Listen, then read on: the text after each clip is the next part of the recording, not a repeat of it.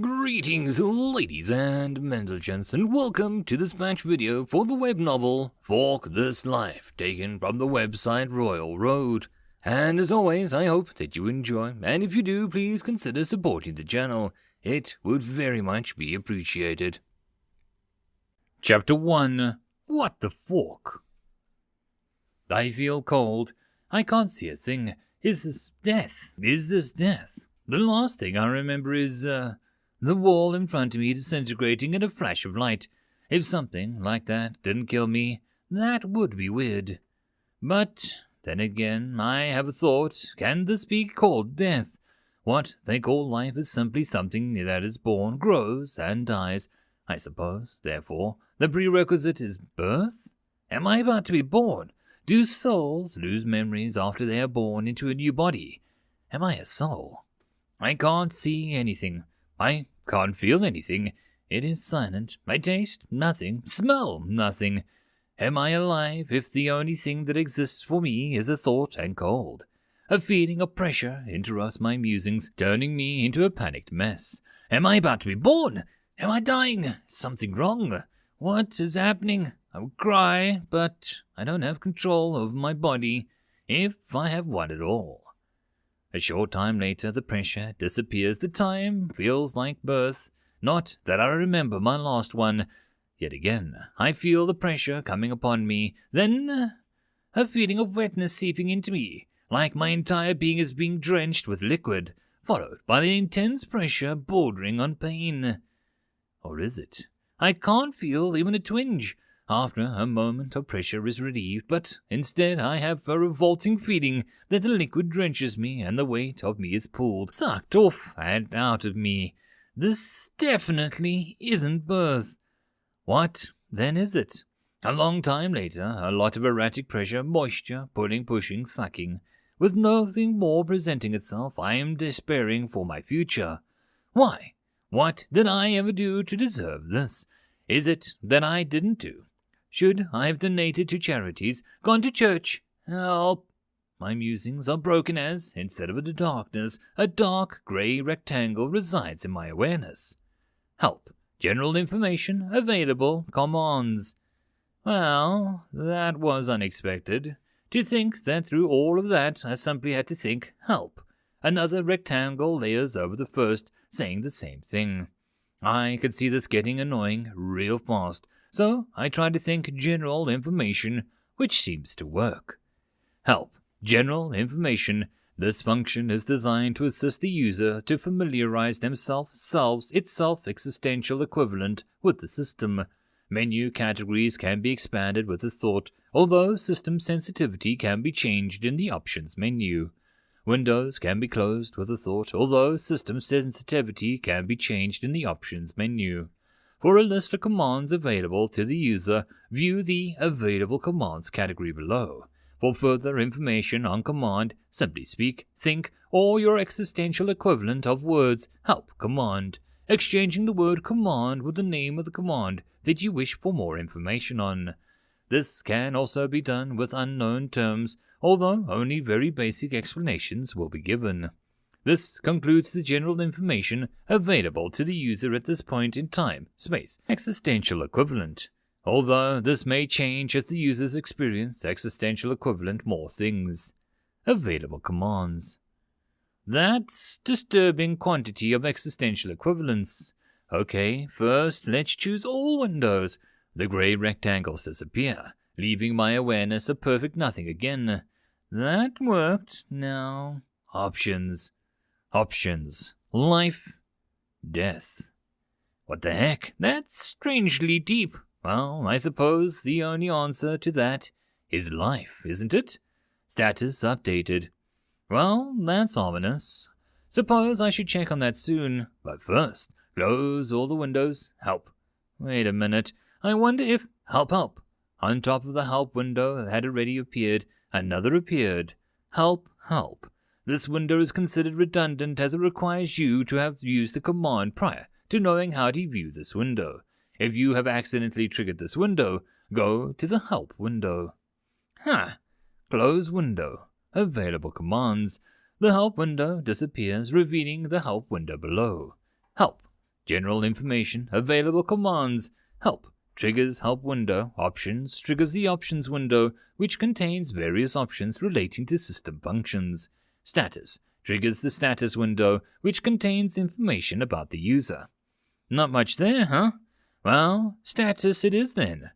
Status. Name, none. Race, living fork. Level, 0. Experience, 3 out of 100. Gender, none. Age, 8 days, local time. Allegiance, none. Fame, none. Strength, 0.0. Intelligence, 10.3. Dexterity, 0.0. Wisdom, 6.7. Charisma, 0.3. Luck, 5.1. Hardness, 13.8. Durability, 4.6 out of 4.8. Titles, traits, skills. I'm a fork, that's it. I demand a redo. I'm picking death. Where are the options? Options. General, options, status. Command, sensitivity, window color, can only choose known colors. Window style, window border, window transparency. Language, can only choose from known languages. Text 1, text size, text color. Looks like I'm a fork then. Wait, are there options in the options menu, huh? Close window. Options selected, status. Change command for options, change order of tabs. Nothing useful then. Let's go back to general command sensitivity. General selected, options status. Command sensitivity selected. Command activated by saying, thinking, existential equivalent the command word or word with a similar meaning to the command word. Racial default current. Command activated by saying, thinking, existential equivalent to the command word. Command activated by saying, thinking, existential equivalent to the command word with the intent to use said command. Command activated by saying command with the intent to use said command. Window color can only be chosen by known colors. Window style, window border, window transparency. Language can only be chosen by known languages. Text font, text size, text color. Wow, it's a bigger coincidence that I didn't open this window earlier then. Let's change it to speaking, thinking, with intent, and color. Kinda wanted blue, but gray's fine, really. Hey, I'm a fork. Does that mean that all those weird feelings earlier was someone holding me and using me to eat? Ugh, I hope I was washed. Think about something else. Status. Status. Name none. Race living fork. Level 0. Experience 3 out of 100. Gender none. Age 8 days local. Allegiance none. Fame none. Strength 0.0. Intelligence 10.3. Dexterity 0.0. Wisdom 6.7. Charisma 0.3. Luck 5.1. Hardness 13.8. Durability 4.6 out of 4.8. Titles, traits, skills. No name. I suppose I can pick one then. I'll do it later. No gender. Well, I am a fork, I suppose. Age. Does that mean I'm 1 week since I reincarnated as a fork? Or 1 week since the creation of the fork body? No strength or dexterity, obviously. Don't know whether to feel insulted by that wisdom is so low compared to my intelligence, or happy that my intelligence is so high. Charisma. I'm an ugly fork. Or is it that forks don't look good in the first place, so they don't have high charisma? Luck. Can't tell if that's high or low. I've taken a bit of damage, but not much. Now let's see titles. Status. Titles selected. Living. You are a living being as such. The energies of life heal you and the energies of death damage you. Trait. Average life energy absorption. Trait. Average death energies weakness. Trait. Minute life affinity. Trait. Negative minute death affinity. Progenitor. The first of your species and the forefather. Your reputation affects the reputation of your entire race. Trait. Minor fame gain enhancement. Trait. 50% of your fame is added to the fame of your race. Household object. Being an everyday household object makes other beings less likely to notice and mention you to others. Trait. A small fame gain reduction. Trait. Small presence reduction. Assumed inanimacy. Despite being a living entity and continually in the presence of other living entities, none have noticed your existence, assuming that you have been an inanimate object. People are slightly less likely to notice you and less likely to notice your life energy. Trait. Minor presence reduction. Trait. Moderate life presence reduction. Fork. You are a fork. As such, you have been designed to pierce, scoop, and carry food. Trait, minute taste enhancement. Trait, minute piercing enhancement, restricted to food. Trait, minute carry capacity increases, restricted to food. Second life, you have lived and died and once before. While you died young, the experience nonetheless is an advantage over others. Stats, wisdom +1, intelligence +2. Traits, skills. Well, I don't know what I expected, but it is not this. This is depressing, even if the system is saying my existence is bland. Think positive. Gotta stay positive.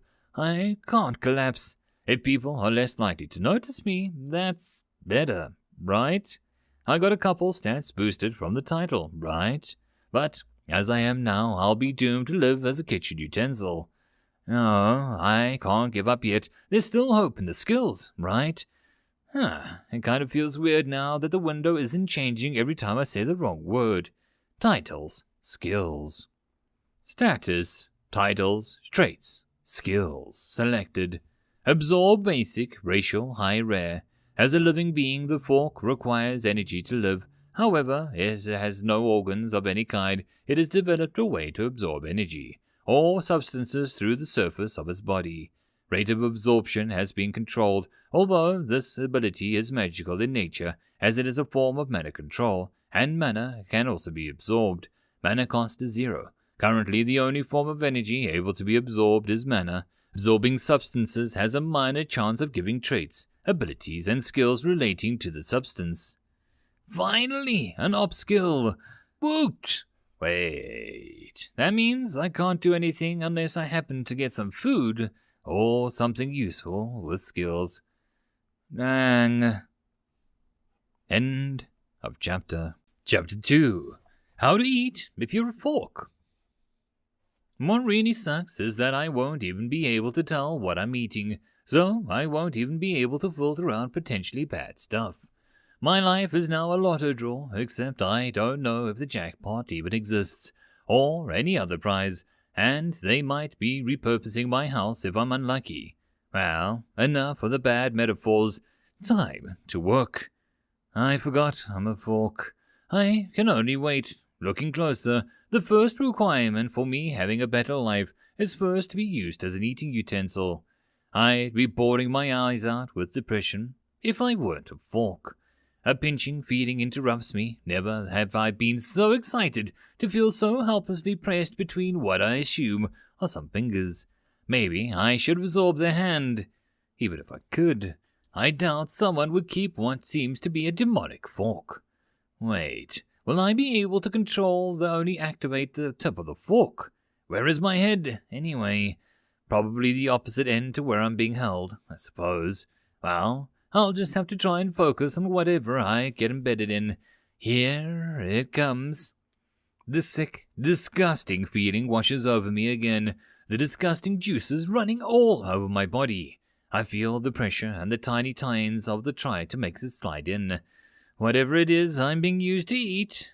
Sliding in, with a brief burst of immaturity, I shout internally, "Fork powers! Activate! Absorb!" I focus on the desire to pull the surrounding material into me, but slowly. I feel the fluids encasing me disappear gradually, and the presence around me lessens slightly before disappearing abruptly. What? I can't have consumed it all that quickly, can I? Wait, before I panic, wouldn't whatever I was embedded in fall off if I consumed the matter around the tines, which were the things attracting it to me? That must be it, I hope. If I turn my attention to the windows that appeared before me, unbeknownst to me. Fluid of level 4 ooze absorbed. Experience gained 5.32. Durability recovered 0.02. Skill proficiency increased none. Skills gained mana sight basic. Traits gained none. Closure of this window will enact an aforementioned changes. Window will automatically close in 17 seconds local time. Flesh of level 9 bronze horned bull absorbed. Experience gained 12.74. Durability recovered 1.33. Exceeds maximum durability, reducing it to 0.18. Skill proficiency increased, absorbed 0.5%.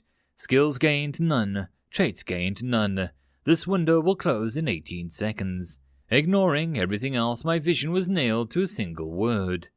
Sight. Since becoming a fork, the only thing that I could see was darkness.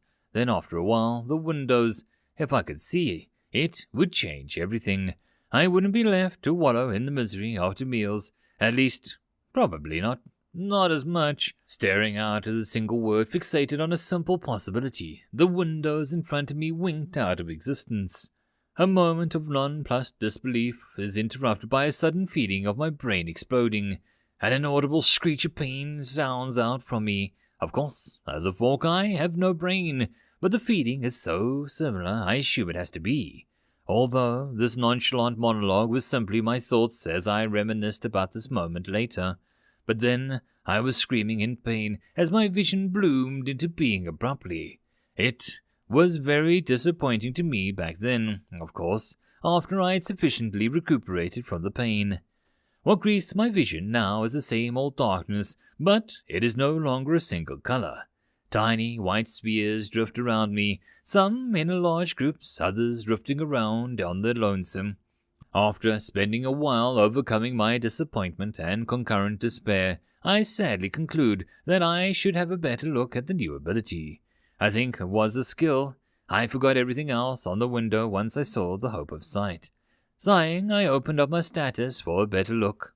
Status: Name none, race living fork, level 0, experience 21.06 out of 100, gender none, age 8 days local time, allegiance none, fame none, strength 0.0, intelligence 10.3, dexterity 0.0, wisdom 6.7, charisma 0.3, luck 5.1, hardness 13.8, durability 4.8 out of 4.8.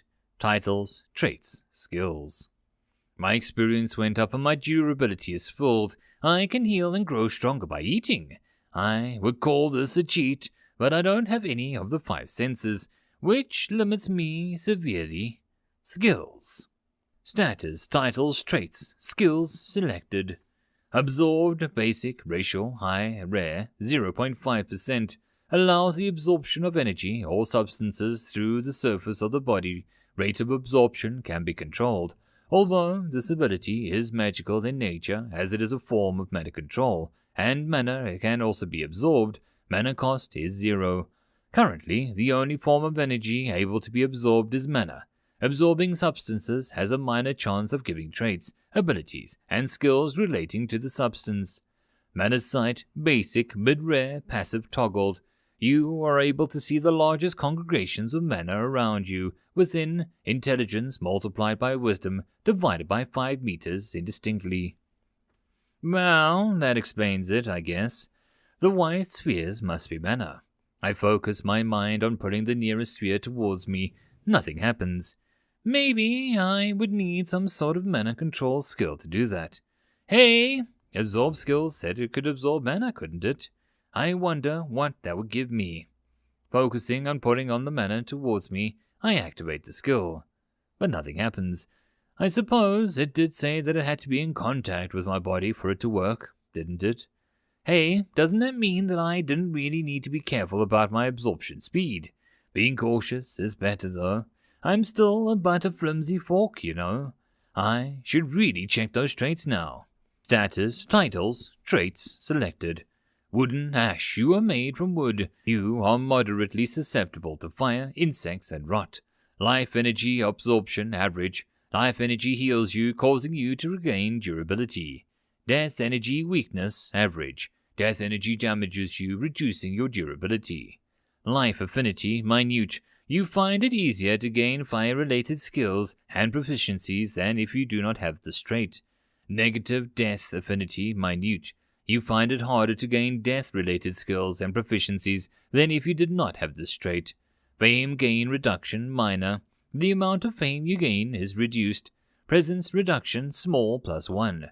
Others are less likely to notice you. 50% of fame added to racial fame. The fame of your race is equal to 50% of the fame plus the added fame of all other members of the species divided by the number of members in your species. Life. Presence reduction moderate. Others are less likely to notice that you are alive. Taste enhancement minute. All food touches you tastes slightly better. Piercing enhancement minute. It is slightly easier for you to pierce food. Carry capacity enhanced minute restricted to food. You can carry slightly more food than appearances would suggest. Skills.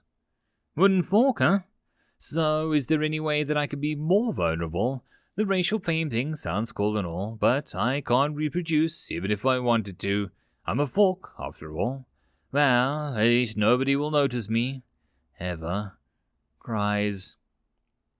Just kidding, I'm a fork, no tear ducts. And thus, as I have nothing better to do, I begin observation of the little floating balls, hoping for one of them to come into contact with my body.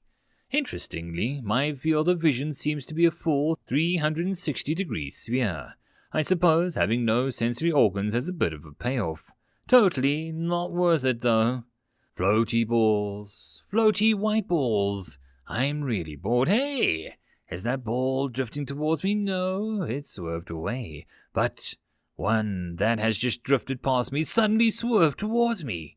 Get ready. Absorb. Mana conglomerate absorbed. Experience gained 5.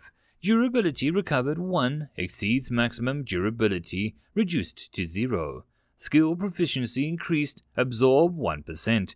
Skills gained none. Traits gained none. Window will close in 29 seconds. Talk about a big lead up to nothing. Well, waiting again. Thus, time passes. Meals come and go, mana drifts, and is occasionally absorbed.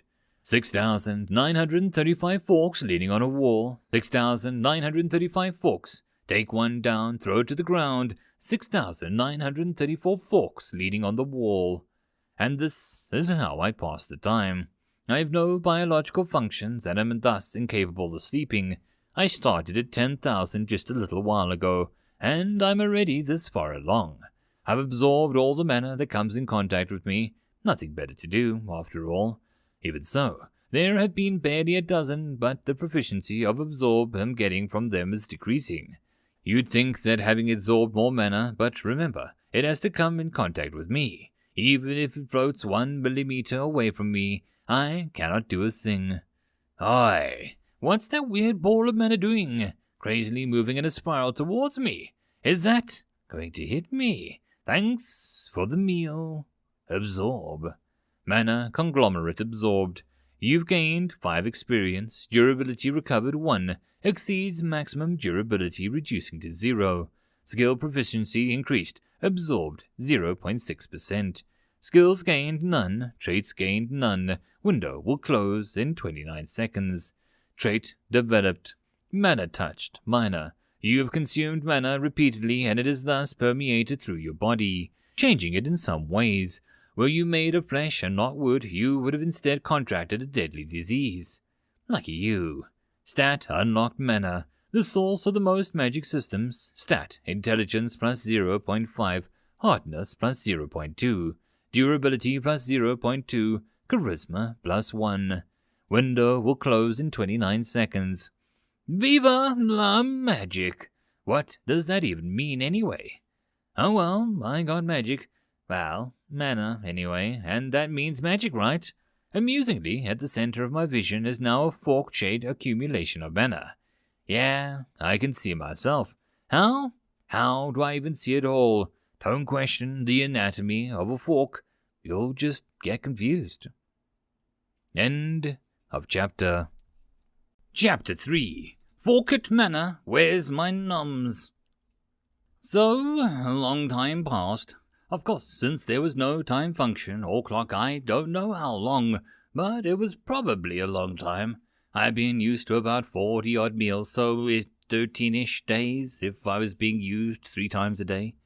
Unless forks aren't used for breakfast, in which case it may be 20 days. Nothing exciting has happened. I've deliberately been eating food, so why haven't I gotten something new? It wasn't kidding when it said there was only a chance for this to happen. Since I am not sure if overstuffing myself with mana can make me explode or something, I've stopped eating the mana apart from the small amounts that I'm apparently eating, with meals according to the skill description. So I spent 13 to 20 plus days watching white balls float around and nothing but a few messages saying, "You got nothing from this. Good job." What's that you're asking? Can I do magic now? No. I can only presume that it is because I have no control skill. But I can't move mana inside or outside my body. Imagine if you got a pool of, I don't know, not water, because it's essential to life and mana isn't. How about lemonade? Yeah, you got a pool of lemonade and you want to drink some, but you got no cup, no mug, you're not even a bowl or a bucket. What? Use your hands, you say? Screw you, you racist pricks. I got no hands. Don't judge. Anyway, you can't drink the lemonade, can't do a thing with it, so no magic. What's that? Did I forget about experience? I should have leveled up by now. Yeah, I did twice. Got 2.5 status points per level. Yeah, you can get pretty precise with these point allocations. Interestingly, I can put points in durability and hardness as well as the more generic ones. Being the weird fork that I am, I unhesitantly put the points to even out my stat numbers, leaving me with 3.6 points, which annoyed me, so I dumped 1.1 into hardness and 1 into durability, 1 into charisma and 0.5 into wisdom. Unfortunately, I am unable to increase luck, so that's going to be stuck like that forever. Status, name none, race, living fork, level 2, experience 15.52 out of 300, gender none, age 5 weeks local time, allegiance none, fame none, strength 0.0, intelligence 11.0, dexterity 0.0, wisdom 7.5, charisma 3.0, luck 5.1, hardness 15.1, durability 6.0 out of 6.0, mana 110, mana regen 0.75 per minute. Round numbers also makes the math for finding out how my vision is much easier. I mean, I could have done it easy before, if I had a pen and a paper, and don't forget numbers. But oh wait, I'm a fork and I can't hold a pen even if I had one. But now, 11 times 7.5 is 77, plus 55 divided by 10 equals 77 plus 5.5 equals 82.5. Then divide by 5, and hey presto, it's 16.5 meters.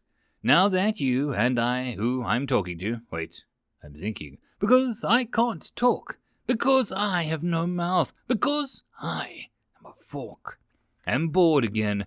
Let's stop this insane internal monologue.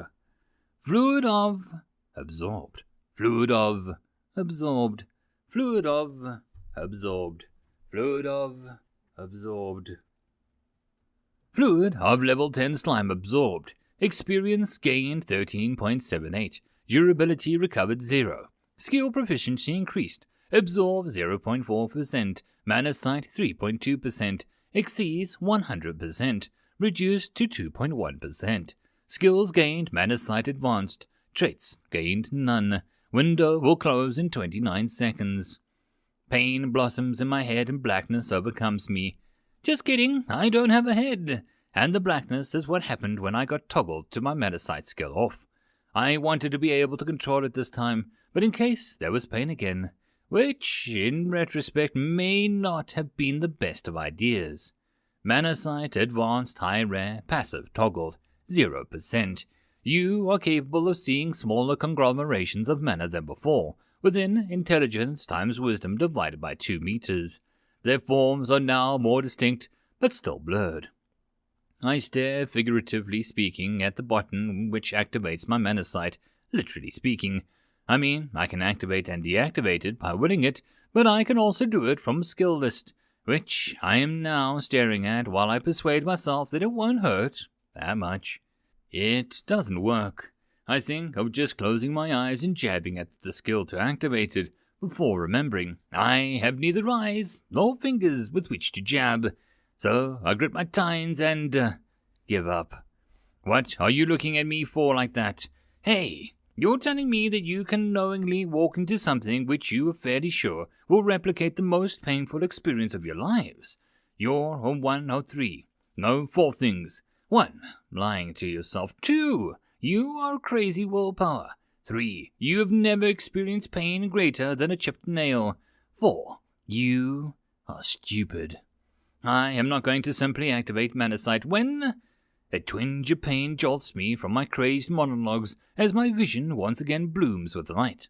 And this time, it isn't just little white balls, but, of course, I'm too busy rejoicing with the distinct lack of pain in comparison with the previous time to take note of this.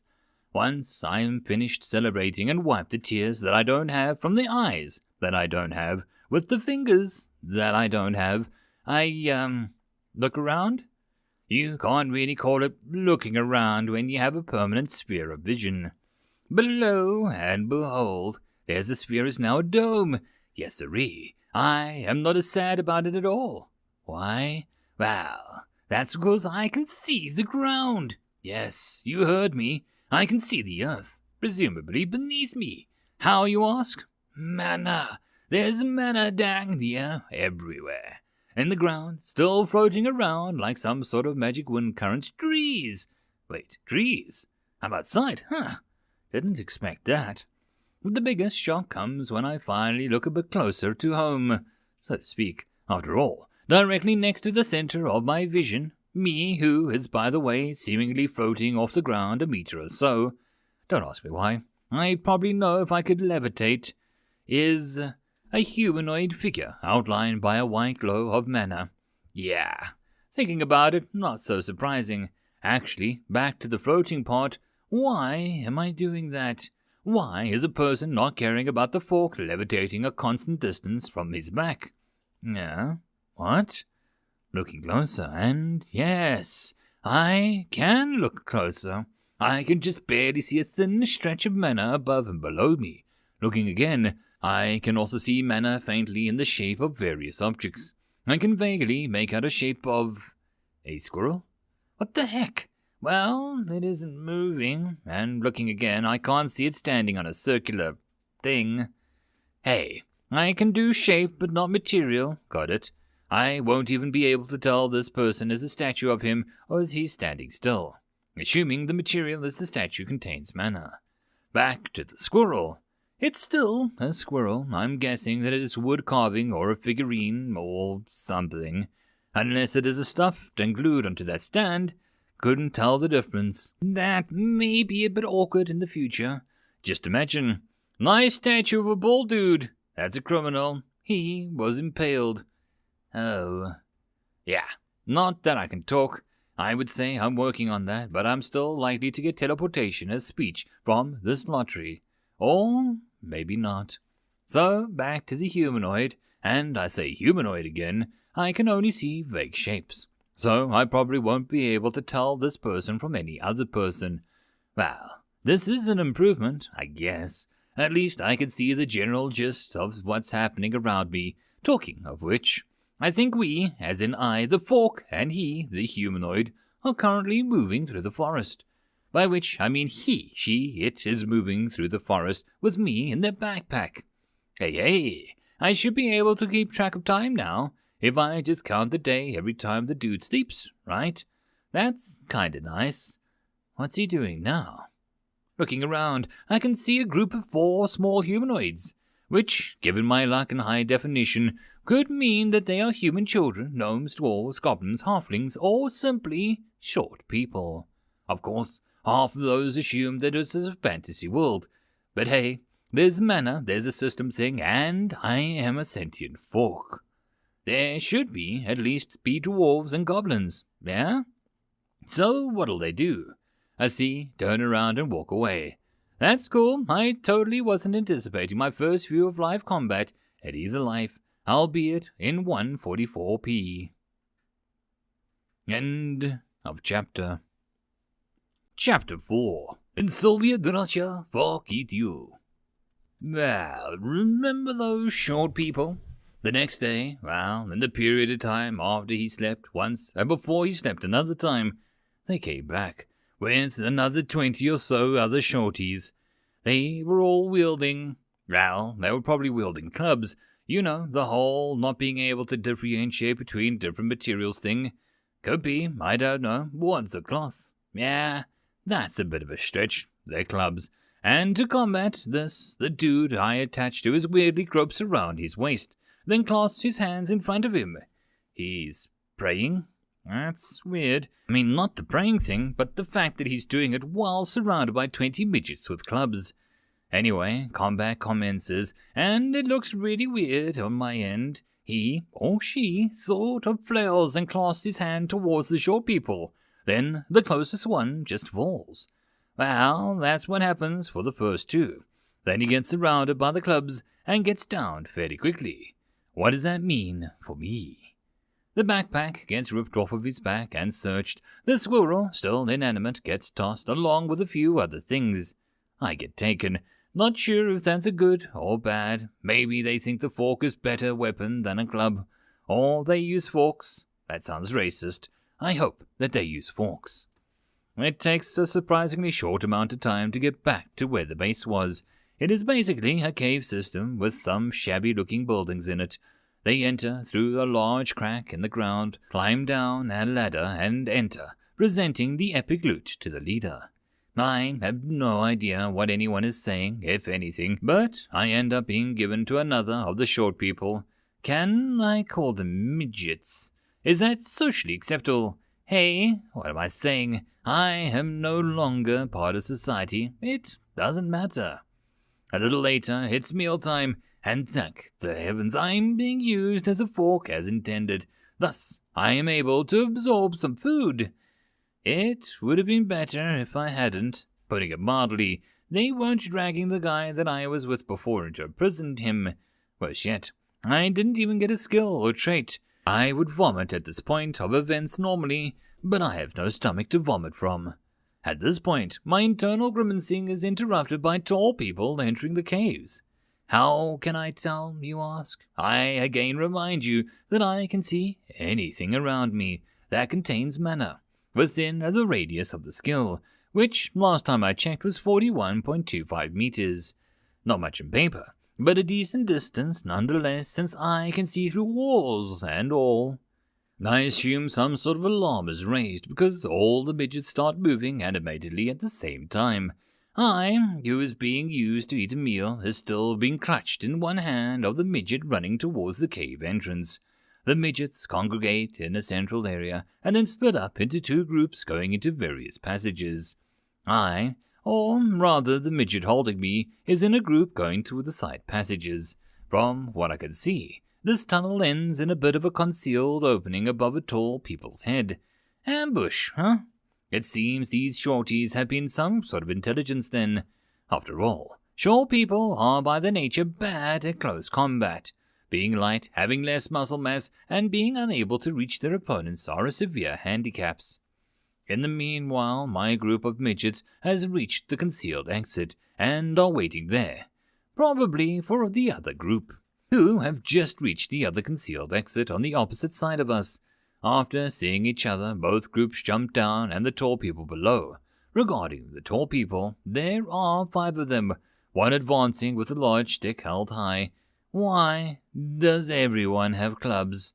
Midgets fall from the ceiling, and I am raised high, and one holding me prepares to stamp down. I won't break, will I? The answer to that is a resounding yes, accompanied with what I am expected to be pain. But it is in fact just a sense of wrongness in part of my body as one of my tines breaks off. How embedded into the flesh of one of the tall people. According to my status, my durability has dropped down by 3.2. If this keeps up, I won't last the battle.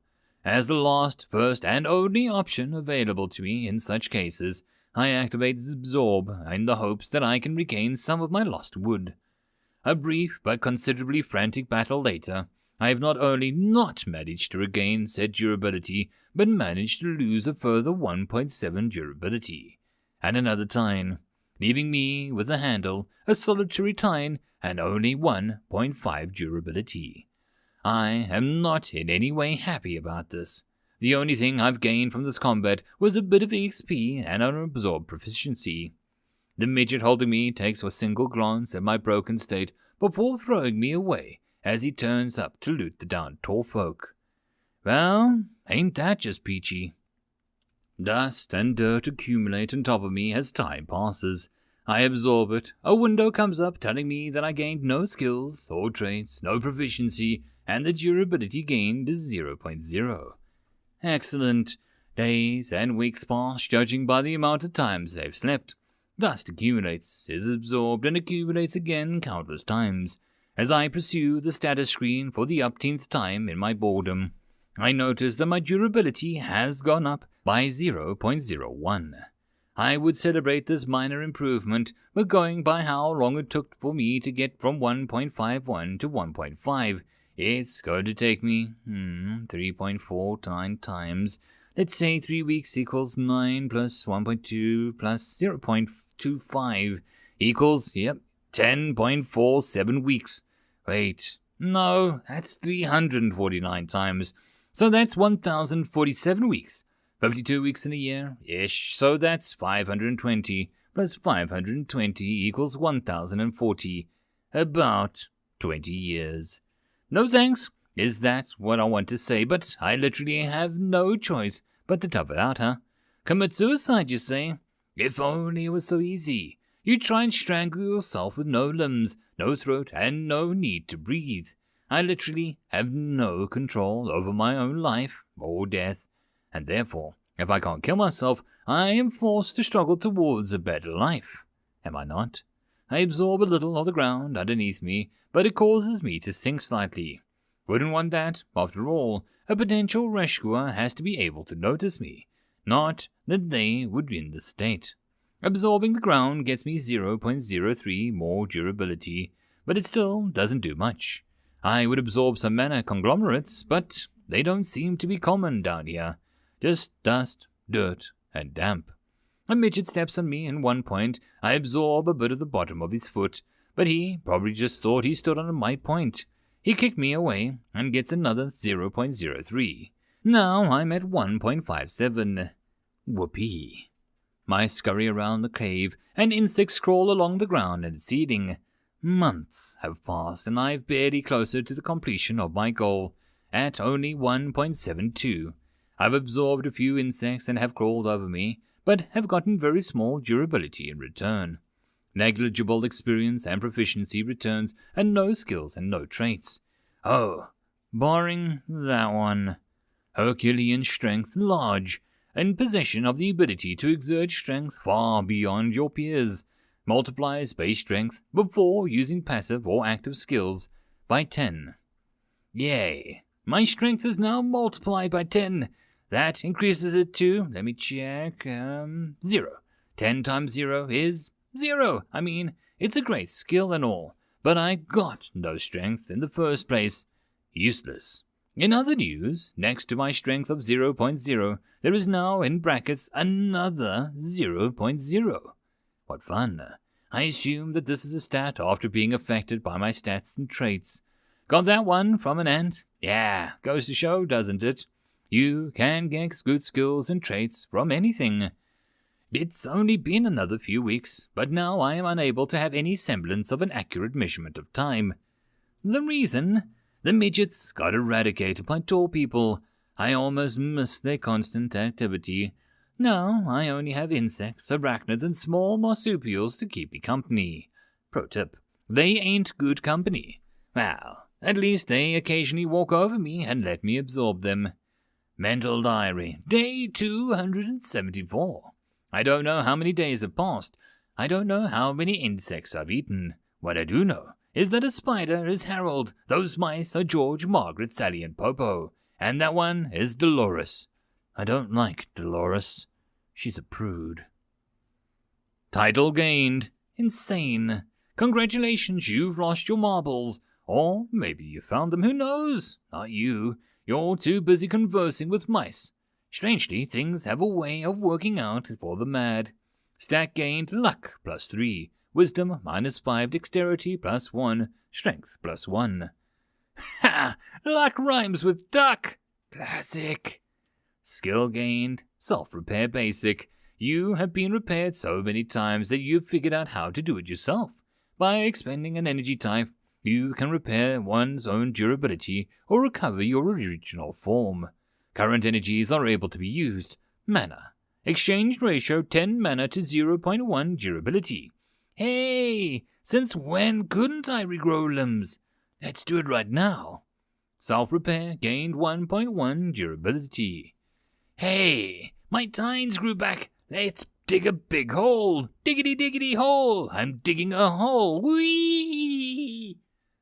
Core processor of level 20 logic bot version 3.2a absorbed. Experience gained 20.0. Durability recovered 3. Exceeds maximum durability, reducing to 1.3. Skill proficiency increased. Absorbed 0.5%. Exceeds 100%, reduced to 0.2%. Skills gained none. Traits gained structured sanity. Hey, what just happened? Where in the blue blazes am I? Why am I sitting inside what looks to be a robot? I have so many questions. Moving on, let's check the status. Wait, what are those windows? Level 20 Logic Bot version 3.2a killed. Experience gained 1,325. Skill proficiency increased. Absorb 0.5%. Exceeds 100%, reduced to 0.2%. Title: Insane has been altered to clinically sane. Benefits from previous title have been replaced by this title. You have experienced the most people fear and overcome it. One way or another, the experience has changed you for the better. Stat gained: Luck plus 5, Wisdom plus 1, Dexterity plus 0.5, Strength plus 0.5, Intelligence plus 1. It gained: Steady Mind Minor removed. Redundant due to structured sanity trait. Level up. You are now level 5, 7.5 stat points gained. Absorb has evolved into Absorb Advanced due to 100% proficiency. Absorbed Advanced, racial, low, unique, allows the absorption of energy or substances through the surface of the body or at a distance of intelligence multiplied by wisdom divided by 10 millimeters. The rate of absorption can be controlled, although this ability is magical in nature, as it is a form of mana control and mana is also absorbed. Mana cost is currently 0. Currently, the only form of energy able to be absorbed is mana. Absorbing substances has a minor chance of giving traits, abilities, and skills relating to the substance. I was insane. Well, that's fun. Let's bring up the status before anything else happens. Status: Name none. Race living fork, level 5. Experience 473.27 out of 600. Gender none. Age 8 months local time. Allegiance none. Fame none. Strength 0.5 becomes 5. Intelligence 12. Dexterity 0.5. Wisdom 8.5.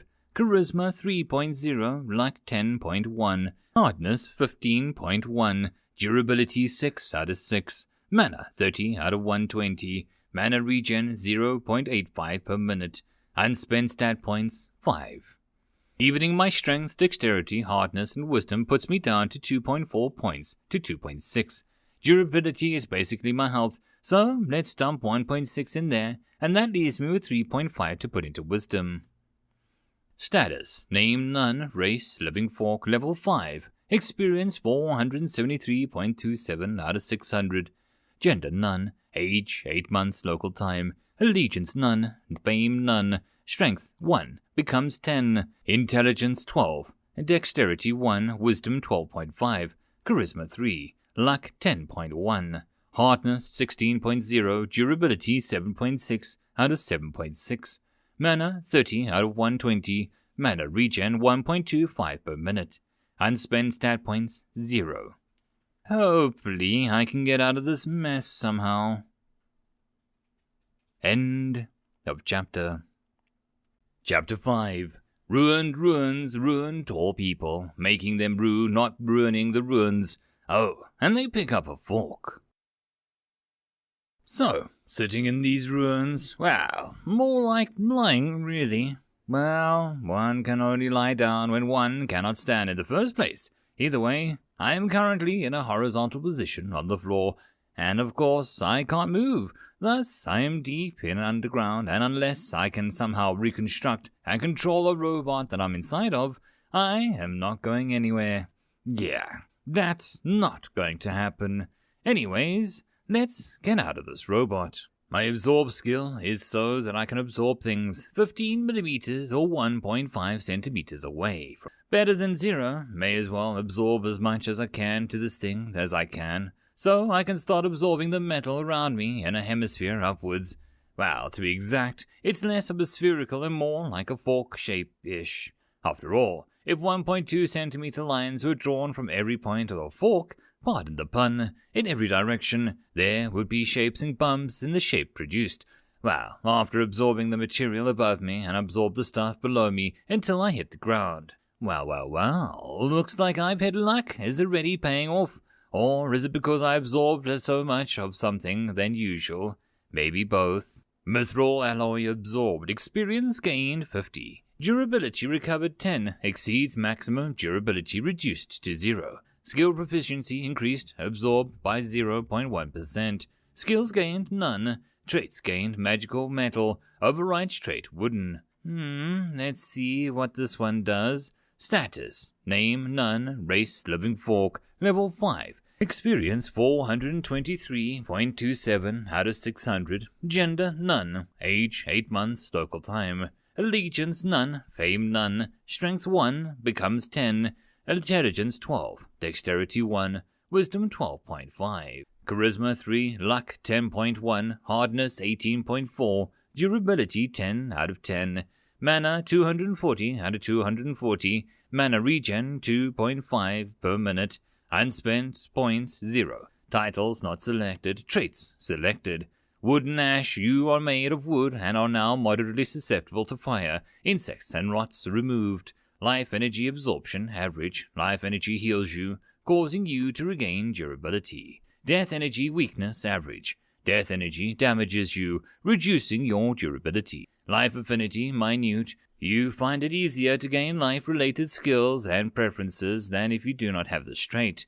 Negative death affinity minute. You find it harder to gain death-related skills and proficiencies if you did not have this skill. Fame gain reduction minor. The amount of fame you gain is reduced. Presence reduction small, +1. Others are less likely to notice you. 50% fame added to racial fame. The fame of your race is equal to 50% of your fame, plus the added fame of all the other members of the species, divided by the number of members of your species. Life presence reduction, moderate. Others are less likely to notice that you are alive. Taste enhancement, minute. All food that touches you tastes slightly better. Piercing enhancement, minute, restricted to food. It is slightly easier for you to pierce food. Carry capacity enhancement, minute, restricted to food. You can carry slightly more food than appearances would suggest. Mana touched minor. Mana permeates your body, changing it in some ways. Herculean strength large. In possession of an ability to exert strength far beyond that of your peers. Multiplies base strength before using passive or active abilities by 10. Structured sanity moderate. A well-structured mind is a strong mind, and you are resistant to mind-affecting or altering effects such as fear, charm, and hypnosis. Magic metal. You have now gained the properties of a magic metal, Mithril. Your body conducts mana at twice the normal rate. Your passive mana absorption is doubled. Your maximum mana is now equal to intelligence multiplied by 20 instead of intelligence multiplied by 10. Your maximum durability is increased by your maximum mana divided by 100. Your hardness is increased by max mana divided by 100. Well, that's not op at all. Well, it would be if I could move or use magic, and that structured sanity. Obtaining that must have been what broke me out of the insanity. If I hadn't hit this robot, I might have kept absorbing the ground in my insanity, until I burst into flame from the heat when I got to the mantle. Hey, that's actually a method of suicide that might work. Better not risk it. After all, in a world of magic, there might not be a mantle. Gravity might be a constant throughout the depth because magic, or something. And then what would I do? Stuck at the core, unable to do anything but constantly absorb the Earth? Could I eventually consume the entire planet doing that? Better not try. Moving on from that, what did I do now? Well, I suppose what I always do. Eat things that touch me and watch the swirly balls of mana. And how far can I see now, you may ask? 75 meters in all directions. Not too shabby. Of course, it would be better if my vision wasn't like that of a colorblind old man's, but you take what you can get. But speaking of my sight, with the 75 meters of vision, I can see the surface and a bit above, I think. I can actually see the boundaries of my vision unless there is something with mana there.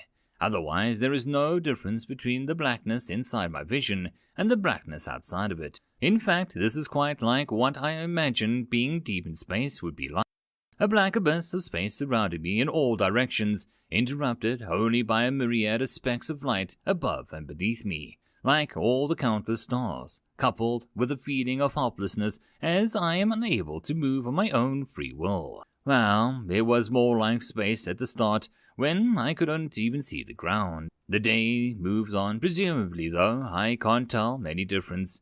Another rover comes along and picks up the unmoving chassis around me. What does it look like? Dunno. It's a block of white to me. I just know that it's a bot because of the notifications. Well, this is interesting. There's something people on the surface. A group of 5. Oh, hey, they found the cave. And they found my fork-shaped hole down here. Ah, that must look real weird. They're looking at it. Would be great if they could come down here. Yeah. Hey, they dropped something down here. Hey, wait. Ow! Not that I can feel pain. That's just a leftover instinct from my last life. So, it's some sort of stick thing. Maybe a torch, a flare. I don't know. Can't see light. Just looks like a stick. They kind of take turns looking down. I'd say just jump down, please, but the hole is tiny, and I can't talk. Ah, they're leaving. Oh, and they're back, with shovels, probably. Again, they look like they're carrying sticks to me. They are making movements like a shovel, and the earth is being moved like a shovel. Maybe metals don't have mana in them. Can confirm the sticks are shovels. They've been coated in, presumably, dirt, so that I can see them. Where are they up to? About halfway down. It's a pretty wide hole, and they are using buckets, likely wooden, since I can see them, on a rope to haul out the dirt, and they climb out using the same rope. I wonder if they'll pick me up.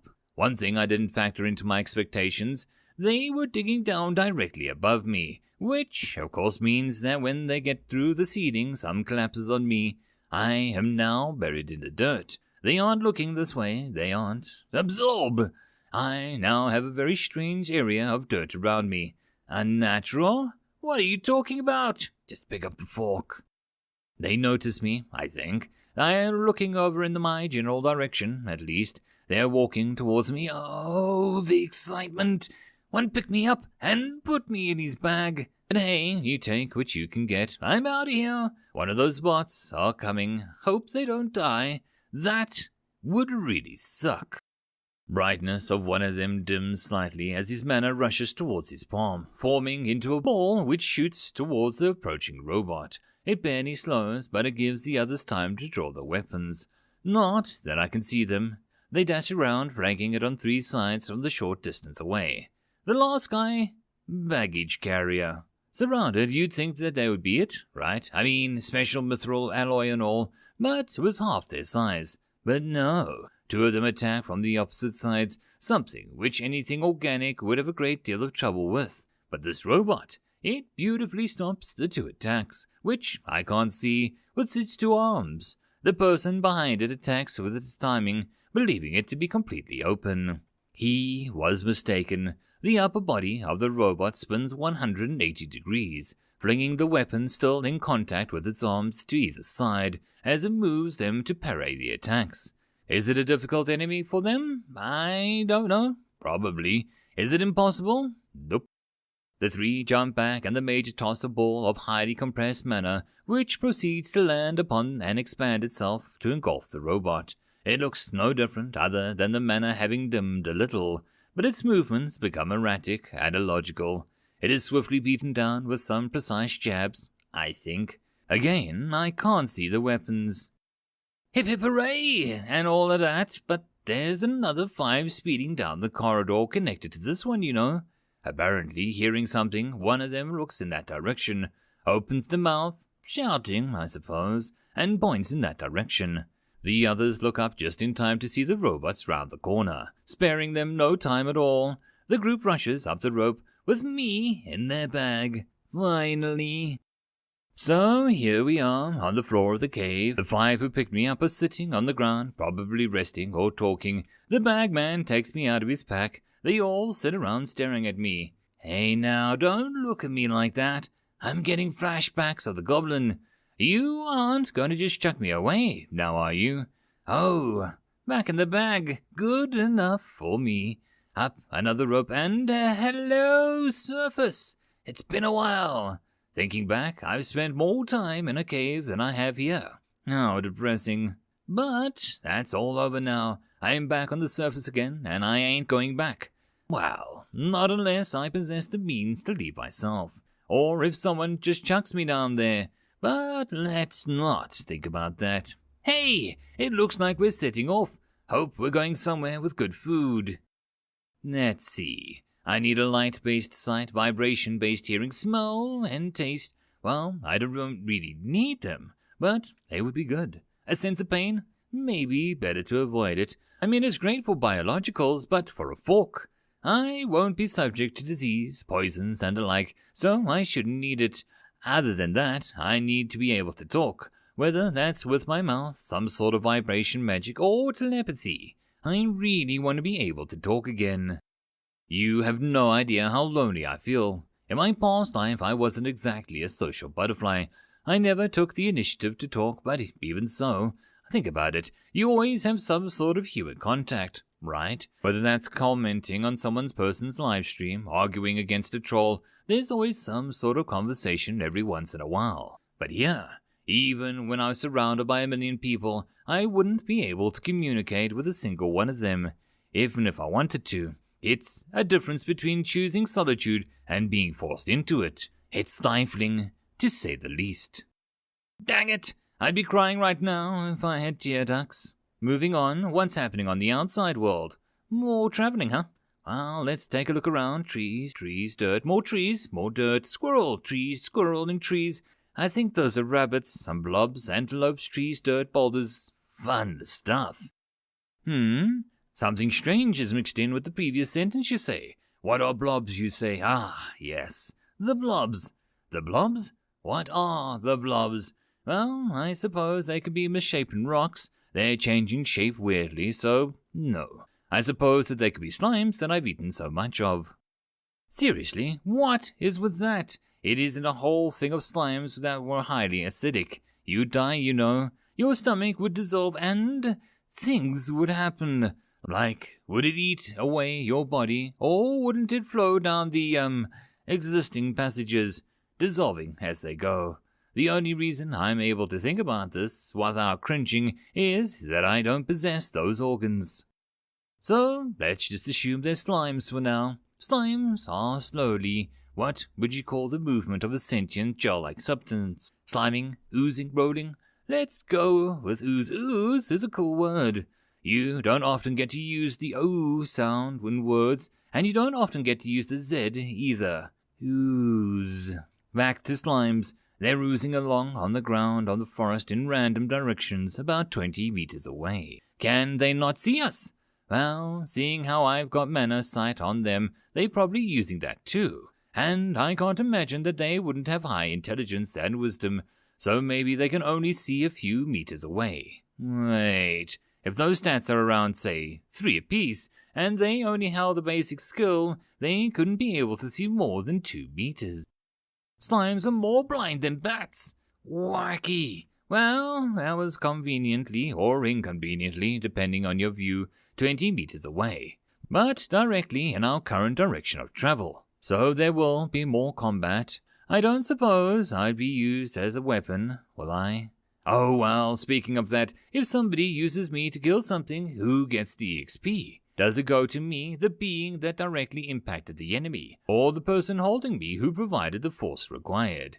Would it be different what would happen if someone slammed into someone else, thereby killing them? What would happen if the person being slammed died? Would the person doing the slamming or the person being slammed into get the EXP? Oh, they've already killed the slime. Looks like I got distracted. Oops. Oh well, it wasn't like I wanted to see it for anything other than its entertainment value. What are they going to do with the dead slimes? They're putting them into containers.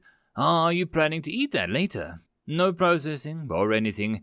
I wonder if they're high on something. Given my luck, they probably are, and they'll probably end up killed by something, and me ending up on the forest floor.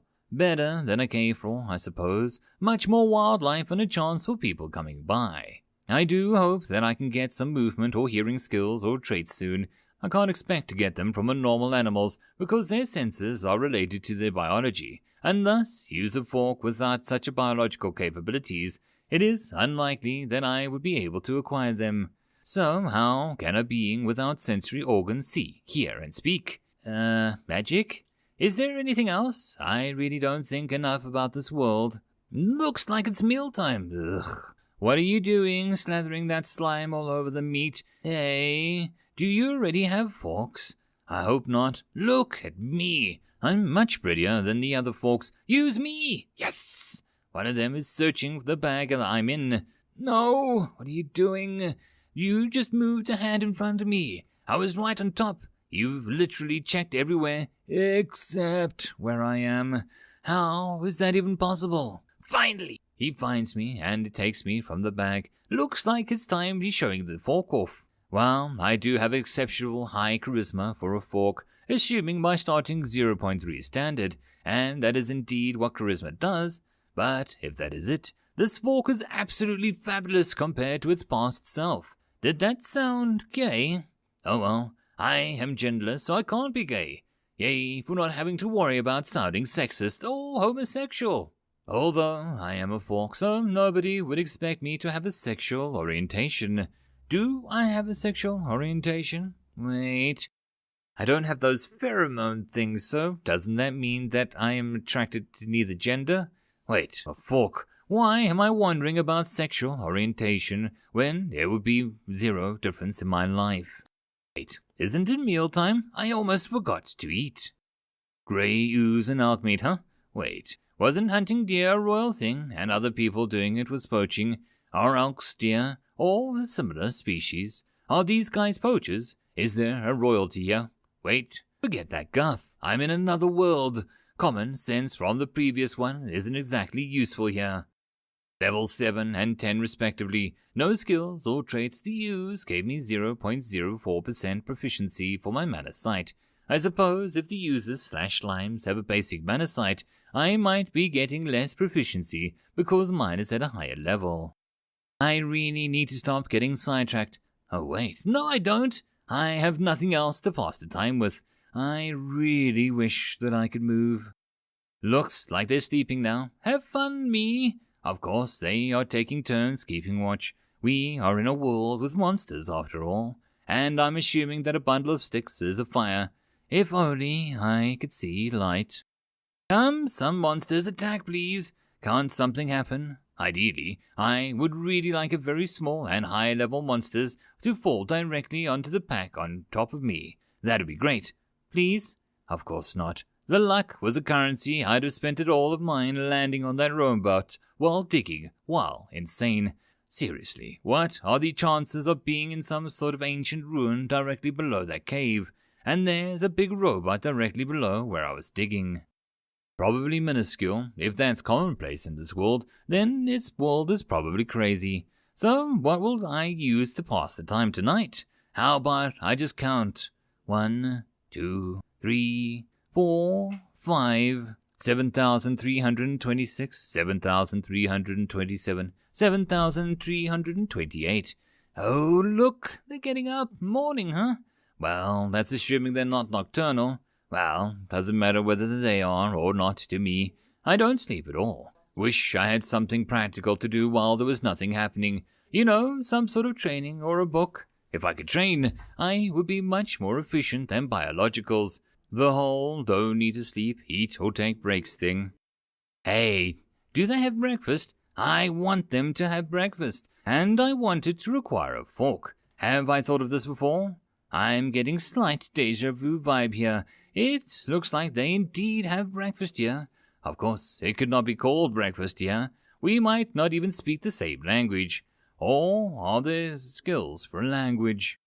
Well, I don't have one for English, so I suppose not. Hey, there's an interesting question. If there was a language skills, would it be recognized as English or something like American? Because most people who speak a language are from there, are they? Now, I wish I had Google again. Or if people have the same language, would it be called English or something else? I wish my reincarnation came with an auto-translate function. You know why they don't? No skill for it. But now, back to the food. More elk meat and... what's this? Variant grey ooze. It ooze. That's cool and all, but could you give me a skill? Variants sound like they would have good skills. So, one of those oozes they killed earlier was a variant. I wonder if they noticed. I hope they have more of that. I want rare skills. But, at the same time, stop eating it. Acid is bad for you. Except for, when the weak acid in your saliva and the acid already present in your stomach. The forest is large. We've traveled for maybe half a day, and still have no end to the trees. Hey, I hope we aren't going in circles. They know where they're going, right? How sucky would that be? Them dying of lack of food or water because they can't find their way back out of the forest. And then I'd be on the forest floor again. If I fell tines down into a big rock that was careful about my absorb, could I become the fork in the stone? Oh yeah, fun fact about my vision, it's centered on me, by which I mean precisely, it is exactly its rotation is fixed on mine. I am currently vertical in a backpack, so to my right-hand side is the ground, and these people look like ninjas casually walking up a cliff face. In other words, when I'm dropped or the person carrying me in the bag turns around, my vision rapidly spins. Truly vomit-inducing experience. Were I still human? And it's confusing too. Imagine looking up and all you see is the ground. Well, you can do that if you're upside down as a human too, but in my case the blood doesn't rush to my head, and I don't have those ear canal things to track balance, so I have to visually confirm I'm the wrong way up, rather than instinctively knowing. A meal? Sure! Can I have skills? Yes. Excellent. Wait. Yes. Fluid of level 12, grey ooze variant, it ooze absorbed. Experience gained 27.62. Durability recovered 2.03. Exceeds maximum durability, reducing to 0.0. Skill proficiency increased, absorb 0.1%. Skills gained, telepathy basic. Traits gained, psychic. Window will close in 18 seconds. Well. This is interesting. Can I finally talk? Let's take a look at the stats, skills, and traits. Status. Name none. Race living fork. Level 5. Experience 515.37 out of 600. Gender none. Age 8 months. Local time. Allegiance none. Fame none. Strength 1 becomes 10. Intelligence 12. Dexterity 1. Wisdom 12.5. Charisma 3.0. Luck 10.1. Hardness 18.4. Durability 10 out of 10. Mana 240 out of 240. Mana regen 2.5 per minute. PSI 125. PSI regen 1.2 per minute. Unspent stat points 0. Titles unselected. Traits selected. Wood and ash, you are made of wood and are moderately susceptible to fire, insects and rot. Removed. Life energy absorption, average. Life energies heal you, causing you to regain durability. Death energy weakness, average. Death energy damages you, reducing your durability. Life affinity minute. You find it easier to gain life-related skills and proficiencies than if you did not have this trait. Negative death affinity minute. You find it harder to gain death-related skills and proficiency than if you did not have this trait. Fame gain reduction minor. The amount of fame you gain is reduced. Presence reduction small +1, as others are less likely to notice you. 50% fame added to racial fame. The fame of your race is equal to 50% of your fame, plus the added fame of all the members of your species, divided by the number of members of your species. Life presence reduction moderate. Others are less likely to notice that you are alive. Taste enhancement minute. All food that touches you tastes slightly better. Piercing enhancement minute. restricted to food. It is slightly easier for you to pierce food. Carry capacity enhancement minute, restricted to food. You can carry slightly more food than appearances would suggest. Mana touched, minor. Mana permeates your body, changing you in some ways. Herculean strength, large. In possession of the ability to exert strength far beyond your peers. Multiplies base strength before passive and active skills by 10. Structured sanity, moderate. A well-structured mind is a strong mind.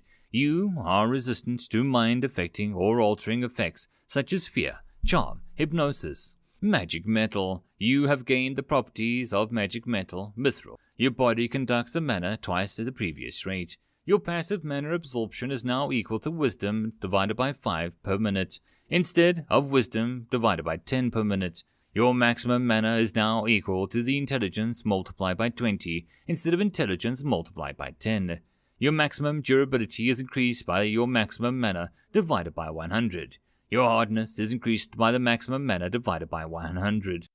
You have unlocked the hidden potential of your mind. Stat, unlocked, psi. Skills, absorb, advance, racial low, unique, 0.6%. Allows the absorption of energy or substances through the surface of the body or at a distance of int multiplied by wisdom divided by 10 millimeters.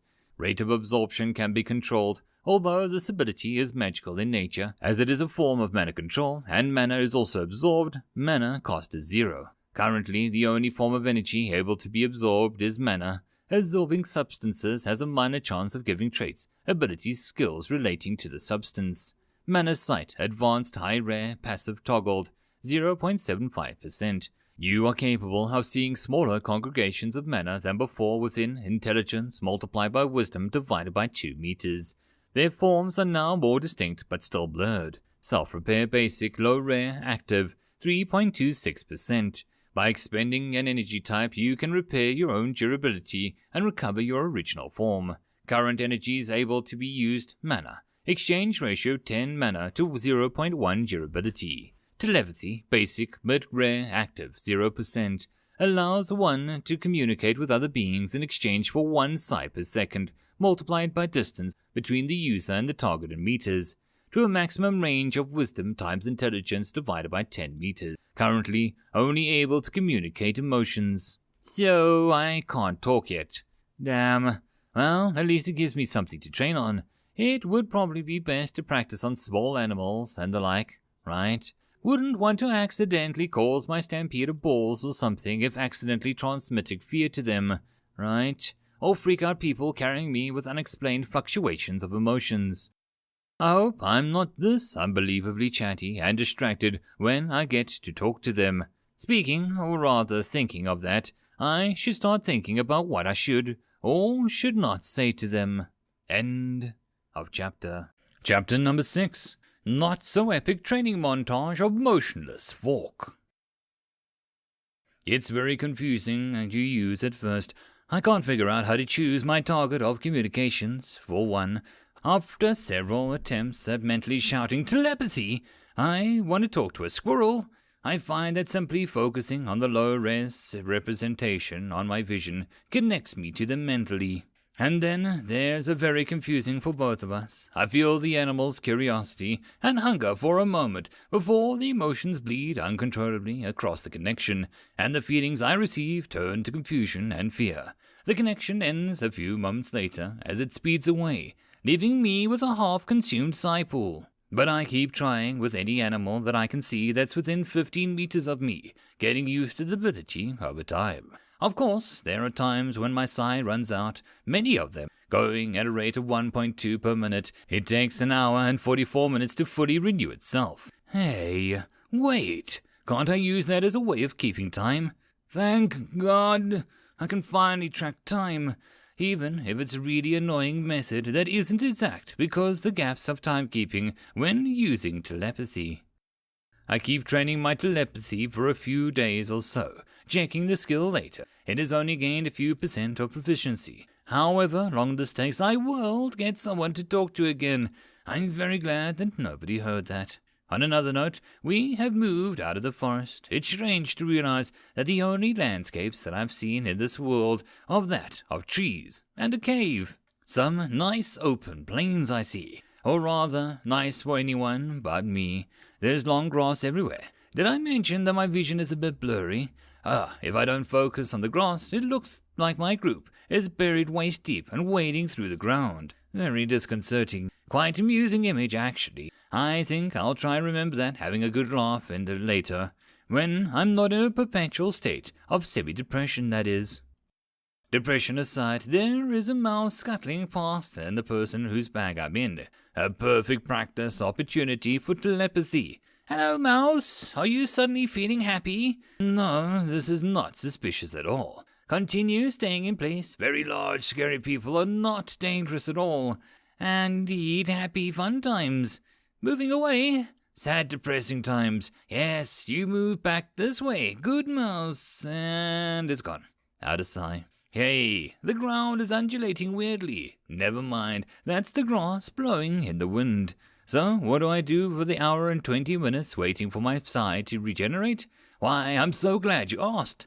99 bottles of beer on the wall. 99 bottles of beer. A couple weeks later, I have a good 32% in proficiency.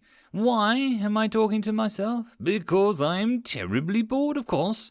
An hour and 20 of inactivity, then a minute of activity. Rinse and repeat. That means that I spend most of my time doing nothing. I got to eat some more of the HIATUS, which boosted the proficiency a bit, which is nice. I'm only grinding out this proficiency because I have to, after all. If I were a human, or even an animal, I wouldn't be spending so much time on it. Hopefully I'll be able to evolve the skill in about a month or two. The fields of grass are now past, thankfully. They made me dizzy. Not literally, I can't get dizzy, but, well, you know. A month later, and we have reached the civilization. Hooray! And I've gotten a bigger range of food to eat since I've got ya. And that's good. But still, nothing gained but EXP. I'm fairly close to leveling up again, actually. I think that they have a bit of a fight over who would get me.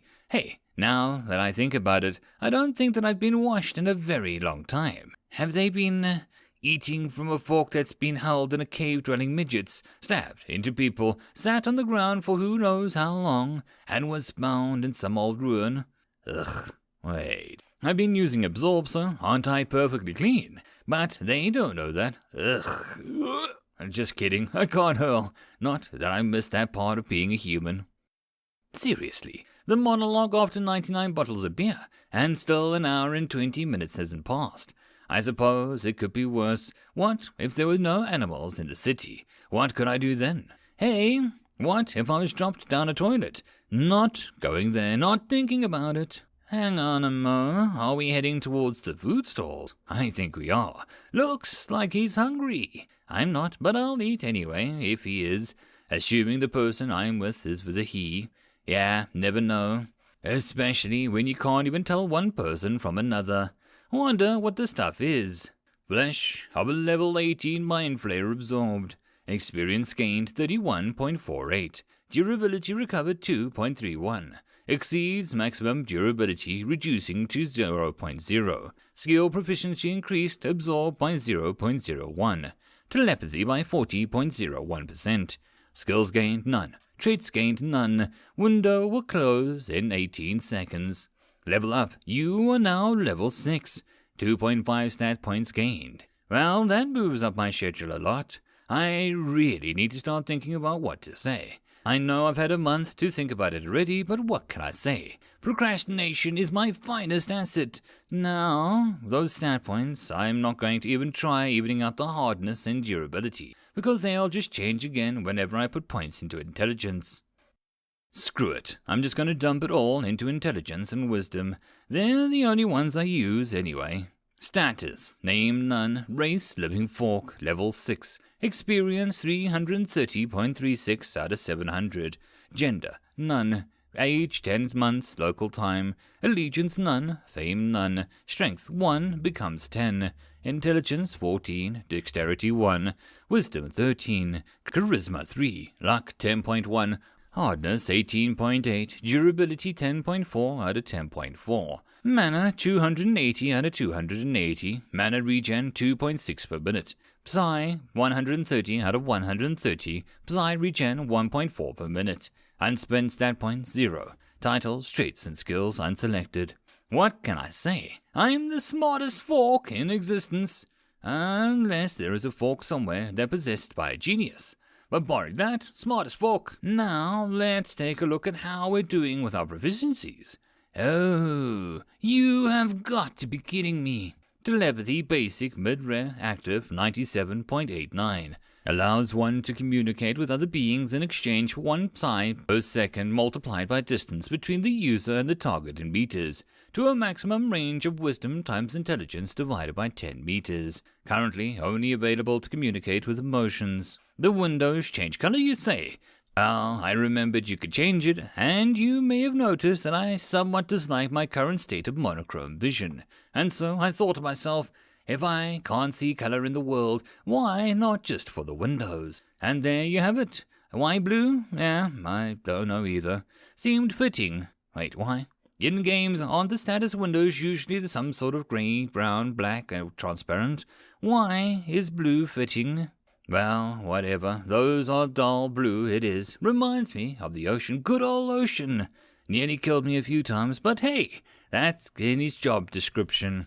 So, let's see what I should say. Should I say that I'm the fork and that it'll get more powerful depending on what you feed me? No, definitely not. Shouldn't even tell them I'm a fork. Hey, who believed that anyway? Hey you, yes, this isn't the talking to yourself. I'm the fork, feed me. See? He'd think he's gone bonkers, or there's a demon spirit or something talking to him. Maybe I can pretend to be a ghost that's haunting him. But what if he just goes to a priest to get me exorcised? Wait, is animistic ghosts a friendly animistic ghost? That might work. Might fail terribly as well, but better than a straight-out I'm a fork attempt. But what if he still tries to exorcise me, though? That won't really work, will it? What if I pretend to be something else? Does he have the little squirrel statue? No, wait, I got an idea. Similar to animistic ghosts, but not. I don't know how to describe it. I suppose you'll have to wait and see. Wait, who is the you I'm referring to? I hope I'm not going insane again. Well, time for some telepathy training. And there's a rat, right behind the food stalls. Yep, note to self. Never eat food from the food stalls. Well, just a couple percentage left. That should take a few days at most. Now, come over here, rat. There's something scary in the opposite direction. Run towards me. Oh, it got stomped. Another rat then. Telepathy Advanced High Rare Active 0%. Allows one to communicate with other beings in exchange for 0.5 psi per second multiplied by distance between the user and the target in meters, to a maximum range of wisdom times intelligence divided by 5 meters. Allows the user to share emotions and thoughts with the recipient. I can talk! Ish. It's a hell of a lot better than before, at least. Now, to talk with small animals. Of course, gotta test it out first. Oh, you, rat. Muffins. I really didn't think that through. It completely ignored me. Well, they can't understand speech after all. I suppose I'll have to find a good time to talk with this person. At night should be best, yeah. I'm getting a bit nervous about this. That night. Should I? When should I? Is now a good time? It's probably a good time, right? What if there'll be a better time? Now that it comes to it, can I muster up the courage to do this? I mean, I was forced, but I haven't talked to anyone for a long time. Oh, come on, Fork, channel the buff. Just do it! Target, initiate telepathy. Hello? Can you understand me? Someone there. The voice responds in my mind, sounding as if I was thinking in another person's voice. Not that I was doing that, I hope. I try again. Yes, can you hear me? Yes. But who are you? Where are you? The voice comes again, initiating the conversation. Success. Continue the conversation. You can hear me then? Yes. I didn't even know if it was working properly. Sorry, I don't know. You don't know? The voice asks. Initiate lying.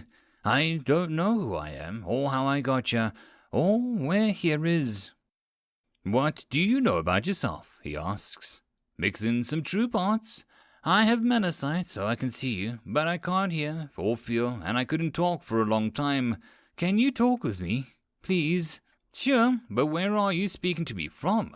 I think he bought it. Maybe? But just in case. Telepathy. The reason you're the first person I spoke to is that I only recently trained it to a level where that I could transmit my thoughts. As for exactly I am, it doesn't matter. I can't seem to affect the physical plane at all, and I'm invisible.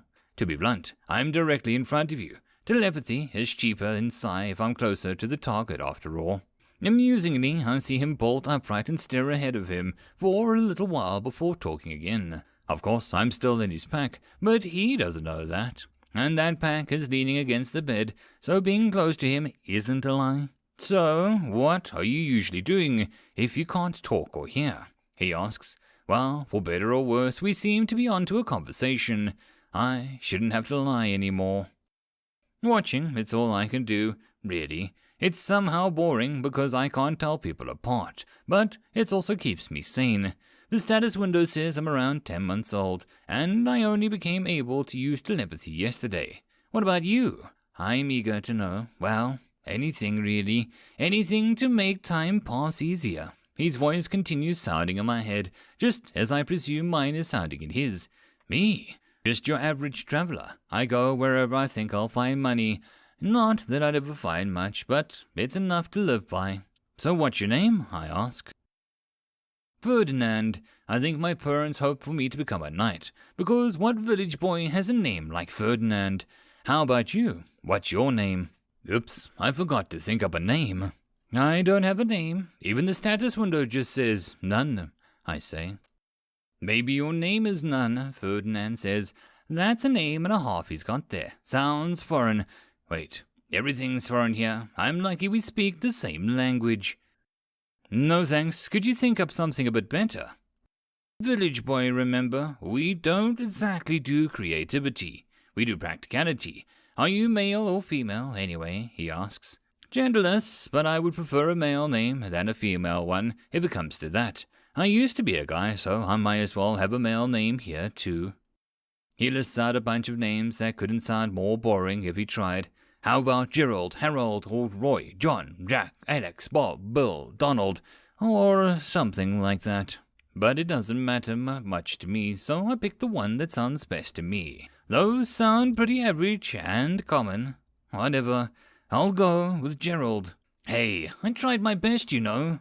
Remembering something, I check my status. Oh, by the way, my psi is almost gone, so... Well, that was the most fun I've had in this life, depressingly. I'll just talk to him again when he gets up. Wonder if he'll think it was a hallucination or something. One way to find out. But in the meantime, beer doesn't count itself. 13,297 he's getting up. I could have trained telepathy more during the night, and maybe I should have. At the same time, though, I needed to have enough to talk with him in the morning, and proficiency gain decreases drastically after reaching the advanced level of the skill. Will a single night make a difference? Perhaps. I start to use telepathy again. Good morning, also I assume. I can't tell the difference between night and day. So it wasn't a dream, he says. He stretches out and continues to speak. Yeah, it's morning, first light to be exact. Although I'm surprised you know about that. Didn't you say that you have no memories? Improvise. No, just that I don't know who I am or how I got here. I know some random pieces of information of what I assume is common knowledge for people here. Things about time, the cycle of the day and night, the feeling of the wind blowing. I wish I had a sense of touch. That's harsh, knowing pleasure but not being able to reach it, Ferdinand said. Do you reckon I could follow you around? I can see through obstacles and such with my mana sight, so I can tell you if you're about to be ambushed and such. I ask, but a bit misleading, since he can't really get rid of me unless I tell him my true identity. But I should ask anyway. That doesn't sound half bad, but what do you get out of it? He sounds a bit suspicious. Someone to talk to. A sense of fulfillment from helping someone, a sense of pride from accomplishing something. Perhaps the first friend that I've ever have. Sounds like a fair trade to me. I say, and this time I am perfectly honest. He looks like he's thinking about it. Now would be a good time to mention that not all thoughts are transmitted via telepathy, only the ones intended to transmit, which is why I haven't accidentally shouted out, "Actually, I'm a fork." I was really relieved when I noticed this. After all, do you have total control over your thoughts? No. You always have the occasional stray thoughts that you yourself think are very strange and even disturbing. Meanwhile, sure. Just try not to distract me when I'm around others in combat, he says finally. Can do, I agree. Only emergency communications in such circumstances, so what's the agenda for today? Agenda? What's that? He asks. Right, education level here is a bit lower than back home, clearly. What do you plan to do today, I clarify. Find work, what else? Oh, and go to the local smithy to get my equipment repaired. And so we headed out, with him aware of my existence for the first time, watching him walk down the street, content in the knowledge that there is at least one being out there that knows I exist. Strangely, he stops in the middle of the street looking to one side. There's nothing there. Something up? Why'd you stop suddenly? I ask curiously. Just a fortune teller, he says. Probably a fake. You never know. I look again. Nada. I don't see anybody. Either the person there has no manner in his body, or you're seeing an illusion. Either way, get out of there. What? You can't see him. Everyone has manner. It's everywhere. You can't not have it. Maybe there's something to him after all, he says, confused. A highly suspicious man with no manner. Get out of there. I can't have him dying now, can I? I just met the dude. Come on, we're in the main street, plenty of people. Besides, I can protect myself, he says. Fair point. Fine, but don't blame me if something goes wrong, I say. And so, watched him sit down on an empty alleyway for a while. I keep the telepathic link open, just in case. Not that I'll be able to help much if something does happen. After a few minutes, he gets up and he walks back into the flow of the people in the street. Don't be so sudden. I might lose track of you. Not really. I'm in his bag. Not in any way hopeful, I ask him about what happened. So, anything meaningful? He sounds a bit disappointed. A typical sham. He prattled on about how difficult fortune-telling was. Something about the very act of telling someone their future, altering it drastically to a separate future. Or something like that. Only good thing he didn't ask for money. More detail. Poor dude here. Yeah, but did he actually tell you anything? A single strange cryptic line about how you are, what you eat, and how my future would depend on that. Well, that is strange, I concur. It's a coincidence, right? But then again, first fortune teller I can't see, then him saying something which I can only interpret as a reference to the butterfly effect, then something that sounds suspiciously close to describing my absorbed skill. That's a lot of coincidence. Now, I should keep it a secret, right? As long as nobody knows about my true form, nothing should really occur to me, at least. So, where's the blacksmith? End of chapter. Chapter 7. Oh God, burn it! Burn it! With fork! Lucky for me, I don't need to know, since I'm a hitchhiker. Ferdinand navigates the busy streets of the city until he finds a place that he's looking for. I figure I can train and be practical at the same time. So I keep my telepathic link with him until it gets below 30 psi, and then I'll wait for it to refill before doing it again. Not that I say anything. You know, thinking about it, we need to talk about some sort of signal. I mean, keeping some for emergencies is all well and good, but what if he needs to urgently ask me something? He wouldn't be able to do anything but wait for me to say something. Meanwhile, Ferdinand deposits his equipment in the blacksmith and walks out again. How long will the repair take? I ask, mostly for something to say. A few hours. A blacksmith always has work to do, after all. Nearly everyone has a weapon or two, even if they don't have armor, and all that equipment has to get repaired regularly. Not to mention making new equipment for sale, he says. Hey, Ferdinand. I've been thinking. I'm keeping a small amount of my psi that I don't use, just in case of emergencies. But I got to thinking, what if you need to talk to me and we aren't connected? What, you thinking of some sort of signal that I could do to tell you that I want to talk? Like what? He asks. I don't know. What's don't know? He asks, confused. It's short for don't know, I explain. Oh, how about when I scratch my head? He proposes. Sure, but what about when you actually need to scratch your head? I say skeptically. It doesn't cost you much psi for a few seconds to confirm whether I actually need to talk, right? Here's a point there, and it's not like I have anything better to do. True, we'll go with that then. If I can remember, that is, and if I'm not doing anything else that distracts me. So what now? I ask. Food, he says, making sense. It is morning. I wish I could eat. Sorry, he says awkwardly. Don't worry about it. I'm used to it after all. I kinda eat, but I can't taste right now, so I would be happy if I could taste water. Well, it is what it is. We walk out of the open gate. Well, is there some sort of adjective for the situation? This explanation is getting repetitive. Anyway, he's joined up with another few people to hunt some monsters that are getting close to a nearby village. By the sounds of it, a common occurrence. The same old ground, the same old grass, the same old figures walking along. That's what it looks like to me. Speaking of Manasite, it is slowly gathering proficiency at about 30%. I suppose that's because I have it on all the time. I imagine that even if, say, a human had a Manasite, they would rarely use it, because it would overlay on top of their normal vision, and make them a bit queasy and confused. They can't turn off the sight, can they? If they could do things like that, if they were fighting an enemy with sound-based attacks, couldn't they just turn off their hearing?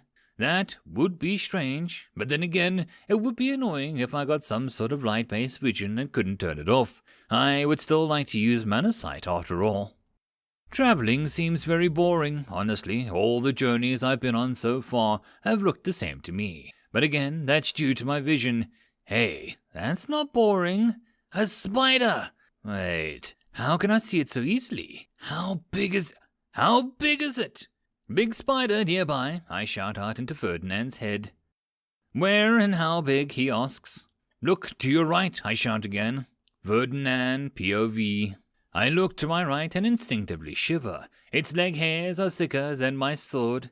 Dear God, why is something like this so close to the city? I have to alert the others. Prepare for battle, giant spider to the right.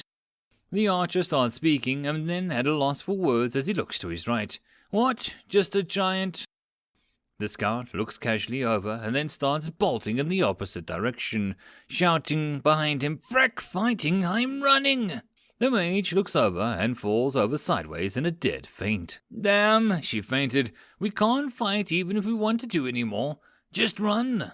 The last member of the party is a bit better, but he too starts to run, and I call after him. What about her? Forget her, he calls back without returning.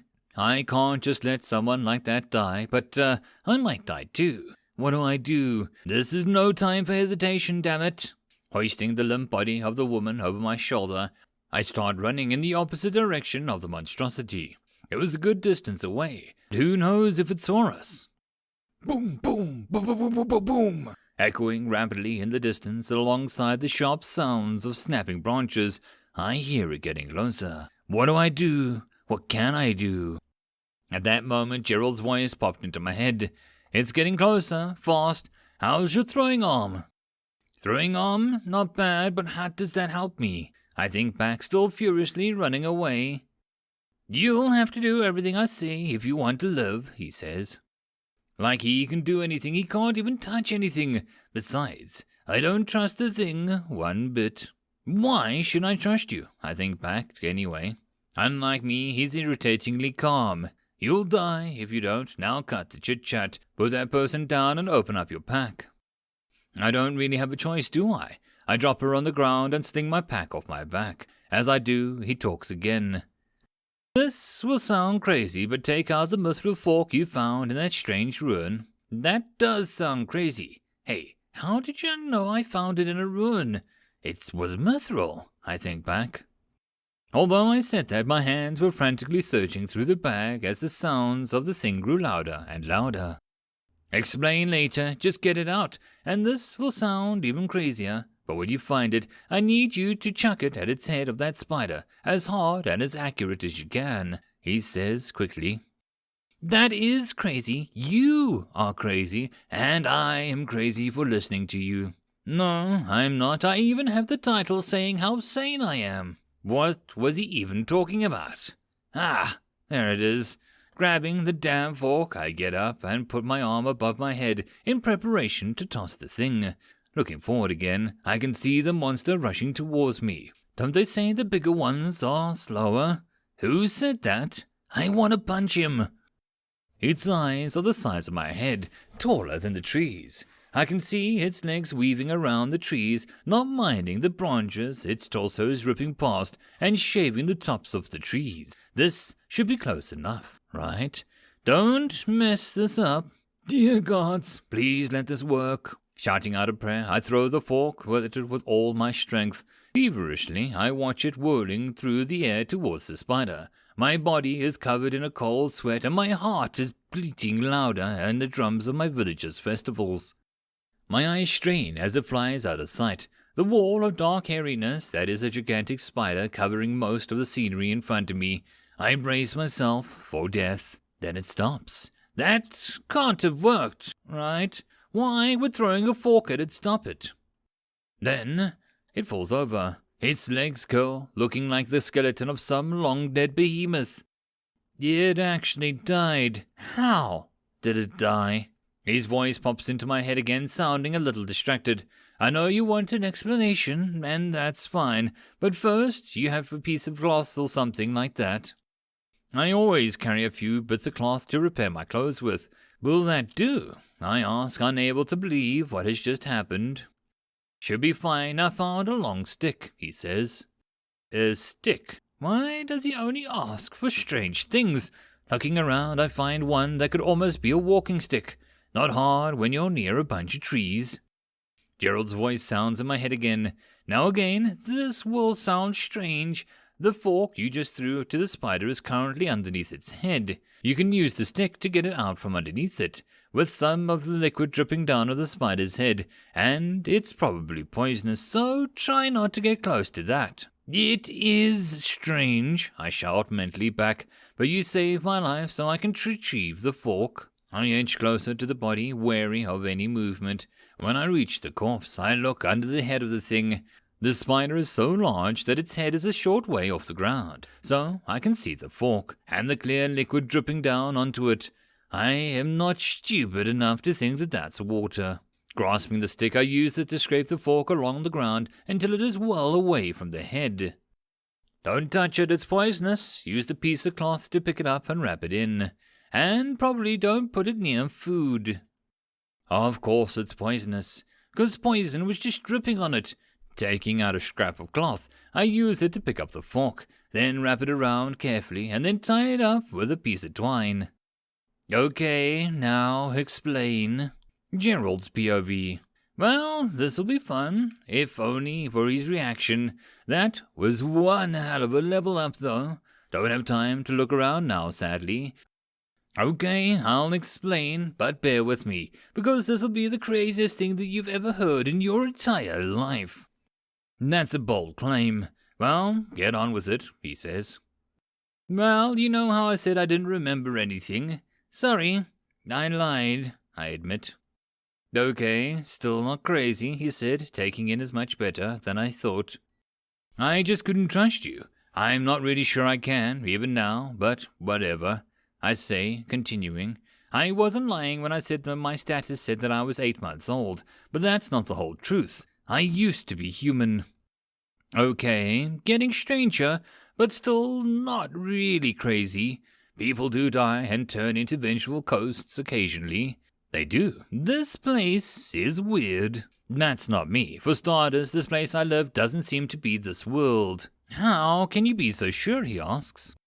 No manner, no monsters, nobody carries weapons. There aren't rats running around the food stalls, I explain. Anyway, I died in that world, and I seem to have been reincarnated in this one. But he seems more caught in my first sentence. There are rats running around the food stalls. Seriously? What's reincarnation? He asks. I sigh. Reincarnation is a concept from my previous world. No clue if it's in this one. I wasn't lying when I said to you that you were the first I'd talked to. The concept is that after you die, the deeds that you did in that life would be judged. Your memories would be wiped clean, and depending on how good you were, you would be reborn as another being. Murderers and thieves and such would be reborn as insects or something, while saints and those who donate to charities would be reborn in a human body full of potential. Ferdinand says, okay, I think I get it. So how about you? I wasn't the best of people, but I didn't do anything bad. I have no clue what I did to warrant this, I say. What do you mean? What were you reborn as? He asks curiously. This is the crazy part. You're holding me. What? I'm not holding anyone, Ferdinand says confused. No, I'm the fork you're holding. What? I'm not holding anyone, Ferdinand says, confused. Oh great, Ferdinand.exe has stopped responding. Let's try turning it off and on again. The spider woke up. He shot a good meter into the air as he frantically looked back at the spider. Understandably, facing towards the corpse of a gigantic spider or resting is not good for your mental health. No, it didn't. Why? Why would you say that? He shouts. You were repeating yourself, I explained. What? After I said that I'm the fork that you're holding, you kept repeating yourself, I repeat. You can't be serious, he says. I assume he means the fork, not the repetition, because that would be scary if actually dead serious, and I can prove it. I have a skill that lets me absorb substances at a very short distance away from my surface. It's what I used to kill the spider, I explain. The fork could be enchanted to do that, he urges. Fine, I say, you remember that prophecy you got before. What was it? You are what you eat. Yeah, what about it? The other effect of my absorb skill is that I have a small chance of gaining traits and skills from what I absorb, I explain. In other words, I get stronger depending on what I eat. Strangely similar, right? How do I know you aren't making all of this up? He asks suspiciously. And this is taking a while. My sire could only hold out for so long because he's holding me, and the distance between us is almost zero. I talked about the ruin which you found me in, right? That should be proof enough. I got my mana sight from a skill from an ooze, my telepathy from an id-ooze variant, one of the ones you killed and were eating, by the way, and another boost from my telepathy skill when you ate one of those mind flayer tentacles. Why would I eat a mind flayer tentacle? Ferdinand protested. That's disgusting. They're people too, you know. That is disgusting, I agree. I don't want to eat people. You did eat it, though, just a few days ago at a food stall on the street. Wait, you mean that fresh octopus you were selling was actually... He asks, dreading the answer. Yep. Let me just vomit a bit, he trails off. He vomits a bit. After cleaning himself up a bit, he starts talking to me again. Say I believe you. What then? Nothing really, I say. I'm poisonous now, so you can't use me to eat. But you can still throw me at monsters when nobody else is around, of course. Why, when nobody else is around? Ferdinand asked. I can't move, therefore those who know about me effectively control what I do, I explain. I would rather be unknown, to be honest. I only talked to you because I was worried that I would go insane again. What do you mean by again? He asks. Well, if you really wanted to know. Do you remember the hole in the cave that let you find the ruin that I was in? I was the one in that cave for at least 5 months, with not a single other being. Imagine staring at an unmoving picture for 5 months. I went insane. Recklessly, I absorbed the ground, tunneling down, and luckily managed to land on top of one of those robots in that ruin, which gave me a trait that got me out of insanity. You are weird, very weird, he says. Yes, very. Now, if we're finished here, I'm going to take a look at what I got after killing the spider. Sure. Finally, the anticipation was killing me, and the whole conversation, just remembering those windows came up. Brain matter of level 83 spider matriarch absorbed. Gained experience 213.26. Skill proficiency increased to absorb 0.4%. Skill gained, body of deadly poison, basic. Traits gained, poison resistance, huge. Level 83 matriarch killed, experience gained 57,570. Level up, you are now level 27, 68 stat points gained. Yeah, should it have been that easy? I mean, seriously, that's, 21 levels by getting thrown at something. I know, I have absorb and all, but shouldn't there be some sort of counter to that? Wait, there is, I think. I can only absorb mana and matter, so if someone uses another type of energy to attack me, I can't do anything about it. 68 stat points, such an increase. Let's have a look at my status. Status, name Gerald, race living fork, level 27, experience 4,308.26 out of 5,400, gender none, age 10 months, local time, allegiance none, fame none, strength 1 becomes 10, intelligence 14, dexterity 1, wisdom 13, charisma 3, luck 10.1, hardness 17.8, durability 10.4 out of 10.4, mana 280 out of 280, mana regen 2.6 per minute, psi 130 out of 130, psi regen 1.4 per minute, unspent stat points 68, titles, traits, and skills unselected. The XP to level up really shot up. So much I can do with these. Okay, first dex, strength, and charisma. I know I don't use them, but I hate leaving them at 1. How about I increase them to 5 each? That leaves me with 58. Half of that is 29. Dump half into intelligence, half into wisdom. Status, name Gerald, race living fork, level 27, experience 4,308.26 out of 5,400, gender none, age 10 months, allegiance none, fame none, strength 5 becomes 50, intelligence 43, dexterity 5, wisdom 42, charisma 5, luck 10.1, hardness 24.6, durability 16.2 out of 16.2, mana 160 out of 160, mana regen 8.4 per minute, psi 420 out of 420, psi regen 4.3 per minute, unspent stats 0, titles, traits and skills unselected. Funny how my effective strength is above my magical stats. That skill is up. Shame I can't put that strength to use. Putting that aside, I wish I had a magic skill. That mana pool is absurd. And my psi, I can talk for ages now. Really though, this is ridiculous. Look at my stats, look at them! Compare them to before, the difference is crazy, right? I still have an exact same combat potential. Why? Damn it. Well, let's see these new skills and traits. I only have a brief glance earlier. Body of deadly poison, basic. High rare passive 0%. Deadly poison courses throughout your body. So potent is the poison that even touching you will cause a great sickness and partial paralysis for a short period of time.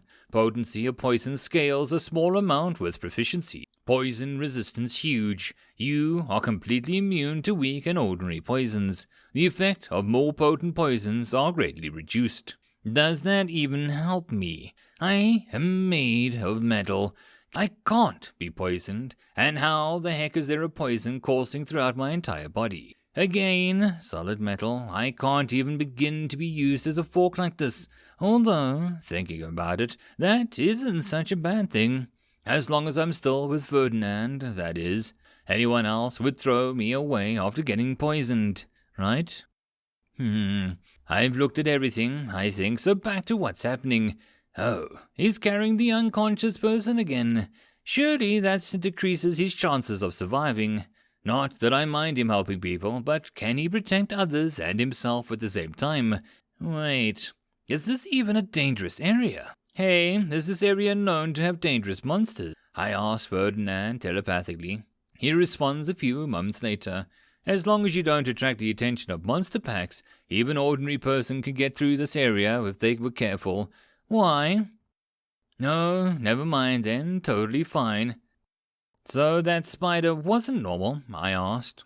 If that spider was normal, there wouldn't be anything except monsters living on this world, he said grimly.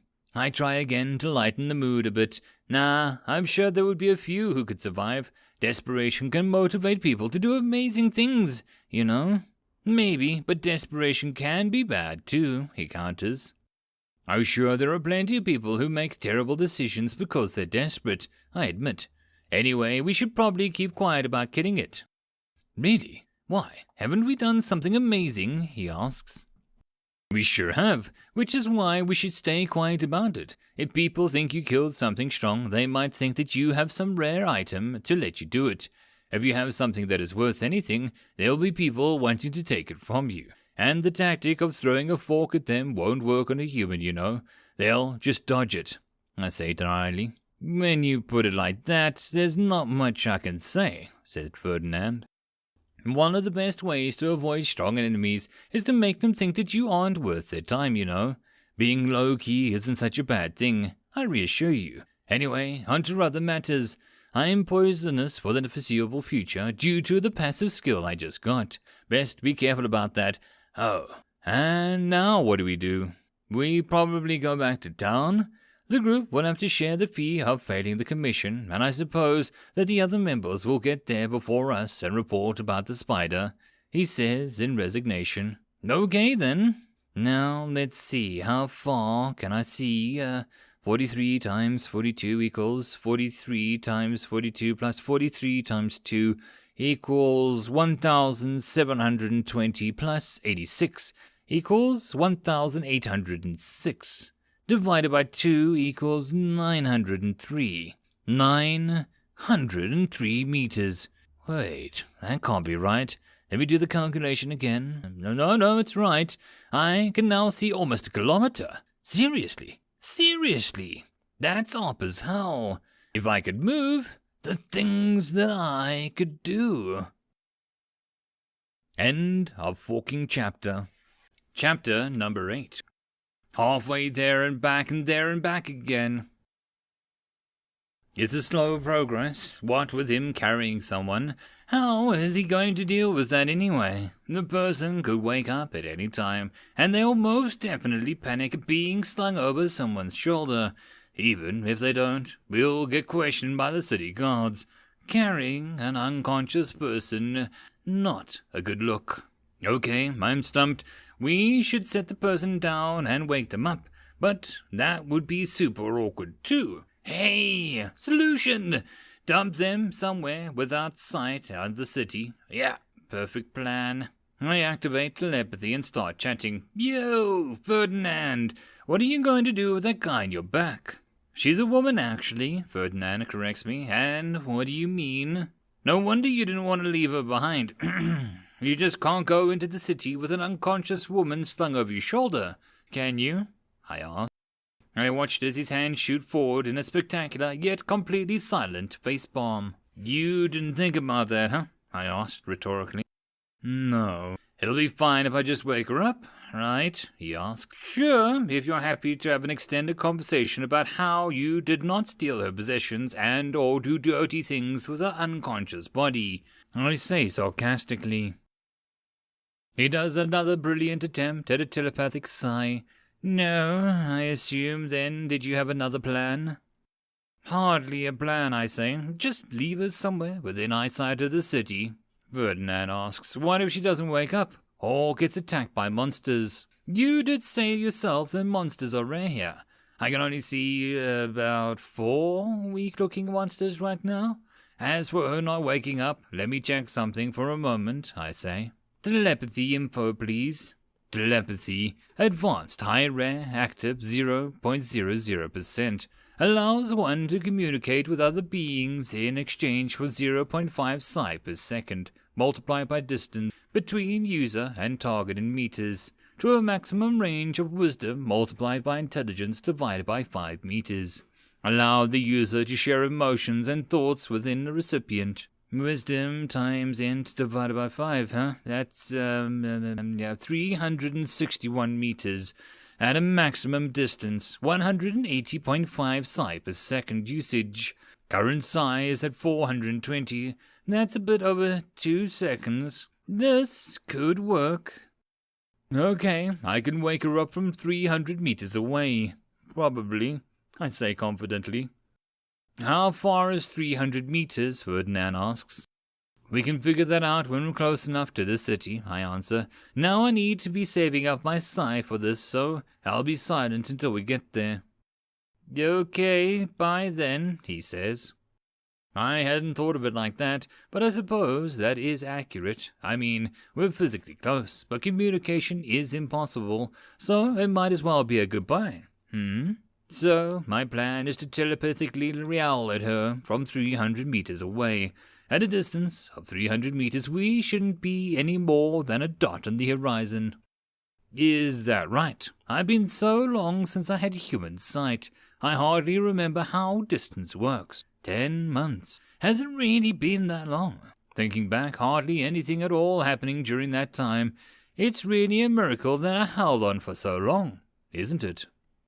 Why do I keep thinking like this? Come on, man. It's all gotten so much better. You've got a friend you can talk to. You're helping him out, getting stronger. Ish. After that, I just watched the road, as it were. For reference, we have travelled a couple hours to go outside of the town. I have no idea how far that translates into distance, but it was surely a fair way. Some intermediate period of time later, the city is on the edge of my vision. Give me the signal when you can see the city, okay?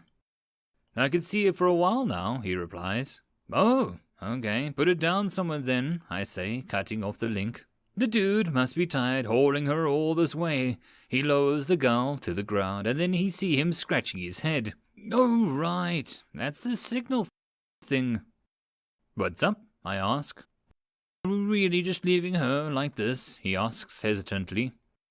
Yeah, I'll wake her up once we're far enough away. Don't worry. Plus, I can see everything within the range of my manasight skill, and there are no monsters anywhere near here right now, I reassure him.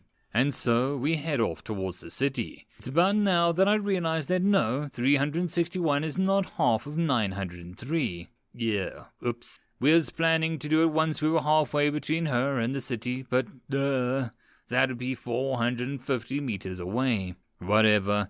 How far are we from her? About a third of the way from the city? Yep, that sounds good. I create a telepathic link with her and start sending obnoxiously loud alarm sounds through it.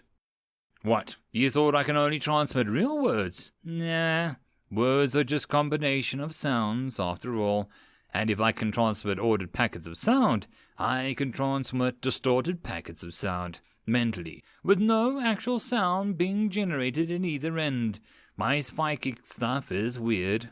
It gives me a bit of amusement watching her bolt upright and look around wildly.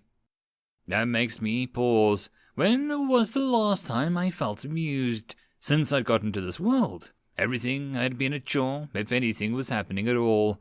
Meal after meal, ball of mana after ball of mana, communicating with small animal after animal.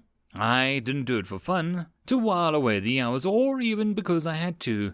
No, I would have sat there on the floor of the cave forever, without doing a thing, slowly drifting into insanity for forever. I did it because I thought it might make things better for me. Eventually, perhaps it will. Perhaps it has. Perhaps it won't. But things aren't likely to get better if I do nothing. Or rather, they definitely won't. Sometimes you have friends, family, someone that is willing to help you and make things better, even if you do nothing. I don't. I have Ferdinand, but our relationship is tenuous at best. If I start communicating with him, helping him, he might just throw me away. Yeah, actually, given what I know of him, he might very well try to help me anyway. But why should I risk that? Besides, how pathetic would that be? For me to rely completely on him without doing anything at all. And we're already in the city. I really need to get rid of this sidetracking habit. I mean, it was a bit of a defensive mechanism from back then to prevent me from going insane, but I need to focus on the present now. There I go again, jeez. So, right now we're in a biggish building with lots of people in it. This'd be one of them adventurer guilds, right? Or something like that, at least. I kind of want to figure out what's going on here, but I don't want to distract him. Wait, people aren't looking at him right now. Let's give him some advice. If they ask you anything about the spider, just say you're too busy running away. Works every time. Not now, busy, he replied shortly. That brings back some bad memories. There's a time and a place for everything, but not now. The amount of times the message appeared on his screen made me want to stop playing that game. For a while it's just the people moving around, and then he finally leaves the place. So, what's happening? I ask. Well, the other members of the party got here way before us, and they told the girl about what happened. Naturally, they just couldn't believe what they were saying, so they sent out a few scouts. They should be back in a few hours. Then we'll see what happens. Sounds riveting. In the meantime... Not sure. Relax a bit, train a bit, normal things, he replies. Sounds boring. Just like my life. Oh, sick burn! Myself. Stop being depressing, self. Nothing much interesting happening, huh? Suppose I'll talk to the rats again. Boy, tiny mammal thing, rats and mice are mammals, right? You see that food you're about to eat? Highly poisonous. Yep, you'll keel over dead in mere moments if you eat that stuff. Better not. The rat completely ignores me and begins to eat it. A few moments later, it begins to twitch, and then falls on its back, dead. What did I tell you? I tried to warn you about the rat poison, but no. The voice in your head obviously knows nothing. It has nothing at all to do with what animals don't understand English. Nope, that's ridiculous. Hey, could I manipulate animals to do my bidding, like the Pied Piper? With telepathy. That might not be too far-fetched. Maybe. Well, let's try it out. Or maybe not. I'm out of sigh. Later then. In the meantime, what do? Oh, there are another 99 bottles of beer on the wall. Those songs. Infinitely long songs. I got a song that'll get on your nerves. There's no one to annoy. Wait. What if, in the middle of the battle, I used telepathy on an enemy to start singing that? That would totally throw them off. This telepathy is great. I would also make them angry, but hey, if they're going to kill us, who cares? Although, it would probably only be useful against humans.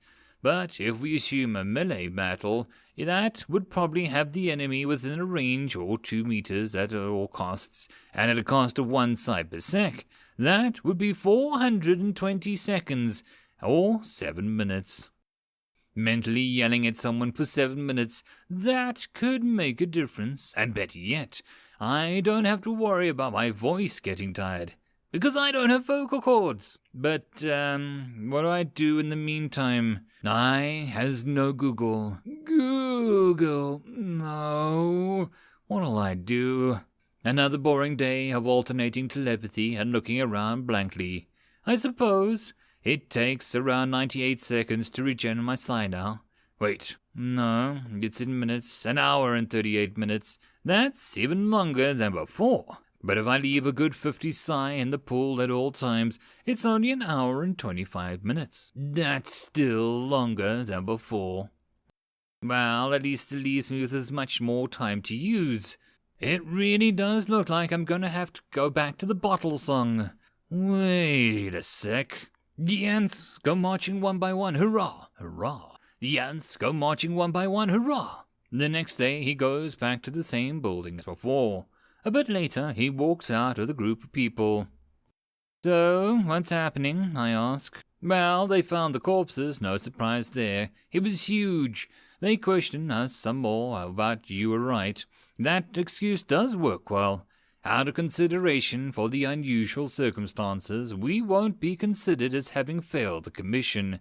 That is, as long as we still complete it, he explains. So, you're going out again? Yes, as long as we don't have any terrible luck, we shouldn't run into something like that again. Yeah, I don't think we're lucky enough for that to work a second time, I said wryly. The trip was completely uneventful, unlike last time. Thank God for that. I don't know if I would have coped if that was what was defined as normal. Well, now that you have a play-by-play, I'll trip here and we can go on. It's a pretty small village. It has a few paddocks, a few farms, a smattering of buildings around the place. They look pretty simple. Only a couple rooms in each, a fireplace, a chimney, that sort of stuff.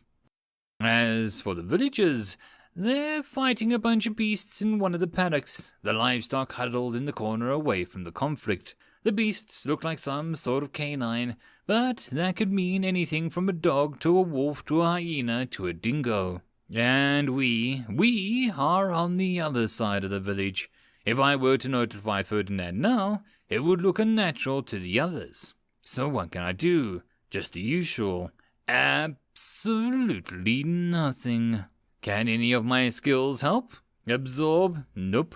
Telepathy? Nope. The fight is out of my range. Mana sight? Not more than it's currently doing. Body of deadly poison? Poison resistance? Nope, nope. Self-repair? Almost forgot I had that skill. Doesn't help me here, though. So, all I can do is watch as the group searches through the village a bit, before finally noticing something rushing off into the distance of the fight. The farmers, although likely rippling with muscle from their life of hard labor, have no armor or effective weapons. Armed with hoes, pitchforks, shovels, and other farming instruments, they have a tough fight on their hands with a group of 8 villagers against a pack of 20-odd beasts. In time it takes for the group to get to the scene, one farmer has fallen to the ground, unmoving. With a flash of white, an arrow of white flies at the beasts, striking one dead. Interesting, since I could see the entirety of the arrow as well as the bright white color. As opposed to the dim white of normal materials, I assume that it was magic. Nice! Wish I could do that. I would be the greatest magical fork in the world has ever seen. Hey, don't talk back to me. Just because I would be the only magical fork in the world has ever seen doesn't mean that I wouldn't be amazing. I really wish I could say more about the combat, but apart from the magic I can't see much of what is happening. In terms of movement of weapons, I can see the beast's attacks, of course, but sometimes they stop dead in the air in front of someone, or be knocked aside in mid-charge by some invisible force. It is very disconcerting. I would go on, but you've heard it all before.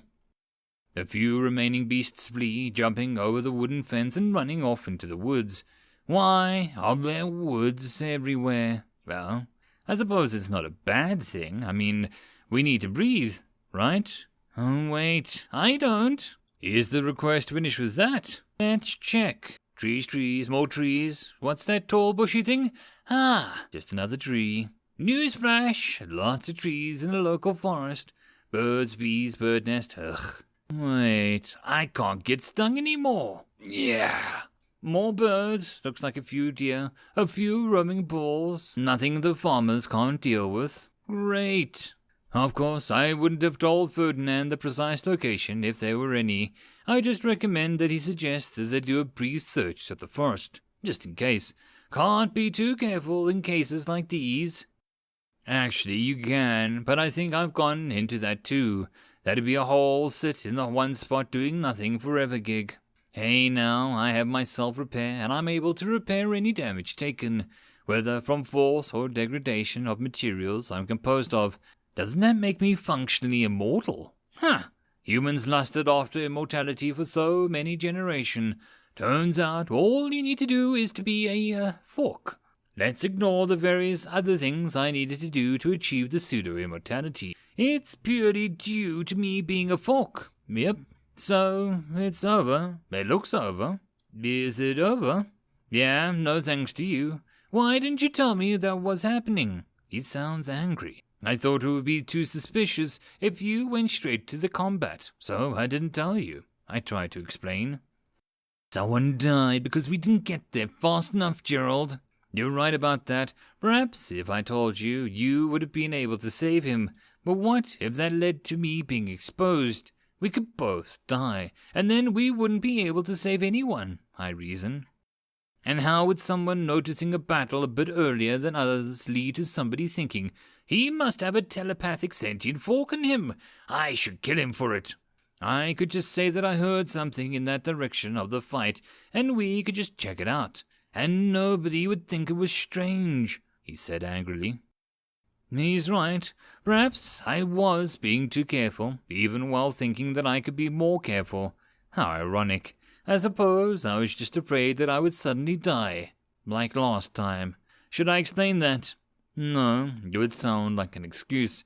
It always sounds like an excuse. At least, they always take it like that. Why do people have to be that way? Why do they assume the worst, and ignore almost anything else you say? Why? Nevertheless, I should say something, and if I can't explain, there is only one thing I can say, even if it means nothing to people. Again, why? They all tell us to say it when we do something wrong, and in turn around and say that we don't mean it when we do say it. I'm sorry. I should have at least told you about it. As long as you're aware of it, it's all right. Is this guy seriously okay with that? That's way too lenient. I met you only a couple days ago, you know. I know I saved your life and all, but still, forget being a knight. With that attitude, you could be a monk or a priest. Thank you. I mean it, you know. Did I mess up? Sure. It could have caused suspicion, but it was unlikely. And even if it did, what are the chances that someone would remember that suspicion when we got back, and then tell it to others? And the chances that someone would listen to the weak suspicion, he heard something I didn't, and I can hear real good. Altogether, the chances are lower than Tartarus. I was being paranoid, but what do you expect? I am a being that can't move, hear, speak, or see properly. Of course, I'll be afraid of being discovered. I suppose I could get back to watching the surroundings. Looks like we're almost on our way again. This has been an eventful few days. I made a friend, killed a giant spider, got some skills, leveled up a bunch. I hope it stays like this for a good while. For my sake and yours, here's my full status. I haven't gained EXP because of the whole poison thing. Who am I referring to as you? Why, that's me. Not insane. Got the title. Status, name Gerald, living fork. Level 27, experience 4,308.26 out of 5,400. Gender, none. Age, 10 months local time. Allegiance, none. Fame, none. Strength, 5, becomes 50. Intelligence, 43. Dexterity, 5. Wisdom, 42. Charisma, 5. Luck, 10.1. Hardness, 24.6. Durability, 16.2 out of 16.2. Mana, 860 out of 860. Mana regen, 8.4 per minute. Psi, 420 out of 420. Psi regen, 4.3 per minute. Unspent stat points, 0. End of chapter. Chapter 9. Ferdinand, farmer, adventurer, holder of fork. POV Ferdinand. There isn't much to talk about when it comes to my life. I grew up in a small village, the son of farmers. My friends were cows and sheep, and the fields were my playground. An extraordinarily simple life, some would say. And yet, it was satisfying, knowing that you would always have food on the table, things to do, and people who cared for you. I can say with confidence that those years were the happiest in my life. I felt safe, content with my life. There were monster attacks occasionally, but there was a retired adventurer who lived in the village that protected us. For 20 years I lived in bliss, but it ended all of a sudden when the famine struck. Our herd grew sick and more dropped by the day. The crops withered and blew away. In the course of a single month, our entire livelihood had disappeared, and we weren't the only ones affected. The village grew quiet as people left or died of hunger and disease. I helped bury the coffins of men I had grown up with, known my entire life. The only reason we survived that long was the dwindling supply of grain that we had stored. I remember when a traveling merchant came to our village, everyone flocked towards him, holding their entire lives' savings. But he had already sold all his food in the previous village. He was chased out of the village by a mob of people who weren't much more than the skin and bones. Shortly after, my parents gave me a sword. They must have bought it from the merchant because it was brand new. Then they sent me away with the rest of the food and money.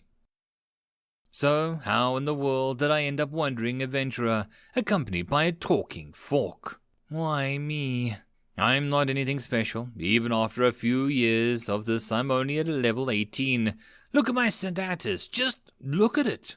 Status: name Ferdinand, race human, level 18. Experience 317.1 out of 2,600. Male, gender, age 23. Allegiance none. Name none.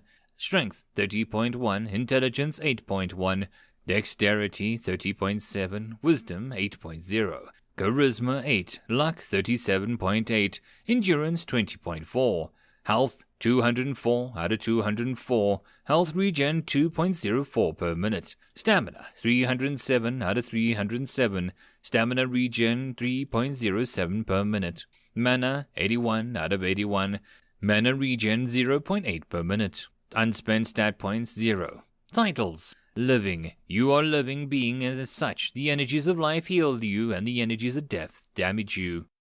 Trait: average life energy absorption. Trait: average death energy weakness. Trait: minute life affinity. Trait: a negative minute death affinity. Human. Most of your ancestors were human, or so you are too. The only advantages humans have over the other species are the prolificity and the creativity. Other than that, they have subpar biological features, apart from their thumbs. Trait: average prolificity.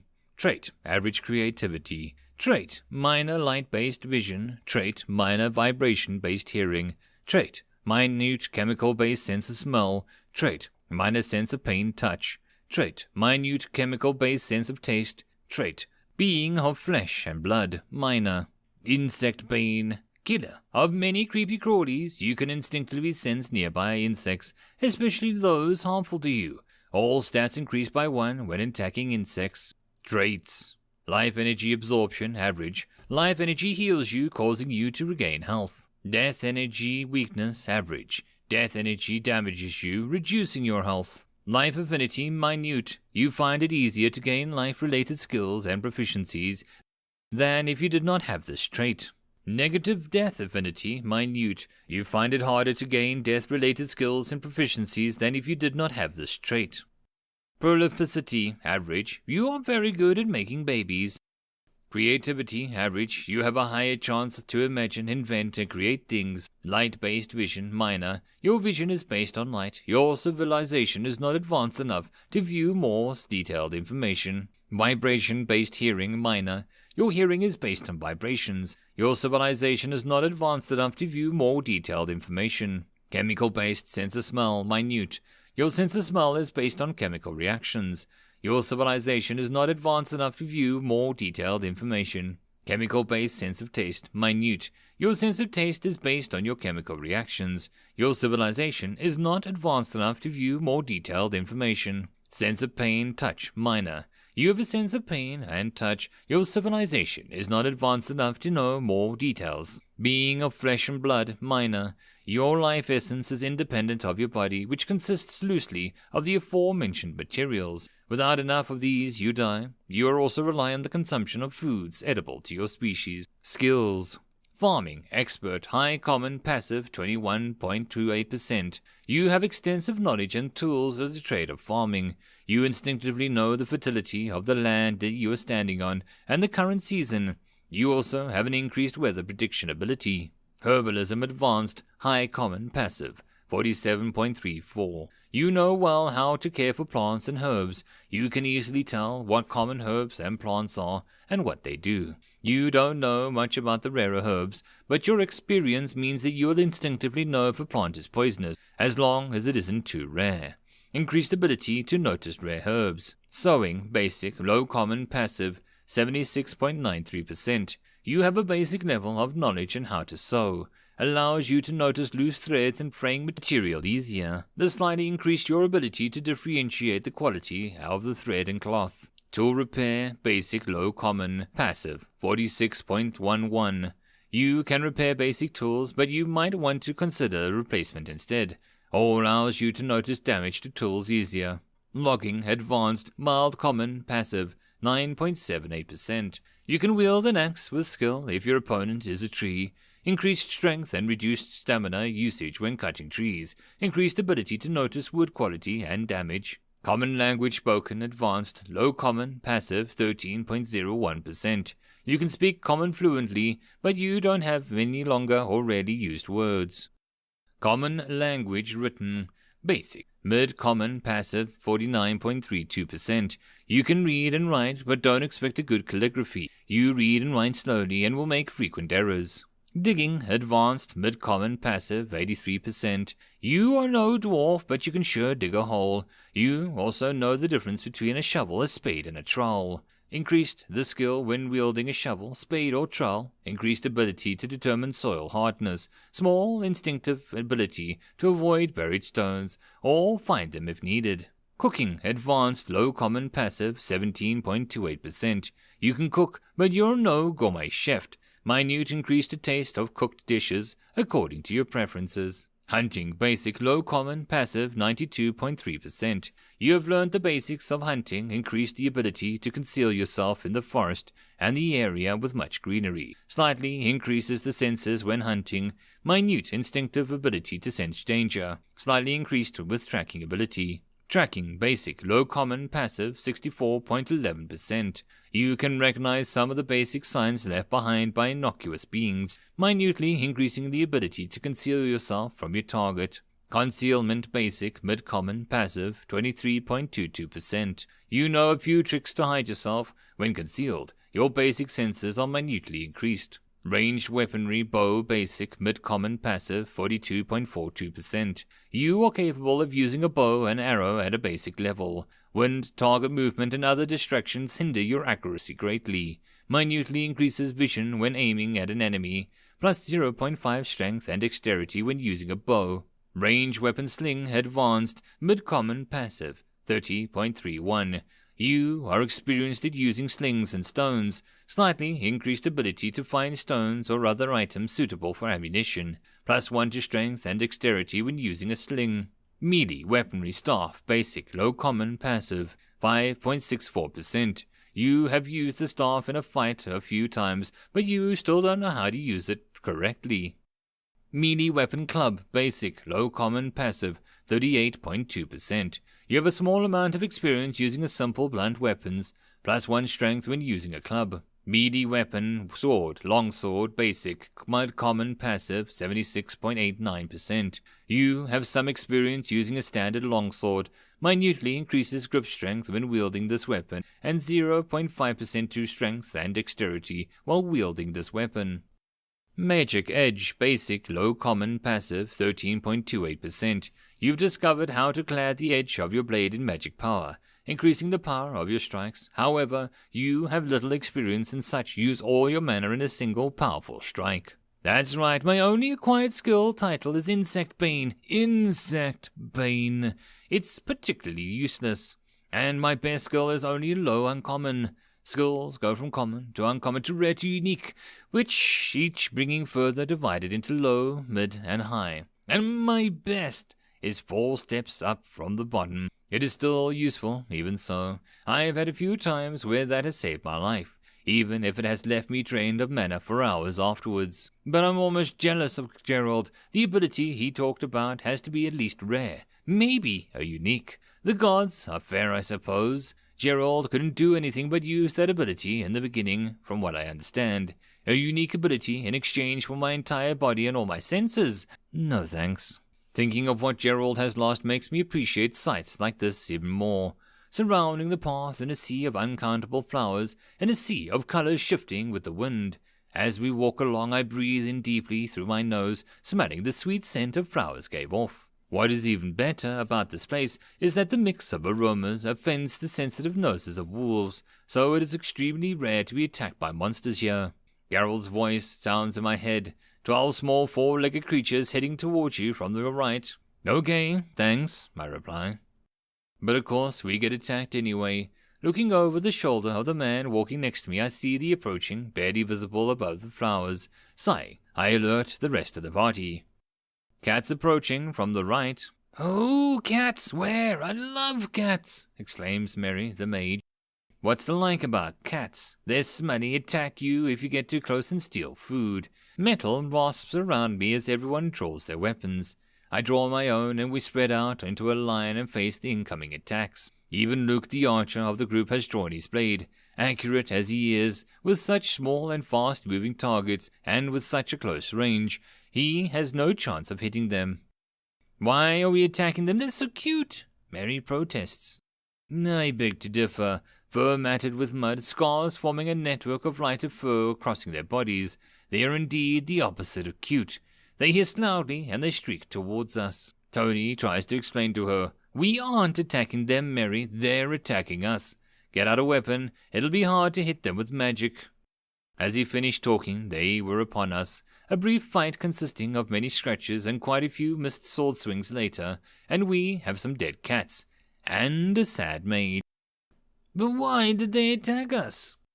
Tony sighs. "They're animals. We wandered into their territory, or they were running away from something.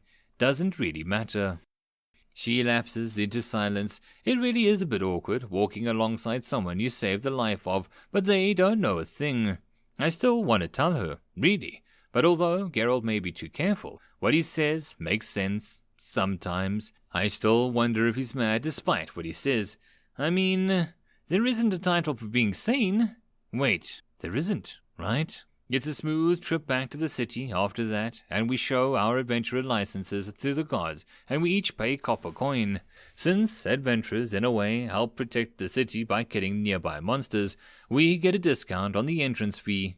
After going into the city, we head straight into the Adventurers Guild, handing the proof of completion that the villagers had given us to the receptionist. We receive our pay, 10 silvers. It's an even split of 2 silvers per party member, and then we head our separate ways. Our party was only temporary. They asked me to join them because they weren't sure if they could take on the monsters that can threaten a village with only 4 people. They needed to have bothered, it seems, and they probably regret missing out on a bit of money. As I took my newly earned wealth, I frowned. 10 silvers. It isn't much for city folk, but for farmers in a small village, requesting this probably cost half their savings, maybe less, if they share the cost and considering that the guild pays a portion for what the requests, but still, it is a large cost. In the end, the Adventurers Guild wasn't a charity. They won't pay the whole quest reward. There isn't anything that I can do to help. Not now, at least. Wandering over to the request board, I have a look at it. It is unlikely that there will be anything new since this morning, but I should at least check it. It hasn't changed. It is mostly repeatable quests, the type that anyone could do at any amount of times. These are generally simple, such as hunt a certain number of monsters or collect a certain number of herbs from an area which monsters roam in. Alchemists always need herbs, and monsters need to be few as possible to increase the safety of farmers and merchants traveling to the city with their wares. Leaving the Adventurers Guild, I look to the sky and see how late it is. The sun shines on the horizon as its bottom edge sinks slowly below the edge of the world. Glancing further up, Terok looks back down at me with perpetual sneer. Almost night. May as well get some food and go to sleep. Eating a simple but filling meal at an eatery, I head to bed. Another tiring day has passed. And then Gerald starts talking again. "Hey, just to break a flag or two, if anyone ever claims to have killed that spider matriarch, you just ignore them. If pressed, just say that what everyone else is saying, even if it isn't true. And you're sure that you aren't crazy. What have flags got to do with somebody lying about killing the spider matriarch? Was that what it was called?" I replied. "Yeah, don't worry about it. Just saying that just in case. The flags thing is a term from my past, so don't mind not making sense," he says. "You completely ignored the crazy question," I pointed out. "Yes, it was called Spider Matriarch," he replies. "Sounds like it was an important in the spider world. Do arachne exist in this world? Hope we don't get chased by spider ladies, or spider men for that matter." "Yes, but you're ignoring it again," I press. "Just joking with you, I'm not crazy. I won't refute weird or strange, but I'm not crazy. Well, good night." "Oi!" A steady beep, beep, beep rings out in my head before disappearing entirely. His idea of a joke, I'm sure. It might be funnier if I actually understood what those beeps were. Or maybe not. Who knows with that guy? End of chapter. Chapter 10. Epiphany and Fork Party.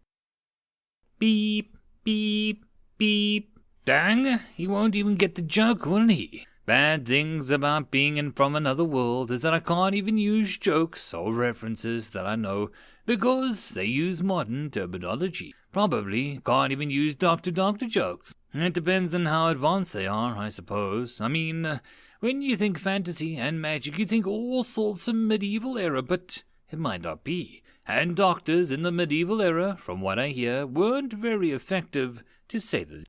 So, back to training telepathy while he sleeps, since there is no better thing to do. I wonder, can I absorb myself? Wait, if I could, that would be damn up as all heck. Now, I know what you're thinking. How does the ability to eat yourself make you up? Are you crazy? I may or may not be crazy, but think back on the abilities I have. Mana sight, absorb, telepathy, body of deadly poison, and self-repair. That's right, self-repair, not one of my only skills to consume mana, which heals me, and if I can use it to absorb myself, I can heal myself, then my proficiency for both skills will go up, and I'll have a use for mana, finally. Okay, so let's try this baby out. Absorb. Metal of level 27 living fork absorbed. Durability recovered negative 4.2. Skill proficiency increased absorbed 0.01. Titles gained Ouroboros. Window will close in 29 seconds. It actually worked. I didn't expect it to, but hey, I'll exploit this glitch to the high heavens. So, that title? Ouroboros, like the serpent of legend, you bit your own tail. And then you ate it. Weirdo. Stat, luck +2, charisma +1, wisdom -1, wisdom +2. Hey, if I'm eating myself makes me stronger, I'll do it. Don't call me weird. It's not like I'm eating my own leg or something. I can barely even tell the difference from before that I took the few centimeters off my handle. And what do you mean by wisdom -1 +2? It's insulting my intelligence. I think it's insulting my intelligence. Just take another look at my status. Whoa! At the whole thing. I really need to remember to close the tabs. Status. Name Gerald. Race Living Fork. Level 27. Experience 4,308 out of 5,400. Gender none. Age 10 months local time. Allegiance none. Fame none. Strength 5.0 becomes 50. Intelligence 43. Dexterity 5. Wisdom 43, Charisma 6, Luck 12.1, Hardness 24.6, Durability 12.0 out of 14.2, Mana 860 out of 860, Mana Regen 8.6 per minute, Psi 430 out of 430, Regen 4.3 per minute, 0 stat points, Titles, Traits, and Skills unselected. Neato! They even out my Wisdom stat. You know, thinking about it, I need a regen more than my max pool. Then again, Psi regen is int and mana regen is whiz, so I should do the same thing as always, unless I focus on one. And I want that telepathy, but I'd really like to be able to repair myself cheaper and increase absorb proficiency, and in the end absorb as my base, what I rely on, so I should focus on wisdom next, so that I can do the self-harm repair cycle more often. Speaking of, let's take another look at that since I haven't used it in ages. Self-repair, basic, low rare, active, 3.33%. By expanding an energy type, you can repair your own durability and recover your original form. Current energies are able to be used. Mana, exchange ratio 10, mana to 0.1 durability. So, 4.2 durability is 420 mana. Hey, that's almost half my max mana. What the heck is all of these coincidences? Well, let's start blazing through the mana pile, shall we? Self-repair gained 4.2 durability. Metal of level 27 living fork absorbed, durability negative 4.2. Skill proficiency increased, absorb 0.01. Window will close in 29 seconds. Self-repair gained 4.2 durability. And it's gone. Proficiency is at self-repair basic low rare active 11.73%. By expanding an energy type, you can repair your own durability and recover your original form. Current energy is able to be used. Mana, exchange ratio 10 mana to 0.1 durability. Back to training telepathy for 20 seconds and then an hour and a half wait until my mana and psi regenerate. This new training reduces my free time by about 5 seconds. It's great and all, and I can train so quickly, but this is just ridiculous. It takes so much mana and psi to level these skills. I don't want more skills to use them right now. But I do really want some offensive magic. Is there anything I can do to pass the time? Hey, status, you got any games installed? Games, Minesweeper, or Checkers? It took me a long time to think about asking for this. A whole 10 months. I am dumb. You got Minesweeper? Oh, hells yeah! Minesweeper all night.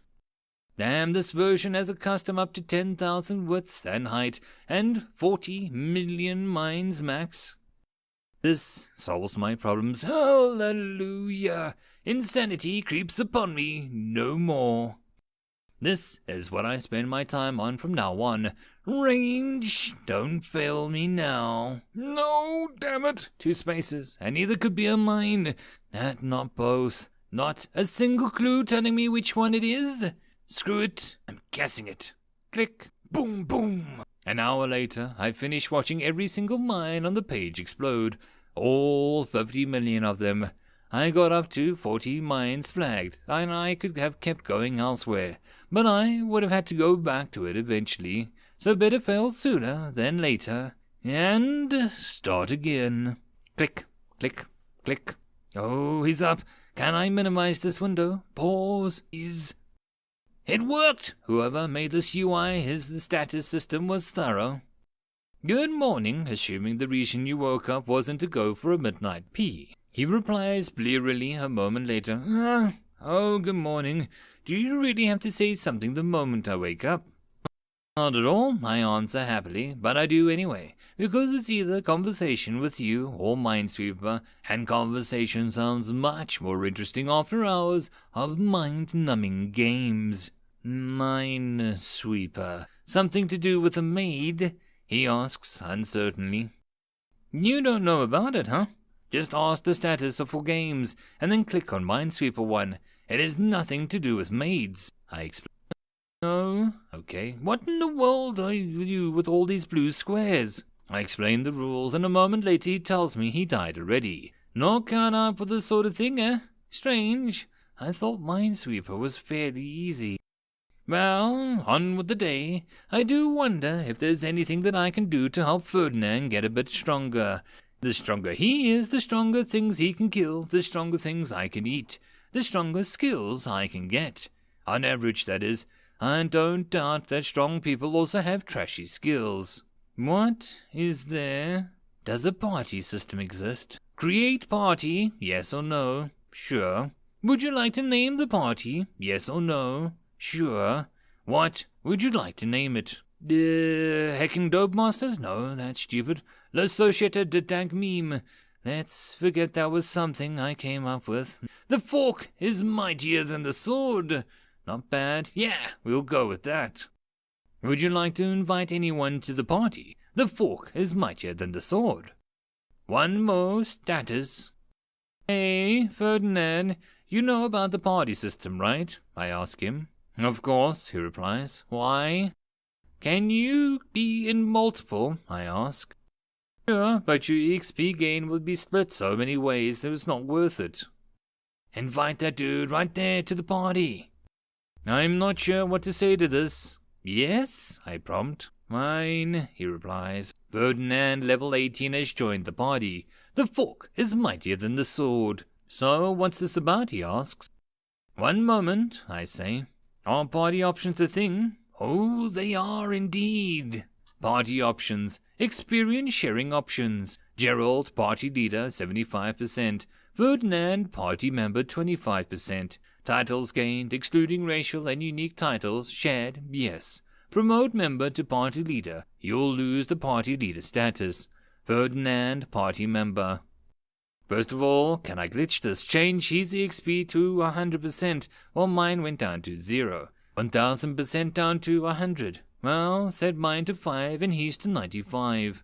Okay, you probably got a notification or something, but I set the experience sharing for 95% to you and 5 to me, I explain. But why? He asks. Because right now I don't need experience. More stat points don't make me stronger at all. I need skills and skill proficiency. To do that, you need to be stronger, and the best way to do that is to basically throw me at things and kill them.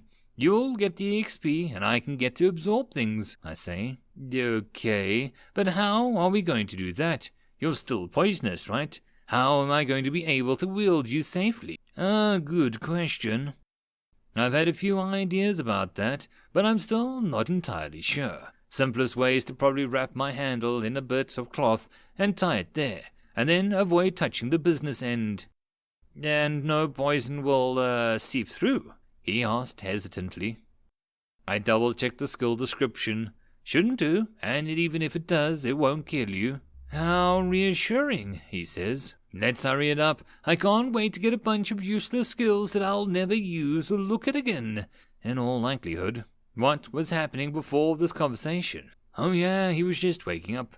Welp, on to adventure, in the immediate vicinity of the city, of course. And so here are my gains for the past few days.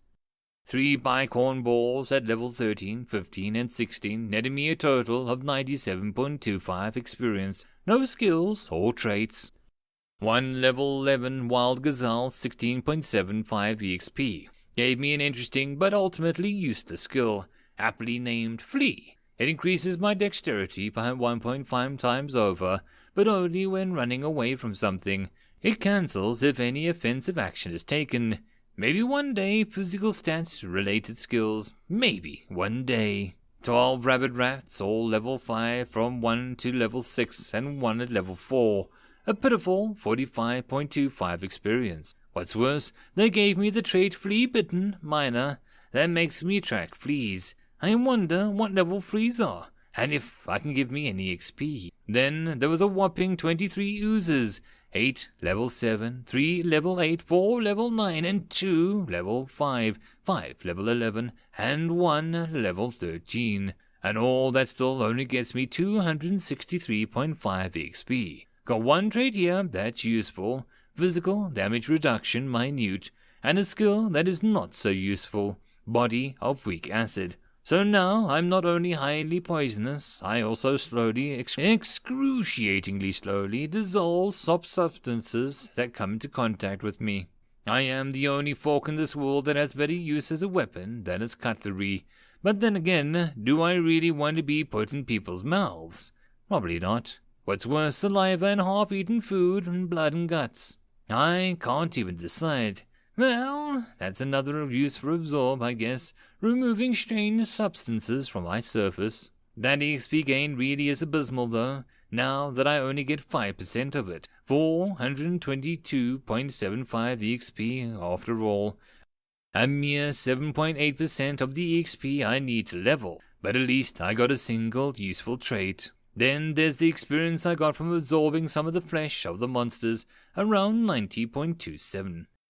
And it might be a bit obvious, but the number of monsters attacking in this area would normally be absurd. Normally they don't have a certain fork telepathically directing them. I'm getting good at this, and with my sight now having a range of 871 meters, a boost of 100 meters with a few stat points, my god, and telepathy range of almost 350 meters, it wasn't hard to draw a few extra monsters and keep the others away while we were occupied. I may have gone too far though. He took a bit of damage. Shame he doesn't have a self-repair. Another thing of note is that my self-repair skill has skyrocketed in proficiency, and it is now advanced.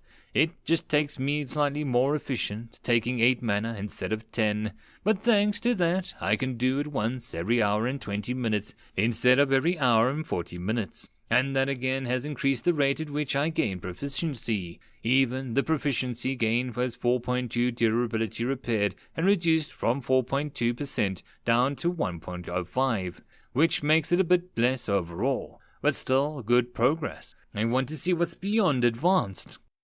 I could just ask Ferdinand. Come on, where's the fun in that? And in circumstances like this, I need some fun. The Minesweeper is good though. But perhaps the best, or at least most exciting gain, was a neat little skill called Magic Edge. That's right, Magic Edge. I can finally use magic. Okay, it is very basic and still pretty much useless, but magic, guys, magic. Ferdinand uses it a couple of times, and when I ask about it, he taught it to me. After studying the fluctuations of his mana a bit, I managed to figure out how to move my own. Yay! Magic. POV Ferdinand. Throw, miss. Pick up, throw, miss. Pick up, throw, miss. Turns out it is much easier to hit a target with a thrown fork when the target is bigger than the city gates than it is to hit animals that are running around wildly. Grasping at the cloth-wrapped handle and highly lethal fork, I toss it again. Hey! It hit this time. Just the handle hit it. It glances in disdain at me for a brief moment before it resumes grazing. Why, you little... Not to sound rude, but maybe you should just use your sword. Not like the things I have to be alive for me to absorb them, after all. Gerald interjects. Somewhat frustrated, I ask, then why are we doing this in the first place? Dunno. Training, he replies blandly. I mean, if something strong comes again, throwing me at it will have a much better chance of working than going up against and stabbing into it. You mean something I could be doing when I'm not in combat? He asked. Yeah, that sounds about right. Grabbing him between thumb and forefinger, I flick him down towards the ground and draw the weapon I can properly use. My sword. Swinging down at the gazelle, I catch it in the shoulder, tearing a deep gash and causing it to collapse on the ground, the injured limb uselessly twitching as it thrashes around in an attempt to become upright once more and run away. Before, I had thought so little of me that it didn't even run away, as I hit everything in the vicinity with the fork except for the gazelle itself, for a solid 10 minutes. Damn, gazelle, I'll show you who's the weak one.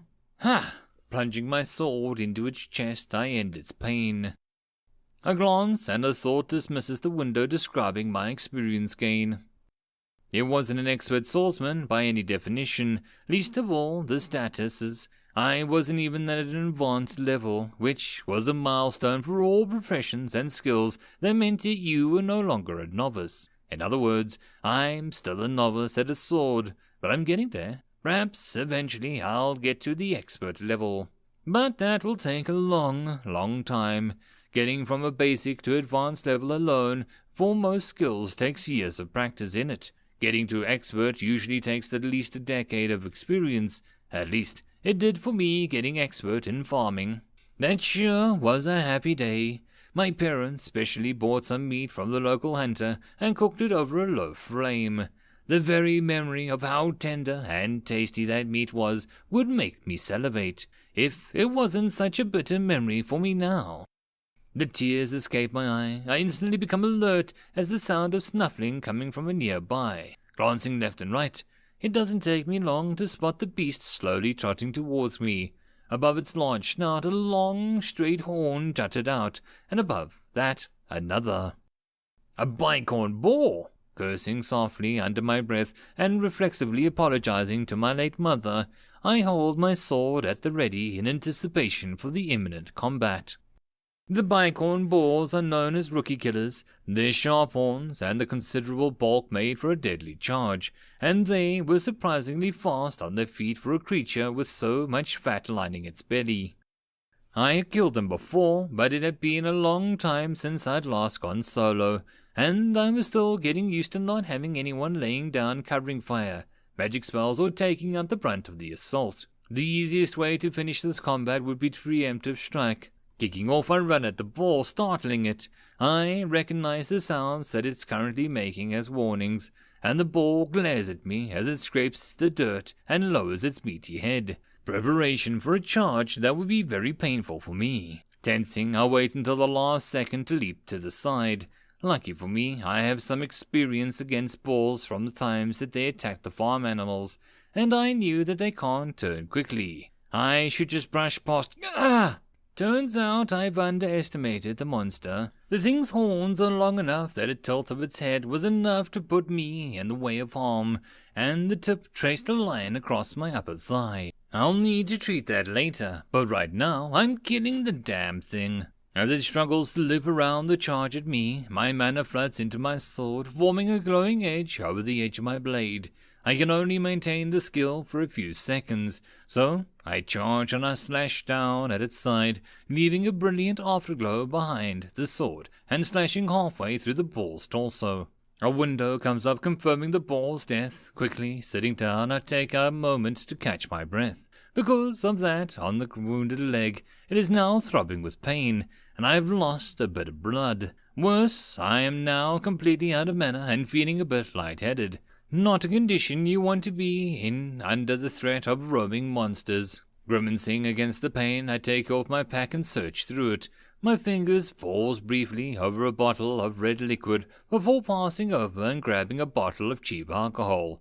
Nasty stuff, but useful sometimes, like now. Pulling down my pants and gritting my teeth, I pour the booze on my open wound, washing it clean, but increasing the pain tenfold, drawing a hiss of pain from me. Searching again through my pack, and I pick out a clean strip of cloth and wrap it tightly around the wound. A reddish color starts to replace the pale gray.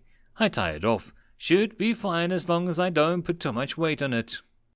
I start to reseal the alcohol bottle and then take a swig. Ugh. Yep, terrible. Hopefully it'll take a bit of the edge off. Any adventurer worth his salt has suppliers for treating wounds, or at least someone in his party who does. Putting up my pants again, I stand a bit unsteady and start looking for the fork. I find it standing perfectly straight, tines down. Really, the only time I hit something right was when it wasn't trying. Irritated, I pick it up and put it in my pack and start walking back to town. Can't fight like this. But wait, I can't stop there. Would be too easy, wouldn't it? After the gazelle, a boar, and after the boar, there are rats. Strangely, they've been coming at one after the other instead of all at once. But that's better for me. Rats are only a pain in groups since they are weak individually. And because they are coming at me one by one, I can focus on a single rat and swipe at it calmly. In a very awkward underarm swing, quite like using a broom really. Well, not quite. The hilt of my sword isn't that long. By the time they are all dead, I'm even more tired than before. Scratching my head, I resume my walk towards town. Hey, what's up? Gerald asks.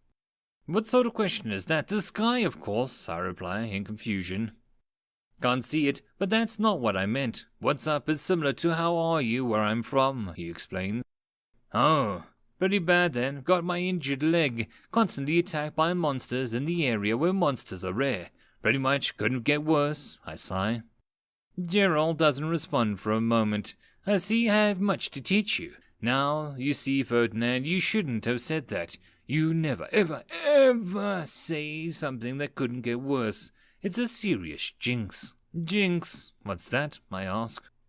It's basically when you say, using definite terms like can't or won't, that something is or isn't going to happen. Mostly when you say something positive is going to happen or something negative isn't. It's serious bad luck, man. Trust me, he says seriously. Usually when somebody says, I can't get any worse, it starts to rain, monsters attack, or someone dies. Or all of them happen. Usually all of them. Taken aback slightly, I reply, okay. My luck stat is pretty high though, so shouldn't we be safe? Oh, so that's what rain looks like to me. Huh, it looks like the light falling from the sky. How beautiful, he says. Yeah, holding up my arms, I don't feel anything. There are some dark clouds, but, it's not raining, is it? I ask. My vision goes up over 800 meters. Give it a few seconds. 3, 2, 1, and impact. My face, which is still facing the sky, is moistened as the drops fall upon it. Now I really feel miserable. Well, Nick, I start before Gerald interrupts me. Oi, what did I just tell you? I try again. At least Gerald interrupts me again. Also bad. What can I say then?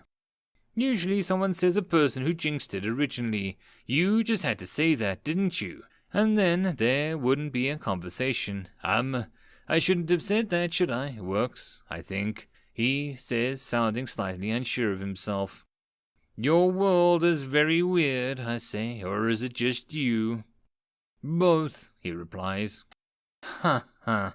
Well, let's go back to town before I get drenched. Oh, too late. At least the rain makes it hard for monsters to smell me. I somehow managed to get back with town without collapsing into the mud. Trudging into my room, in the end dripping with water, I collapse into my chair. Could I be any wetter, even if I were to take a bath? I doubt it. The only thing I can do is change into my spare set of clothes, so that's what I do. My bandage is sopping wet, so I change that too. The wet, bloody bandage is useless to me. I'll burn it when wood is flammable again. Now that it's just me, and not my clothes as well, I should get some food. Limping to the front door, I look out. Pelting down. Just great. Shouldn't you be grabbing an umbrella? Gerald asks. Umbrella? What's that? I ask in reply. You don't have umbrellas. How do you stay dry when it rains? I say sadly, we don't. And with that, I stride out into the rain to find something hot to eat. Maybe I shouldn't have changed. I don't believe it was possible, but it was. The next couple of days are even worse. Do you know how hard it is to fight on muddy ground? Very. Pretty much everyone except majors rely on good footing. Without good footing, I'm not able to put as much strength into my swings as I could normally, and dodging now is far away dream. Running, you say? What, are you crazy as my fork? That sounded considerably crazy, but you're more likely to faceplant and build up any speed. What else is bad about those days?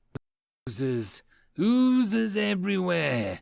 Everywhere. I spot one grazing on a tree. Roll over a rotted tree trunk. There's an ooze underneath it. I think I drank part of an ooze when I stopped at the stream to drink, because it tastes funny and I have a stomach pains for hours afterwards. Then there are all those oozes that are just mulling about in the mud. Normally, you just give them a good few stomps and they fall apart, but with all the mud and my bad leg, that is somewhat difficult. I still managed to kill quite a few, even so. At least the rain has stopped overnight, and the monsters seem to have been impeded by the difficult terrain as I am. The bicorn balls slip onto their sides when they attempt to charge at me.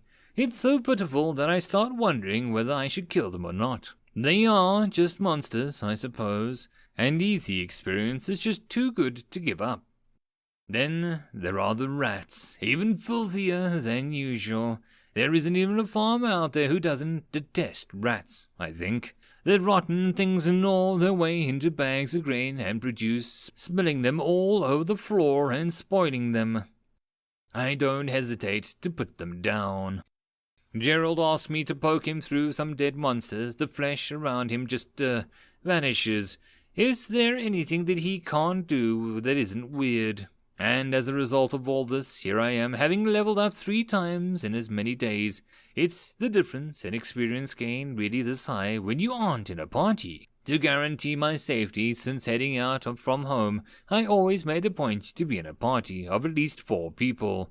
And I, as an adventurer, didn't have a specialty. I can't block enemy attacks, I can't attack from a range, I can't cast magic, and I don't know how to detect or set traps. Most of the time, this led me to being the glorified baggage carrier, which a very low experience share in the party. But 3 levels so fast? That's crazy. I'm over level 20 now. I'll get much more stats per level, and I'll get much stronger. Now, to allocate my stats. I have 10, so I'll put 2 in endurance and make me a bit tougher, and split the rest between dexterity and strength. As I allocate the points, I can feel my muscles and skin growing tougher, sturdier, and faster. My sword had never felt heavy in my hand, probably because of all the long hours spent hacking at the ground in my childhood, but now it felt light. Too light, perhaps. Shifting my feet into a simple stance, I do a few practice swings, creating a satisfying hiss as my blade cuts through the air. It's louder than before I leveled up, I think, but it doesn't feel as, satisfying. It's almost felt like when I was a kid, swinging around a stick. It made the sound, but it couldn't hit things with it, but it never felt like a weapon. Maybe I should focus more on dexterity until I can afford a better weapon. Looking down at myself, dried mud is clinging to my clothes, hair, almost everywhere. I really need to change that bandage again. It would not be pleasant if the wound were to fester. The thing has nearly solidified into a single chunk of mud and cloth, and I have to use a knife to cut it loose. The flesh underneath thankfully has no signs or strange colors or smells, and is starting to develop a scab. But it won't be safe until the scab is fully formed, so I take out yet another stretch of clean cloth and tie it around. I'm nearly out, so I'll have to buy some more soon. Changing into my newly washed set of clothes that is now dry, I fall into bed. Maybe I should just take it easy for a few days, to let those crazy monsters calm down a bit. End of chapter. Chapter 11. I forked it up again. POV Ferdinand. The next day, when I head down to the guild, I can't help but notice people are giving me strange looks. Can't imagine why, unless the guild has somehow discovered that I was involved in the death of the spider matriarch. But that's impossible, surely. There was nobody around, and I didn't say anything suspicious. Ignoring them, I glance over to the quest board and notice the ooze subjugation quest. With the amount of oozes that attacked me in the last few days, this should be easy money. Walking to the counter, I'm about to ask the register for the quest when the female staff there cuts me off. So, are you? I'm completely throws me. If it's about a spider matriarch, wouldn't it be more was it you question? If it isn't about that, what could it be about? Am I what? Cursed. Okay, what? Why would I be cursed? She raises her eyes and eyebrows as if I'm the one saying something strange. The last few days we received reports of monsters near the city were moving one by one in the same direction. When we investigated, we saw you surrounded by the corpses of those same monsters. Do you have a skill or an item on you that allows you to attract monsters? So it was only happening to me? How strange. No, I don't know why all those monsters attacked me. She nods. Then I'm sorry to say you'll have to leave the city. We can't risk strong monsters being attracted to the city. But I'm not cursed, am I? I've hardly done anything meriting such a curse of any god, right? Oh, come on. It can't be because of the spider matriarch, right? Right? Can I at least take the escort mission to another city? She nods. Go ahead, and you may only return to the city in the future if you find yourself evidence that you are not cursed. I head back to the request board since I'd been planning on staying in the city a little longer. I hadn't paid much attention to the escort quests. Escort quests, in my humble opinion, are great. It means you don't have to travel alone. You have someone with a map and fighting force of a reasonable size. All things should have when you're traveling. Now, let's see. Meston, too far. Hector, monsters too powerful. Port Acton, that should do. Can I register for the quest for the Port Acton? She looks down at some documents in front of her, writing something of one of them. Done. It leaves this afternoon, Westgate. If you don't go with them, the guards will forcibly evict you from the city. My days are going well, aren't they? It seems to be trend now, really. First the spider matriarch, and then all those monsters attacking me. Now this. I should collect my things from the inn, I suppose. Gerald POV. You know, this minesweeper's starting to get on my nerves. Do you have any idea how many times I've been going well, only to have an entire area enclosed by a circle of mines? Or stuck that start with a small rectangle of 1s and 2s? Too many. But anyways, we seem to be going somewhere. Hey, what's happening this time? I asked Ferdinand. I'm being forced to move cities because the guild thinks I'm cursed. He replies glumly. That's bad, right? That sounds bad. Cursed? Surely you'd be able to see it in your status somewhere. Normally, yes, he replies, but if you were cursed by a god or a goddess, they can make you unable to see it, if they want to. So, if somebody can see it, how do they know you're cursed? They don't. But apparently most of the monsters in the area are being attracted to me somehow over the past few days. It would sure explain how a few dozen monsters attacked me in an area where most monsters are supposed to be rare. He sighs. Wait, that was me, wasn't it? That was totally me. I definitely screwed up. I got the guy kicked out of a city. He'll be angry if I tell him. The problem is he'll be way more angry if I don't tell him and he finds out later. What should I do? Oh well, I suppose I was getting too attached to the city anyway. About time I moved, he says with resignation. Okay, not as bad now, but still. So, I tell him, what's the worst case scenario? Let's see, he cannot touch me because of acid and poison, but what if he swung his sword at me? I think I could absorb it, but what if he uses magic edge? I can absorb the ambient mana, but what if controlled by someone else? It doesn't specify, but it does specify things like that everywhere else, so I should be able to. He can't take any offensive action then, worst case he drops me.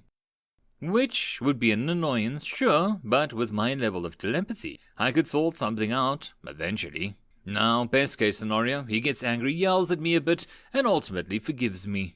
Putting it that way makes it seem the obvious choice. Well, here goes nothing. Ferdinand, I don't think you're cursed. The monsters getting attracted to you was my doing. I was practicing telepathy, and I thought at the time that it would be good for both of us if the more monsters came. I should have asked you first. I'm sorry. Come to think of it, didn't I say something similar the last time? Crap.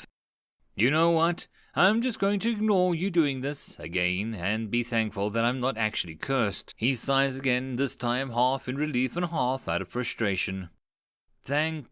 Actually, I don't want to do anything about the gods. Better hold off on that. I wonder if the capital G for God or if it's just the title or something. And wait, you can attract monsters. Then can you repel them as well? He asked curiously. Sure, if even more reliable than attracting. But why would you want to? I replied. Because my leg is still injured and I want an easy trip, he stated. Oh, yeah, there was that. I realized to some surprise. I forgot about things like that sometimes, since I have a skill which allows me to repair myself. Thinking back, certain things have become much easier since I've become a fork. You really should pay more attention to those sorts of things if you want to interact with other people in the future. I can hear some exasperation in his voice. What do you call it when neither of us are speaking? Voice. Yeah, let's keep it simple. It is telepathy skill slowly allowing us to use more complex tones. Yay, for higher proficiencies. Yeah, if only I could get a memory skill, it would be better, much easier. Wait, I don't have a brain, so how am I remembering and forgetting things? Am I forgetting things? I reach an epiphany mid-sentence. Looking through my memories, I can see them all with extreme clarity, playing them back like a live movie in my mind, for want of a better word. Crazy. Turns out I can't forget things, I say with some excitement. So, that happened. I don't suppose you know of any monsters with skills that could allow me to move. Something like levitation, flight, telekinesis. Yet, you get weirder by day by day. You know that. By the day, he emphasizes. Movement, huh? I know a few with those abilities, a few types of elementals, levitate or fly, but they're extremely rare and powerful. I don't know much about psychic abilities, sadly, so I can't help you there. Recalling what he had mentioned earlier on, I say, "Oh well, now what's this about the gods and goddesses? I don't think we had them back in my world. They're beings of unimaginable power. Each of them rules over a certain aspect of the world, which they know everything about, and are unrivaled within," he says in awe, "and there are a lot of them, so I won't bore you with their names. I don't even know half of them myself. Well, I suppose that technically Earth had a huge host of gods and goddesses as well, if one first assumes that all religions, gods, goddesses are real. Well, I'll go on to repelling all the monsters that wander near us. That would be great," he confirms. Note to self, definitely ask next time I arbitrarily decide to do something that will affect Ferdinand. Now, monsters. 1, 2, 3. Only 3 monsters within 780 meters. No wonder they say that they're rare in this area. How on earth are people supposed to level up in this area? It's not an Earth anymore, is it? I should ask the same point what this planet is called. If it is a planet, who knows when the magic is involved? Not to mention psychic powers, and whatever else there is would be crazy world. Oh, on those bicorn balls are wandering towards us. Scary things this way, food that way, shoo, shoo! Big scary, what eats pigs? A lion! Could eat a pig, right? Big scary lion this way. Yep, I'm a genius. It's working wonderfully. The thing about attracting them is you can only really promise them food. If you make them afraid of something, they might just ignore you and keep running, or panic and desperately attack you. Or, I think that's how it is. Not like I've tested it. I may be stupid sometimes, but I'm not that stupid. But if you want one of them gone, what do you do to care about the rampaging? And of course, if you make it think that there's also food in the opposite direction, why wouldn't they dash over? Of course, I might ignore food in its panic, but then one of them will surely work. Manners back up to full, may myself heal, up to 79.83%, getting really close. In the meantime, tap, tap, tap, tap, Ferdinand POV. It's very relaxing just walking along and appreciating the views around me. As we get further away from Idero City, the flat grasslands and plains turn into rolling hills, sparsely dotted with trees. Without my worries about being cursed weighing me down, I feel the light of a carefree as a wind elemental. There has been a lot of time to think. With all this traveling, and after some contemplation, I've truly come to terms with being forced to leave the city. I went there because I heard the monsters there were weak, but it was even more ridiculously quiet than I'd thought. There were some days where I would spend all day looking for monsters and wouldn't find them. All I would find was a few rats. Thinking back, staying there for as long as I did would cause my level to stay the same for almost a year.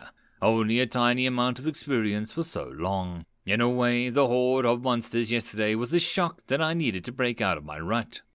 My injury has even healed over the duration of the journey, turning my slight limp into a comfortable walk. Honestly, I'm not sure anything could... That's a jinx as well. Gerald suddenly interrupts my train of thought. What? How? Are you psychic? Oh wait, I guess you are. My jinx senses were tingling, he says triumphantly. What in the world are jinx senses? I retort. A joke. I just popped in to say that because I was getting bored. Speaking of the world, what is this one called? Let's see, I think it was Adwea. Why? Just curious, I don't know much about this world after all. And what's with the system? We didn't have one back in my home world. How strange. Wait, his world didn't have a system, then how did you survive the monsters? No monsters on my world, he replies. Find out how strong you are, I asked. Trial and error, he explains. We mostly base physical ability on how much you can lift, or how fast you can run, those sorts of things. See how much health you have left? We have some people who were trained to be able to see how healthy you were. So some people had the ability to see health, even without a system. How strange. Could they see stamina too? Not that it matters, because I will never go there. So, the system, he asks again. I think back for a moment before realizing I know next to nothing about the status outside the obvious. How should I know anything about it? From what I've heard, people have always had access to the status and skills. And you all just take it for granted? He asks in disbelief. I mean, the system makes you stronger the more you kill things. That promotes conflict, whether that be causing a farmer to turn onto banditry or an extra incentive for war. Generally, I tend to be skeptical about things that like people to kill other people. The concept strikes me, causing my footsteps to falter for a moment. Now that I think about it, the system does cause conflict. How strange. But surely it isn't anything to worry about. After all, everything's been fine for years, I reason. Gerald doesn't respond for a second. Ferdinand, if I ever become able to write, the first thing I'll write will be called 101 Horrific Jinxes That You Should Never, Ever Say. What? Did I say something again? His obsession with these things was unusual. Oh, you just increased the chances of a worldwide catastrophe from happening in the near future. Nothing big, he says with a false nonchalance. Unfortunately, I don't quite understand what he said. Cat has a trophy. What does that mean? Everyone gets cat trophies. That's just stupid. Words with similar meanings include, but are not limited to, disaster, calamity, and cataclysm, he says dryly.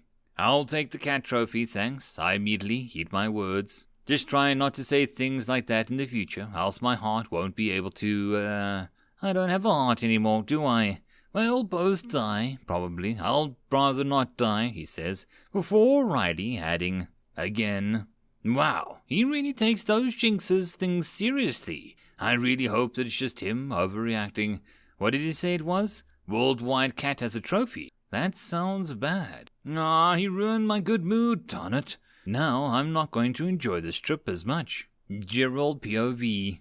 Note to self, importance, maximum, prioritized learning abilities that could allow self to write. Impeding doom possible, otherwise. Write Ferdinand a book on what on not to say at the earliest opportunity. He unknowingly says things that quite often, doesn't he? Heck, I believe in the curse that I didn't know better. Oh, well, nothing I can do about it. Exhaustively chew to him? Ain't nobody got time for that. Wait, I do. Should I? Nah, I shouldn't be that serious. Ferdinand POV. The smell of salt grows heavier in the wind as we come ever closer to the shore. I take a deep breath in through my nose. The scent of the ocean. Why did I ever leave the coast? A nagging voice in the back of my head starts listening in on various reasons, but I ignore it. I won't be staying long enough for those to be a problem, anyway. Perhaps a month, then move on to another city. Still, I should take care of some not to repeat my past mistakes. The wheels of the cart trundle along, and a low, continuous crunch against the dirt road, accompanied by the haphazard footfalls of the other escorts, punctuated by the heavier steps of the mule pulling the cart. It tosses its head to shoo off a lingering fly, plodding on slowly but unceasingly with the behest of its driver. Thankfully, the weather is calm today, all clear skies and the occasional drifting cloud. Vast contrast from the sky only a couple days ago. Still, clear skies today doesn't mean warm waters tomorrow. As a former farmer, I pay great attention to the weather, a habit I formed over many years. The walls of the port slowly increase in size and stature from little more than a haze in the horizon to a towering, fortified construction sprawling out against the coast in front of us. What with the complete lack of monsters or bandit attacks, this has been the easiest and most comfortable escort mission I've ever done, and I'll get paid for it too. Walking under the open gates, I take in the sights around me. The smell of fish assails my nostrils. You can't get away from that here. Still, there are much more pleasant aromas drifting around as well. By the side of the road, a street vendor roasts some small fish with a portable grill. They are gradually replaced by passers-by by one with an easy meal, and the smile of the old man's face slowly growing along with the weight of his purse. Well, I have been walking all day, may as well get some grub. Walking over, I wave my hand at him. Hello, Richard, how are you these days? His face crinkles as he squints at me. I do hope he hasn't forgotten about me. It's been over a year, after all. But then his face cracks into a smile again, bringing me some relief. Ah, yes, very well, thank you. I almost didn't recognize you. You've let your hair grow out recently, I see. Terribly sorry. What was your name again? All those tumbles I took my youth are catching up to me now, I'm afraid.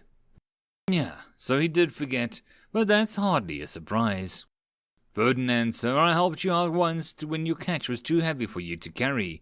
It was enormous and I could barely see underneath the towering mass of fish and nets. His expression became pensive as he struggled to recall his memory. Yes, now I remember, Ferdinand. He pauses for a moment, mulling it over. When was it that you left for the port? I can't seem to quite remember. Over a year and a half ago, sir. He shakes his head in amazement. A year and a half? Has it really been so long? Yes, I suppose it has. Strange how short the years feel now.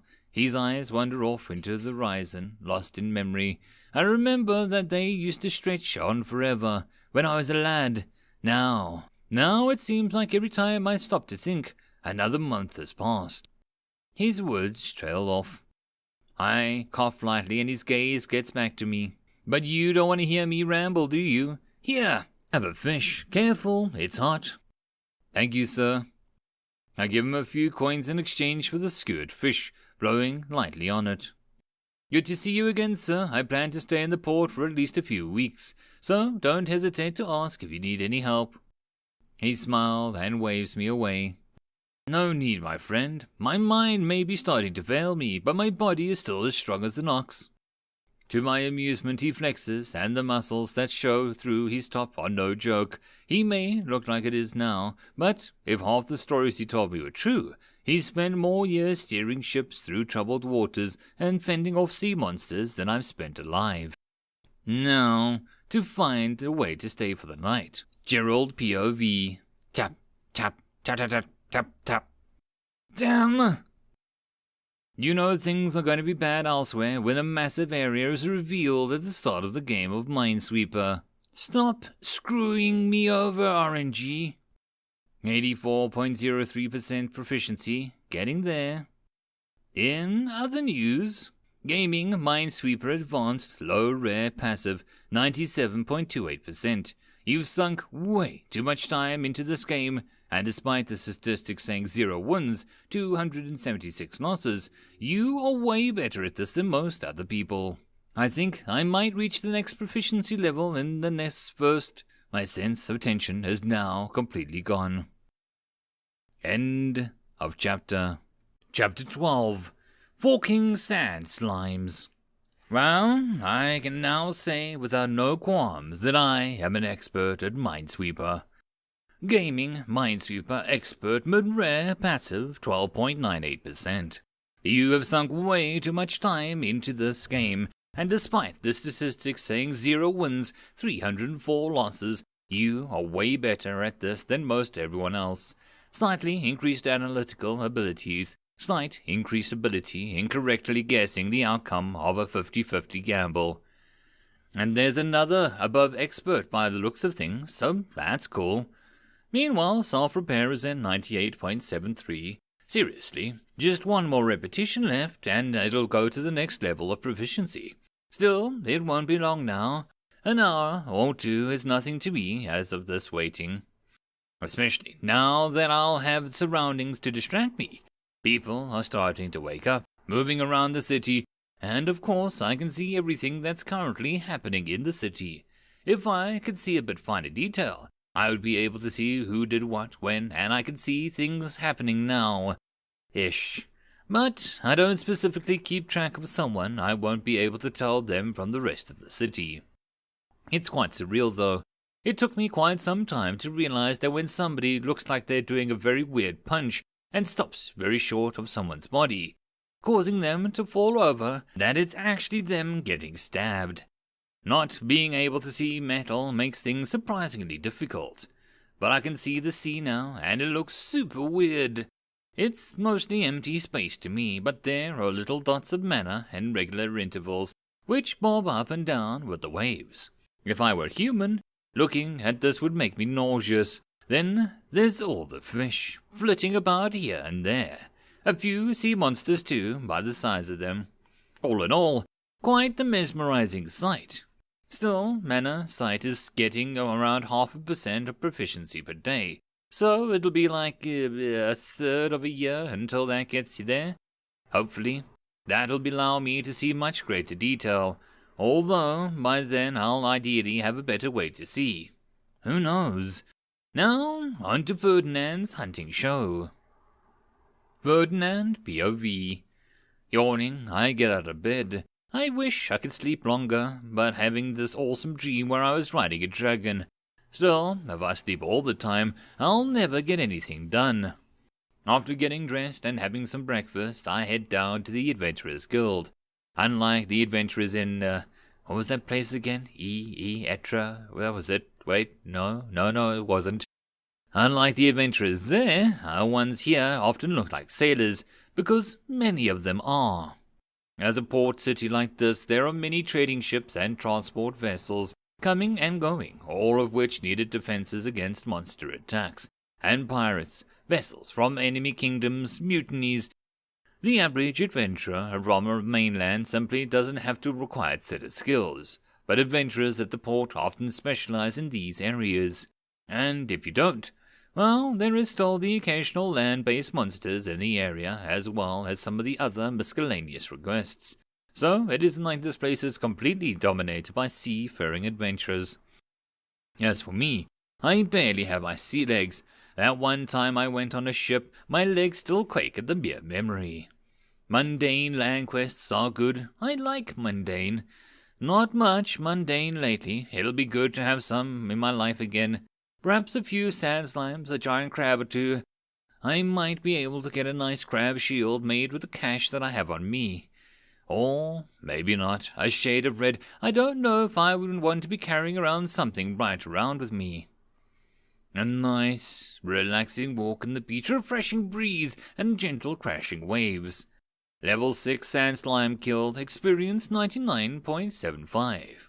I love how you can kill these things by taking a walk. Sometimes they can be extremely annoying if you accidentally sit down on one, but otherwise they are mostly harmless. Breasting a small ridge of sand, I instantly crouched too low to the ground, trying to be stealthy. I just ignore the large sheet of sand crumbling away in my wake. It must be my lucky day. Giant crab doesn't notice me at all. Now, if I could just sneak up on it. Slowly. Level 6 sand slime killed. Experience gained 99.75. What on earth? I didn't notice. Phew, step, and with the mighty muscles I shall flip the beast. With a great exertion I succeed in almost flipping it. Never mind, with the fork of mine I shall cut through the beast's carapace. Wait, my best cutting tool is a fork? I just wanted mundane. Why can't I have mundane anymore? Level 16 sand crab killed. Experience gained 745.75. Now I have to lug this thing back to town. Woe is me.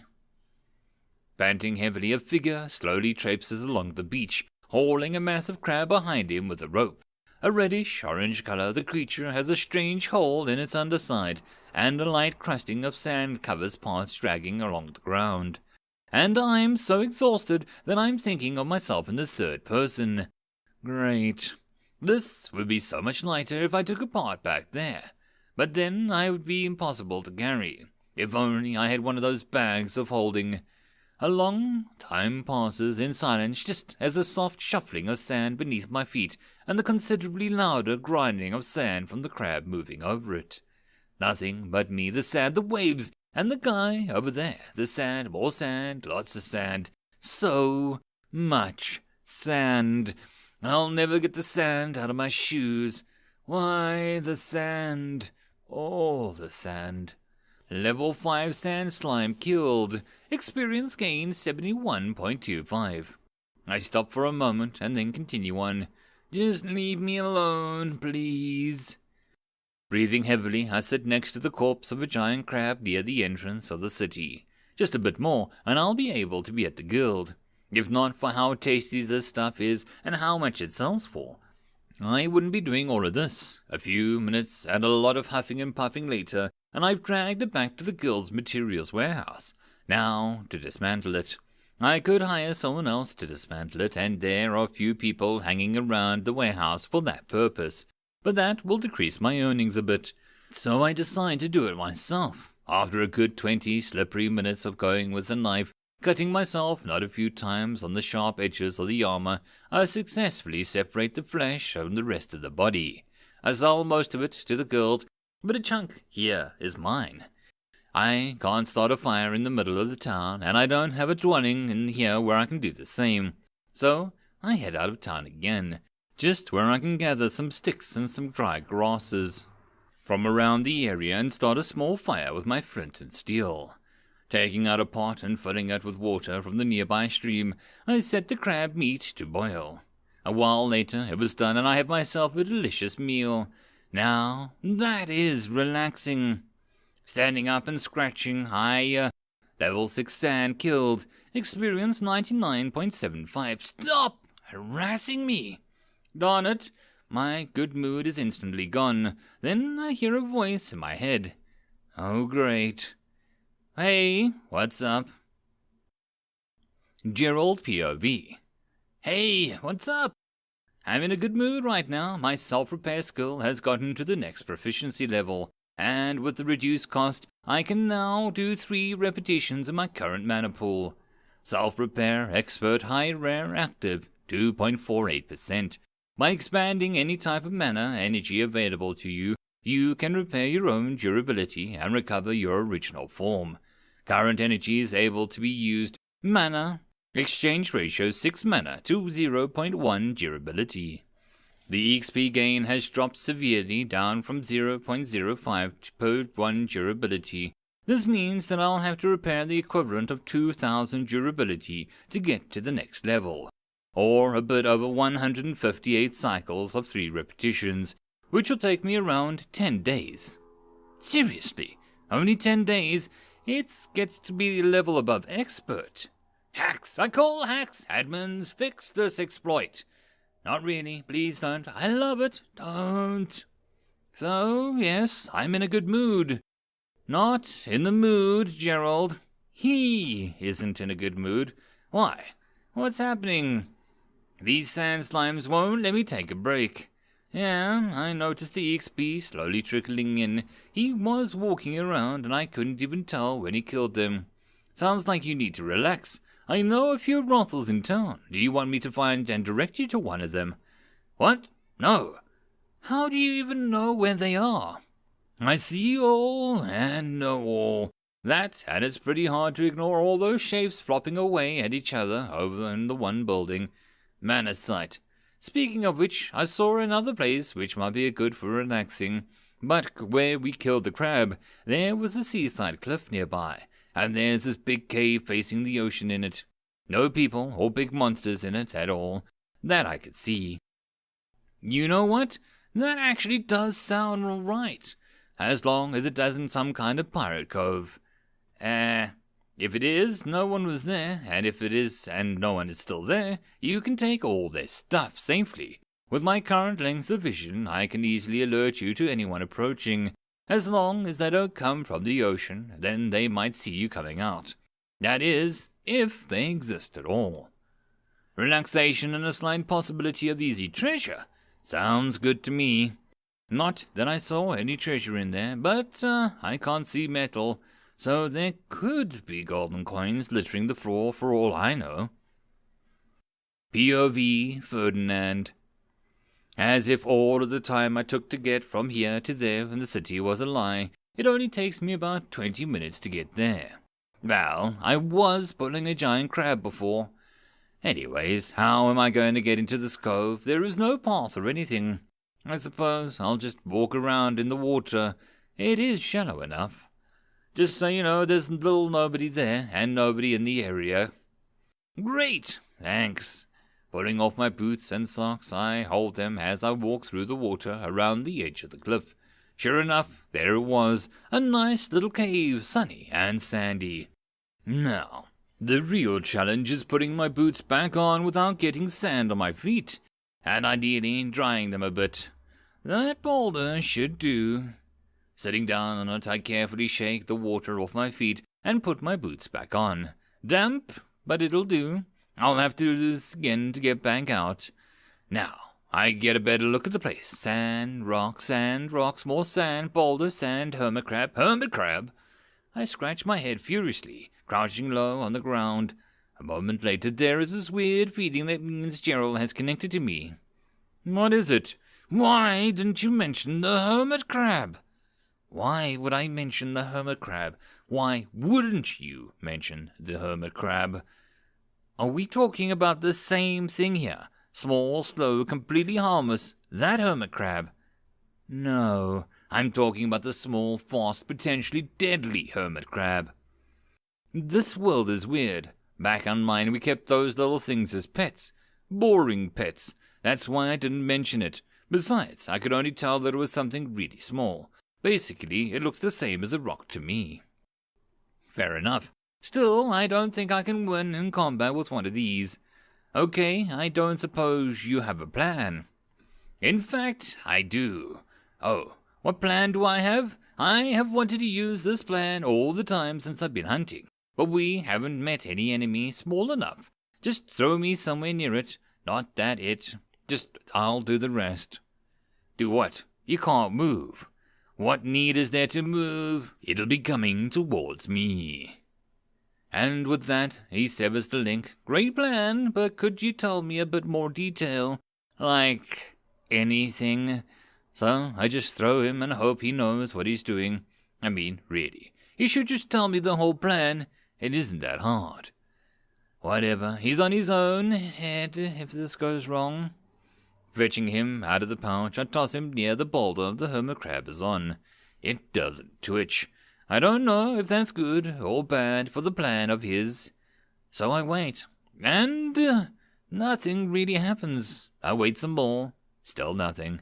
And, something's happening. It's wandering down the side of the boulder. It's on towards Gerald. Very slowly, too. Are things I heard about them lies? I've never seen one before, since they're so rare. Not only that, I heard that most of the time they only move for food and combat. Otherwise, they just sit in secluded areas, like on a rock in a secluded cave. It slowly crawls over towards Gerald and then starts to crawl over him. Strange, it has all happening in an instant. They make their moves almost simultaneously. One fork, one hermit crab. In one moment, it was moving on top of him. The next, it's falling, somehow. It almost seems as if it's sinking into its body. I didn't think his absorb skill was that powerful. In that moment, I think it's already over. He surely won with that move. But then, there's a loud, solid explosion. The ground around Gerald caves in, sending sand flying at the speed of an arrow in flight, stinging against my arms as I raised him to protect my face. And over it all, a clear snap. When I feel the sand stop pelting my arms, I am able to take a clear look. My eyes widen in shock. Where there used to be a flat sand, there is now a crater, and about half as deep as I am high. The boulder that was sitting in the sand, although withered by age, was still a sturdy rock of considerable size. Now it's a crumbling before my eyes, sheets of stone rolling off like a snake shedding its skin. At that moment, level 32 hermit crab killed, experience gained 4094.5. Level up, you are now level 22, 4 stat points gained. Stat points can wait. Where is Gerald? Looking down from the edge of the crater, I spot him at the bottom of the crater, split in 2 pieces. What's left of him is warped beyond recognition. POV Gerald. Level 32 hermit crab killed, experience gained 215.5. Level 32 hermit crab absorbed, experience gained 4,310. Durability recovered 0.7. Skill proficiency increased, absorb 1.1%. Skills gained, Key Blast and Meditation, basic. Traits gained, Key Practitioner. This window will close in 29 seconds. You have leveled up. You are now level 28. 4 stat points gained. If I had nerves right now, I would be in serious pain. Wait, no. I think that I would be unconscious. Definitely unconscious. And perhaps killed by the shock. Durability 2.3 out of 16.2. Probably dead. This level of damage converted to a human body would be, all limbs broken, internal organs ruptured, I think. Not to mention that this is after being repaired by Absorb. Good thing I am not human. No. Oh yeah, he's probably thinking I'm dead right now. Hey, I'm fine, just so you know. Currently extremely glad I have no sense of pain, but fine all the same. I get a reply instantly. He really must have been concerned. That's great, but seriously, how are you not dead? You're still thinking like a biological, that's why. You have to think like a fork to become a true fork. Wait, he's not a fork. Because I'm a fork, not a human.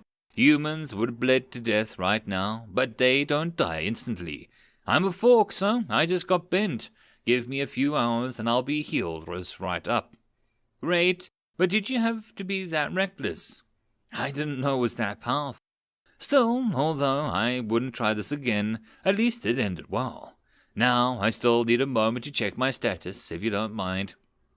Me too. I leveled up from that. Oh, congratulations! Thanks. Now, what are all these cool-sounding things I got? Let's see from the traits. Key Practitioner, you have gained the ability to control the energy within you, and to reinforce it with the energy around you, enabling you to perform far beyond the normal limits of your body. Stat unlocked key. Okay, but my body limits are 0. Why does that give me 1? Out of the 2 skills, the most interesting is the one called Key Blast, so let's leave that till last. Meditation, basic, low rare, active, 0%. Enter into a state of unburdened by worries of the physical world. There is only you and your thoughts that exist in this world. While in this state, mana regeneration multiplied by 1.5 and psi regeneration multiplied by 1.5. Key regeneration multiplied by 10 times the normal rate. Are you mocking me? You're mocking me, aren't you? Stuff you too, then, status.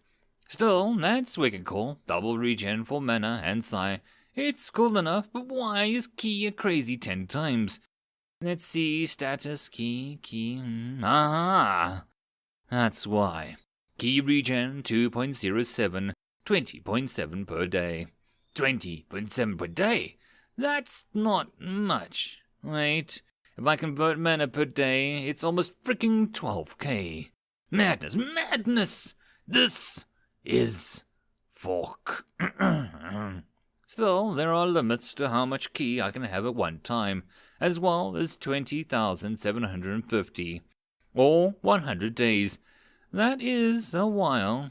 Key Blast Basic Low Rare Active 0%. Expel key from your body in a concentrated blast. Power varies with key infusement. With your lack of experience, you are not able to accurately control the amount of key you infuse into the skill. It may vary by up to 20 points. Boring. But what if I infuse my whole body into key into it? Hey, that's probably what the crab did. That really did pack a punch. Hey, I'm in a crater. Huh, that's powerful. I wonder, could I use tiny key blasts to propel myself around? Better not try that until I'm back to full durability. Anyway, it doesn't look like I'll be able to play Minesweeper much if I'm using meditation to boost my growth rate. Too bad. I think I was getting somewhere with my last game. But it's not like playing it is actually useful for anything but passing time. With all of that said and done, I've done what I wanted to do, so I connect with Ferdinand again. Hey, sorry about that. That really didn't work out like I'd hoped. Still, at least nothing happened to you. That would be more difficult to repair. It takes a few moments for him to reply, and he seems a bit absent-minded. It's alright, like you said. It ended with no lasting harm done. What's up? You sound distracted. Another pause. I'm not sure where to put my stat points. I used to focus on all my points into strength and dexterity, with a bit of focus and endurance. But that was when I never thought that I'd get so much stronger. But now I'm getting all these levels so quickly. I'm not sure what to do. What's endurance? I don't have that one. It relates to your body's toughness and stamina. Okay, that makes this easy. What weapons do you like to use in the future? Just a sword and a shield, or perhaps a greatsword? Perhaps a greatsword, they look powerful. Then you'll probably want to focus on strength first, endurance second, and dexterity third. If you've already been focusing on dexterity in the past, just ignore it for a while until your endurance catches up. You'll probably want to learn this key stuff too. Looks pretty powerful. Okay, that sounds reasonable. Wait, you have ki now. What don't you have? The ability to move, hear, speak, smell, taste, and touch. But apart from that, I seem to have a bit of everything. Sorry. Don't worry about it. I've been living like this for ages now. I'm used to it. Besides, this telepathy is a big improvement of what I had before. So, what now? I'm going to go back to the city before something else happens. That's another jinx, but what makes you assume nothing will happen in the city? A long pause. Oh, holy gods of mercy, kindness, and peace, protect me in this grim world from the terrors that seek to destroy my daily life. I implore you that my days will return again to the most simple of hunts, without great danger and insane events occurring around me. I ask thee of the gods. He continued on like that for a long time. I eventually just cut the link. Well, all in all, it was a successful day. Oh, and the stat points, I'll chuck a bit into strength for lulz, and then 1.5 into wisdom, 1 into intelligence, 1.5 into strength, and with that, I have nothing to do again. Let's try out this meditation skill. End of chapter. Chapter 13. A sailor went to the sea, to see what he could see. But all that he could see, was a giant forking monster. Ferdinand POV. After all that, I'm not in the mood for relaxing on the beach. I'll probably just end up being swarmed by sand slimes, or something worse. So I head back to the city for a second time today. At least this time I won't be dragging along a giant crab. Another lengthy traipse across the shore later, and I'm back at the city gates. Walking through them, I consider what I should do for the rest of my day. I definitely don't feel like going out and getting monsters again, but just sitting around is a waste of the day. Back on the farm, this wasn't a problem. Work, day in and day out.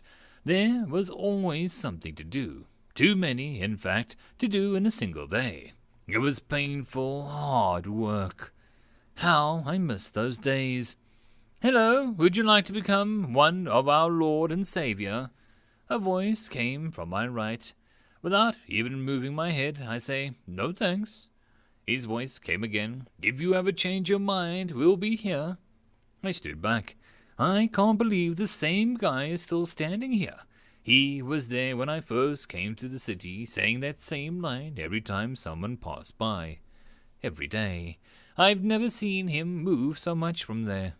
I have no idea who he worships, but just the way he says, become one, gives me an off feeling.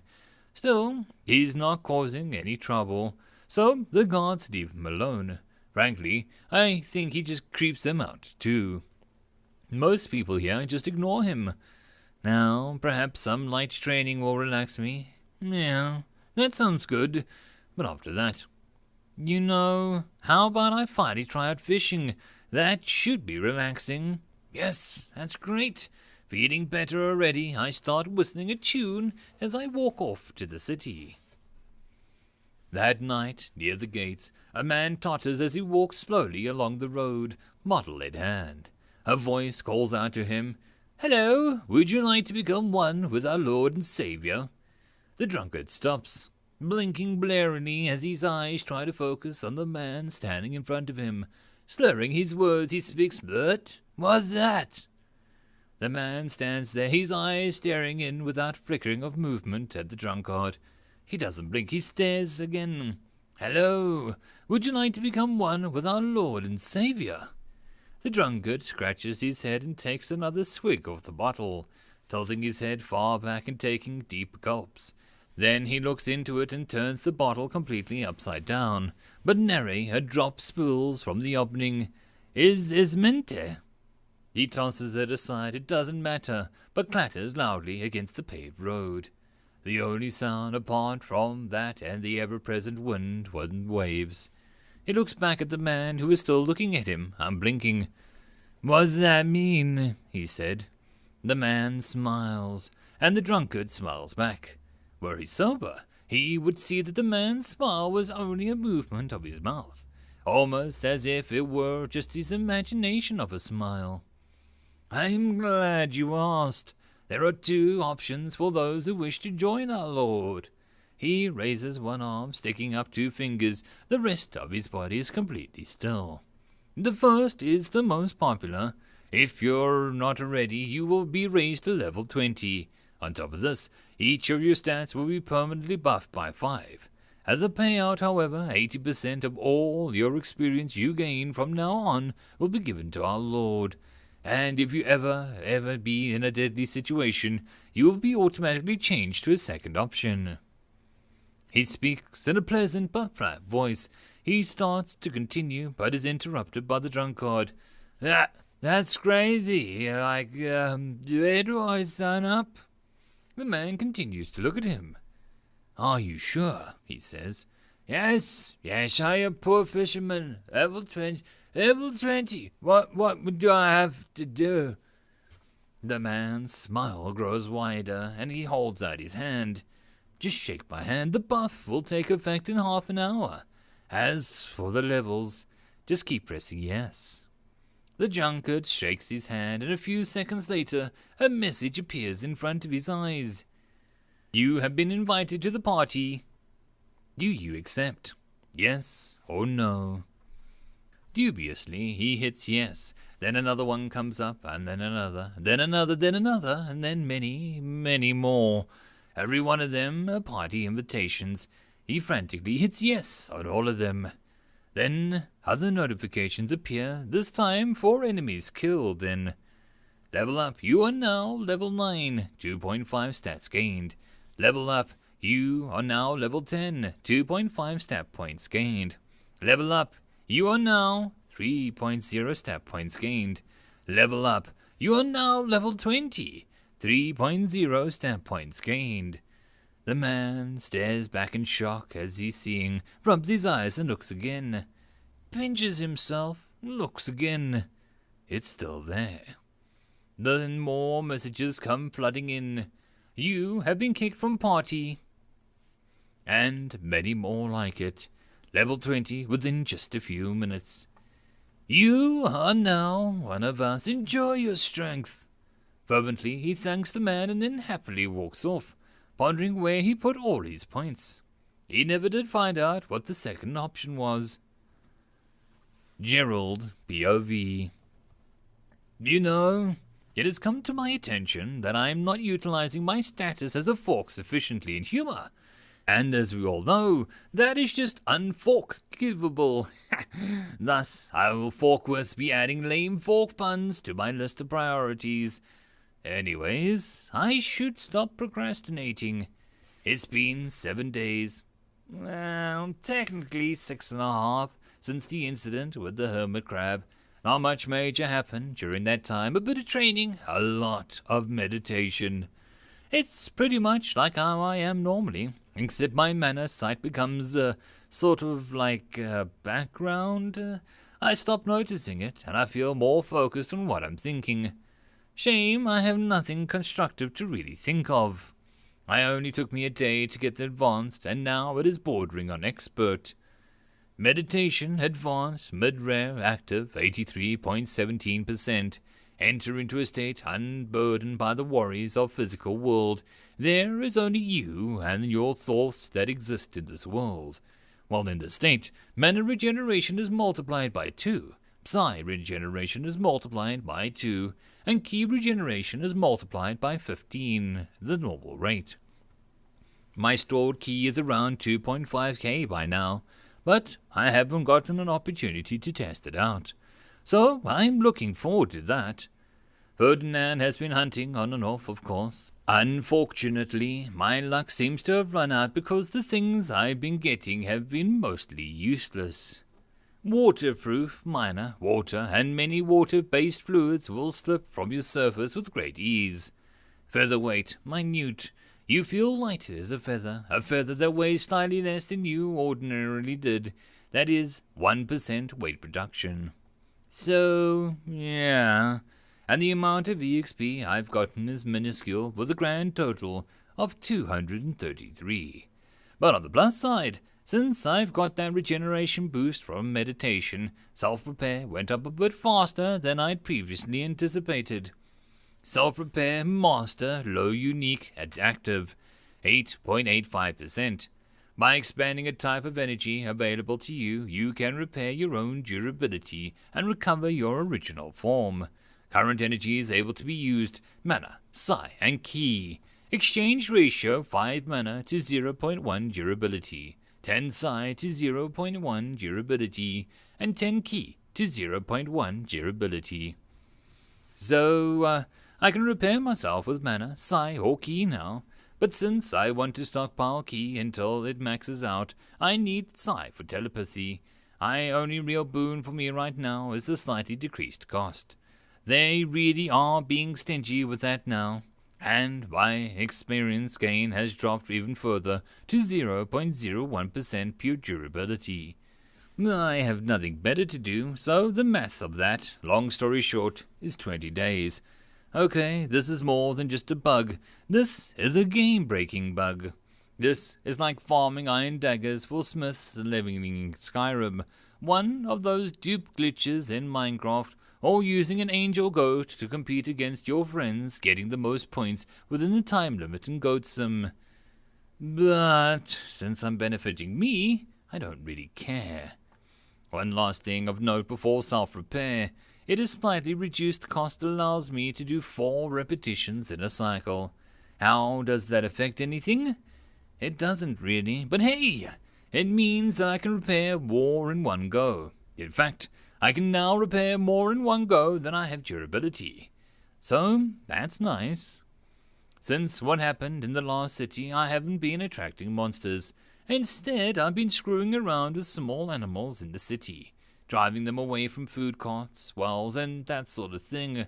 Now that I think about it, I'm probably reducing the levels of sickness and disease in the city. You're welcome, people who don't know I exist. Now, I think it's about time to utilize my epic folk psychic powers to wake up Sleeping Beauty over there. Judging by all the people getting up, it should be morning. B.O.B. Ferdinand. Today is the day I get over my fear of boats. Richard is very well known in the fishing community here. He has found out almost instantly that I have started trying my hand at fishing. In one of his rare moments of clarity, he actually recognized that his friends were talking about me. So he invited me to go fishing with him. On his galleon. He has a galleon. And a full crew that he takes with him every time he goes fishing. Why doesn't he just use a smaller boat? I have no clue. As I walk up the gangplanks onto the deck, I feel it rolling slowly beneath my feet. My stomach begins to churn, and I begin to wonder why I agreed to this in the first place. All right, I wanted to learn how to fish better. Walking up behind me, Richard claps me on the back, just as the deck shifts beneath me. I fall to the floor where Richard looks at me in surprise. Don't have your sea legs yet. What have you been doing during your time here if not sailing, Frederick? He stretches out a hand to help me up as I grab it. I notice that his grip is incredibly strong, and when he hoists me up to my feet, he doesn't budge an inch even on the rolling deck, as if he were made of stone. Ferdinand, sir, I've been hunting monsters around the city, since I'm not used to being on ships. He laughs. It's about time for you to get used to it then. There's no better crew anywhere in this area, and most of them have been my shipmates for decades. You're in the best of hands, Ferdinand. Relax and enjoy the sea, in all of its beauty. He walks to the prow and spreads his hands, but all I see is water. It's salt water too, so it can't even be drunk or used to water crops. Not feeling it yet, you will. The seas are an entirely different world to the land, with their own rules and rulers. Whatever that means, this is sure to be an interesting trip, one way or another. Dozens of men, most of them with hair that were greying and a pure white, clamber about the rigging, unfurling sails, tying ropes, and whatever else sailors do with twice the vigour of men half their age. "Why do you take a galleon out to fish?" I ask. "Surely it would be easier with a smaller vessel." He stroked his beard with one hand and caressed the ship's carved railing with another. "I watched the ship, the Sea Dragon, being built. I've travelled across the seas on her, fought alongside her." He turned to me.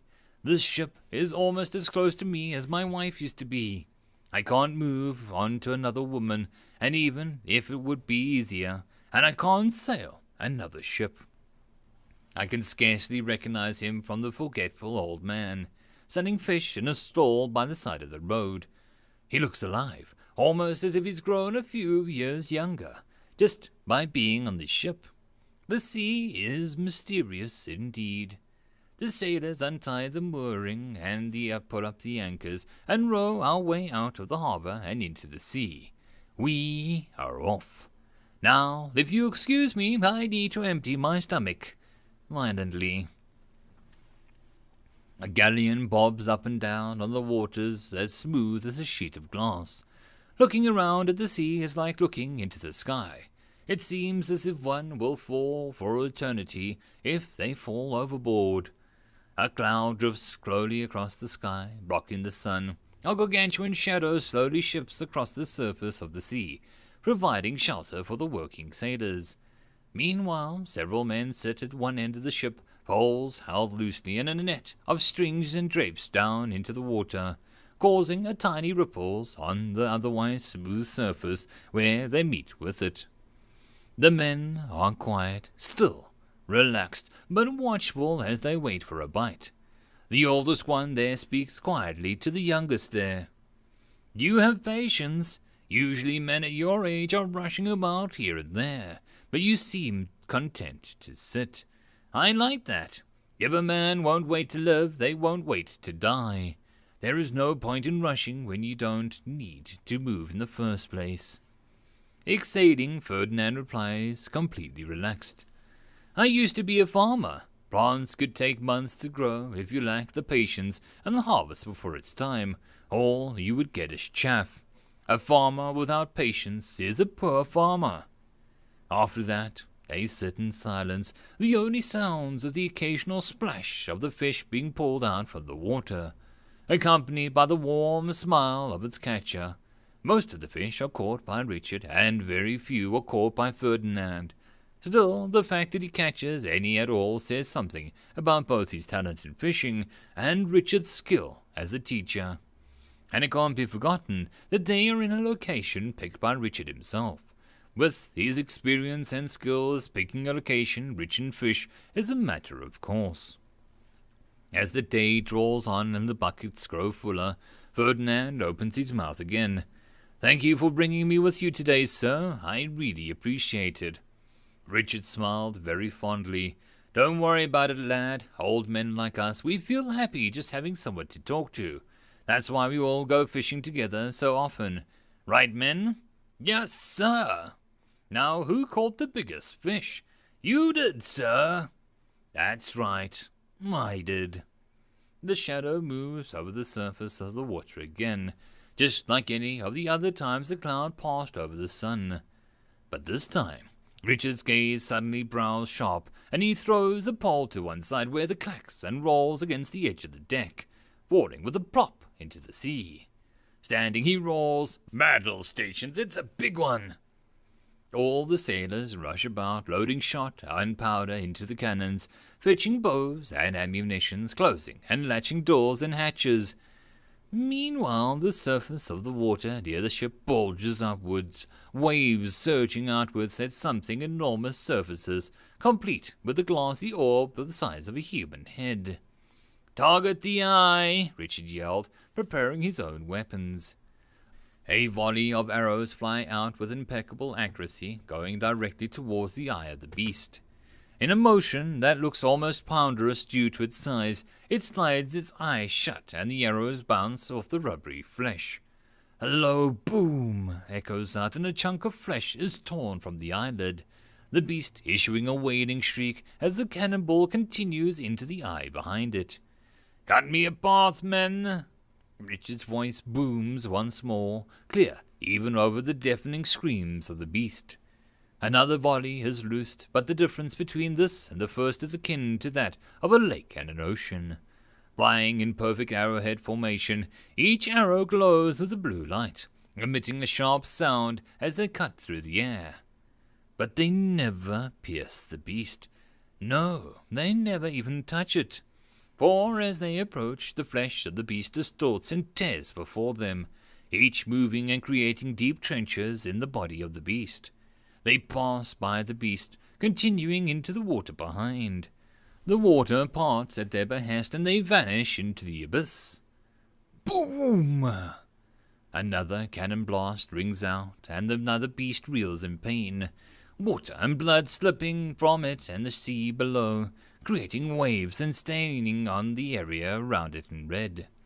Even this cannonball glows as it powers through the air, but due to its size, it is even more eye-catching. The cannon was fired from the opposite end of the ship as the archers, but due to the angle they both hit at the same area.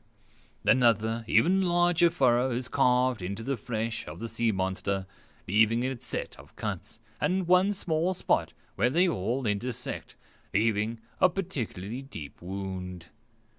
My turn.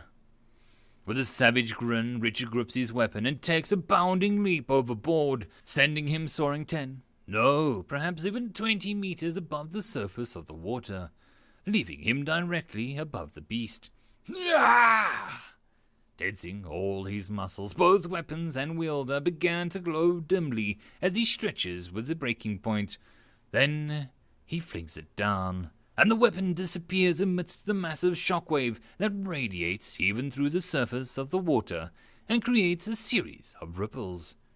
Where one on the ship they would only be able to hear the final scream of the beast as it dies. Richard, however, has a perfect view as it falls. His harpoon bores a bloody hole into it until it reaches the heart of the beast, killing it. Or it would die after the last bit of blood of its heart is pumped out and lost its oxygen, which will be very soon.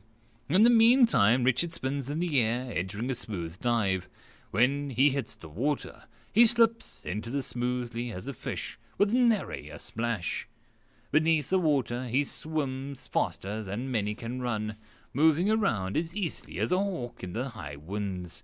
He moves towards slowly sinking beast, diving into a hole created by the harpoon, now filling with the last vestiges of its blood.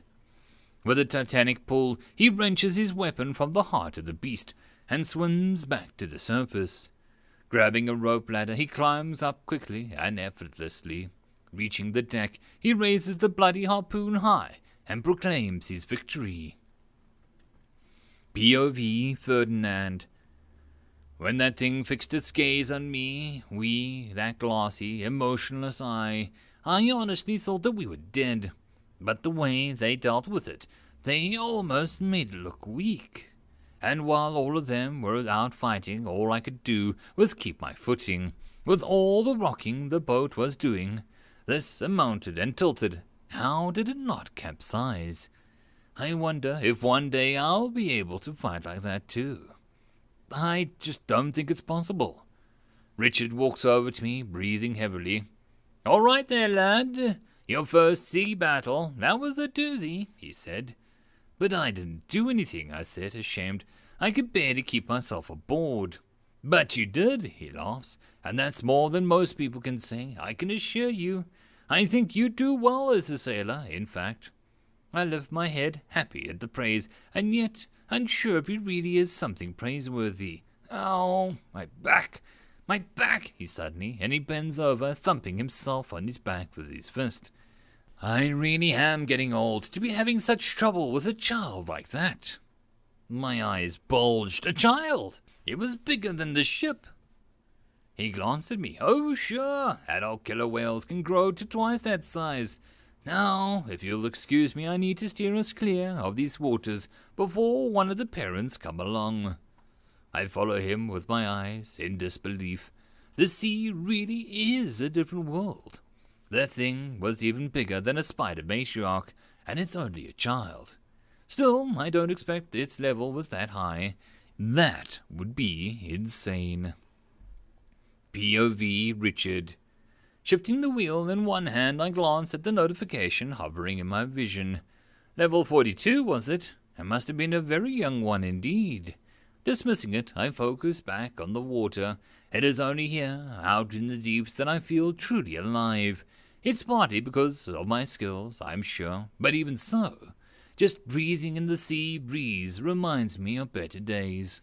Days when my son stood beside me at the helm as I taught him the ropes. Days when I held his hand in the water as I taught him to swim. Days when we sat around the table in the mess and ate together. If only I could reverse the timepiece. But no, that would be an insult to my comrades, an insult to their resolve, to their courage, to their sacrifice. If I could do such a thing, I could not use it. Those times have passed, however much I wish for it not to be so. The sea, calm and deep, welcoming and warm. Yet how terrible a mistress is she. Men enter, but never leave. Ships sail, never to be heard from again. Perhaps one day, but not today. However cruel she treats me, yet I just can't leave her be. For if I ever loved a woman, I loved three. My beautiful wife, God's rest her soul. My ship, her faithful companion. And the sea, hated and loved in equal measure. My hand moves of their own as I stare into the depths. I let them, and they never steered me wrong before. And my men won't tell me if they ever did. Captain, ship sighted. A holler comes down from the crow's nest. Drawing a deep breath, I bellow back, Any markings? In reply, he tosses down the spyglass. I'm not so old as to miss this. I reach out and grab it as it tumbles through the air. Extending it again, I follow the man's outstretched arm and focus on the horizon. My skilled telescopic vision increases my vision threefold when using a spyglass, allowing me to easily spot the vessel. I pan around, and the more I look, the more I frown. No markings on the sails, no flags, no ensigns, a completely unmarked vessel. On the open sea, that can only mean bad things for us. To be on the safe side, we should retreat to the harbor. Just as I'm about to put the spyglass down, I catch sight of a figure on the prow of the ship. Perhaps this will give a clue as to the intentions of the vessel. I twist the spyglass, increasing the magnification and allowing me to clearly see the man's face. The spyglass drops from my hands, clattering on the deck. I'm too shocked to care. It's impossible. Absolutely, completely impossible. I saw his corpse. I buried it. Why is my son on that ship? End of chapter. Chapter 14. Finally, a useful ability. Fork no longer? POV Ferdinand. I watch as Richard looks through the eyeglass at the ship on the horizon. He drops it in shock, turns and roars at his crew to pursue it. He turns to me almost as an afterthought and apologizes. I'm sorry this happened while you were on board, lad, but it's likely there's going to be a fight in a bit. Best you stay below decks for a while. I stood rooted in place for a second and then slowly turned to walk to my bunk in the ship. This was just a normal fishing ship a minute ago. Why did it have to turn into a battle again? I look out of one of the thick windows in the hull as we drift over to the waves, going faster than we had been before. The ship on the horizon increases in size as we move towards it. Every wave of our ship crests, bringing us one step closer to combat. So why are we heading towards another ship? I thought this was just a fishing trip. Gerald's voice pops into my mind suddenly.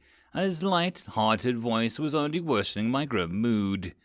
"I don't know," I say sadly, "but it looks like we'll be fighting it. Or rather, the others will." "No," he said, and then says nothing more for a short while, making me wonder if he's still there. Then his voice comes back and is considerably more serious. "You might want to know that many of the things on that ship aren't humanoids, then." "They aren't humanoids?" "They don't look anything like a human. Lots of things with more than 2 arms or legs, or both. A few blobs and a few tiny things. And that's not even counting all the tails and horns that I'm seeing. Heck, there's only one thing on that ship that looks normal." If that's the case, then Richard needs to know immediately. I get up from the window and quickly move towards the stairs and the deck. Gerald's voice comes out again. "Oh, there. How are you going to explain knowing this?"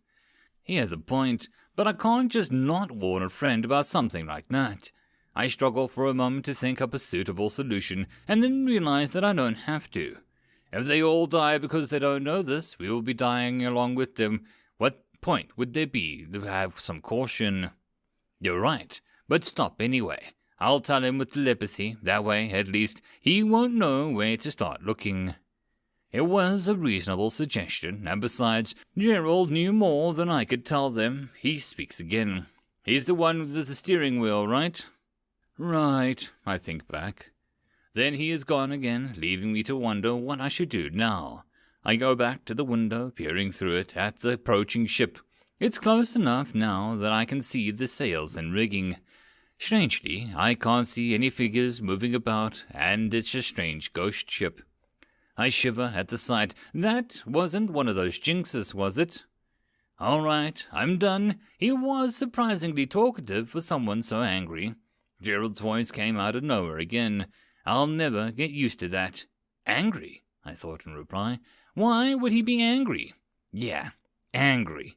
Not at me, but I could feel it from the way he talked. He was incredibly angry, and even more sad. You have any idea of why that would be? How strange, I thought. This was just some pirate ship, but now it looks like it might be something else. No, it was perfectly fine before that ship showed up. I have no clue why he would be like that. Distracted, I look out the window and see the first cannonball come speeding towards me. POV Gerald. Now, the first thing I should mention, the ship is fucking awesome. Whatever it's made of has a lot of mana in it. Not only that, there are some badass spell formations all over the hull. How do I know that they're all spell formations? Dunno. They're magic and they're circles, and I have all this neat cursive script and stuff. Not much else they could be. Then that cannonball sped towards Ferdinand. I must admit, I freaked out a little bit. I could protect myself from that, but anybody else was way outside of my abilities. So I was pretty darn glad when the ball just bounced off the window. I think Ferdinand almost fainted, though. Don't blame him. We both thought he was a dead meat there. And honestly, there was pretty much nada that I could do to contribute to this battle, besides a bit of info that I gave the captain of the ship. Which sucks. I really need to get some long-range attacks, like, some magic, or perhaps some magic. Magic would be nice, too. Just give me magic already, will you? Looks like combat has broken out now. Cannons have been fired already. But now people are jumping from deck to deck, whacking each other with their weapons, which I can actually see this time. Yay. Must be made from mithril or something. Still, at the speeds that they are going, I can't even see their fights. Perhaps I should distribute a few more points into dexterity. Another level is still a bit off. I enjoyed what little I could see, however. In fact, I was so engrossed that I barely noticed Ferdinand wandering up the stairs. Are you suicidal? I asked him. What? No. He sounds confused. Then why are you wandering into a battlefield that's probably and entirely populated with people that are higher levels than you are? I ask. The battle is finished, right? Now he sounds even more confused, which makes me confused. No, Everyone's still fighting. I can't hear anything or see anything out the window, he says uncertainly. I sigh internally, and I can see everything. They're still fighting. Talking about fighting, you should get away from the stairs, like now. He's confused, but he backs up quick enough. Something is dripping down on the stairs, falling into a puddle below them. Now, normally, I would think that this was blood or water, but that stuff doesn't have the concentration of mana. Also, they don't stick together to make some sort of slime. Apparently, Ferdinand here hadn't noticed anything, so I tell him that there's an enemy a few meters in front of him. That makes him get out his weapon real fast. It's some sort of slime. A sword isn't going to cut it, literally, I said to him, unintentionally making a pun halfway through. All right, I'll try throwing you at it then. Now he's getting it. The puddle below the stairs wobbles and draws itself up into a vaguely humanoid shape, walking through the stairs as if there weren't any there to begin with. Then Ferdinand hurls me right at its head. Nice shot, man! Sadly, the slime reforms its head and leaves a massive gap for my path to travel. Crap! I land on the floorboards behind it, and it starts walking towards Ferdinand. I suppose he's currently trying to slash at it, but he just keeps changing its shape, the blade completely unable to touch it, I think. Meanwhile, here I am on the floor, trying to get the hang of moving around with key blasts. Even a small amount of key, we could say 5, can make me move around a small amount. I'm trying to increase my next attempt by a small amount. All of a sudden, I'm speeding towards the slime, sinking slowly into its head. I feel the strange viscous substance that is its body is made up of molding around me, exerting a light pressure. This is weird. I must have really surprised the being because it takes a second before it starts trying to dissolve me. Being mithril, I'm quite resistant against acid, but it's still doing some damage. Then I flip on absorb and the thing's head disappears. You know, I only remembered recently, but my absorb skills range is intelligence and wisdom. As it is right now, my range is sitting at a neat 19.5 centimeters. What this meant is that, provided that I'm at the center of it, I can absorb a whole basketball in one go. Not that I will ever do that, but now that I'm midair and good old gravity takes a hold to help me out, I start falling. As I fall, I continue to absorb the gelatinous stuff that the body as this particular creature is composed of. When nearing the floor, I hurriedly retract the absorption scale from below. I don't want to leave some strange hole in the ship. When I hit the deck, I can just imagine a light clink sound that I'm making an expression on Ferdinand's face. There is a bit of a goo splattered around the floor, remnants outside of my range of absorption, but it is definitely dead. And holy crap, I've got something awesome. Wait, multiple awesomes. Level 34, Mimic Slime killed. Experience gained 252.5.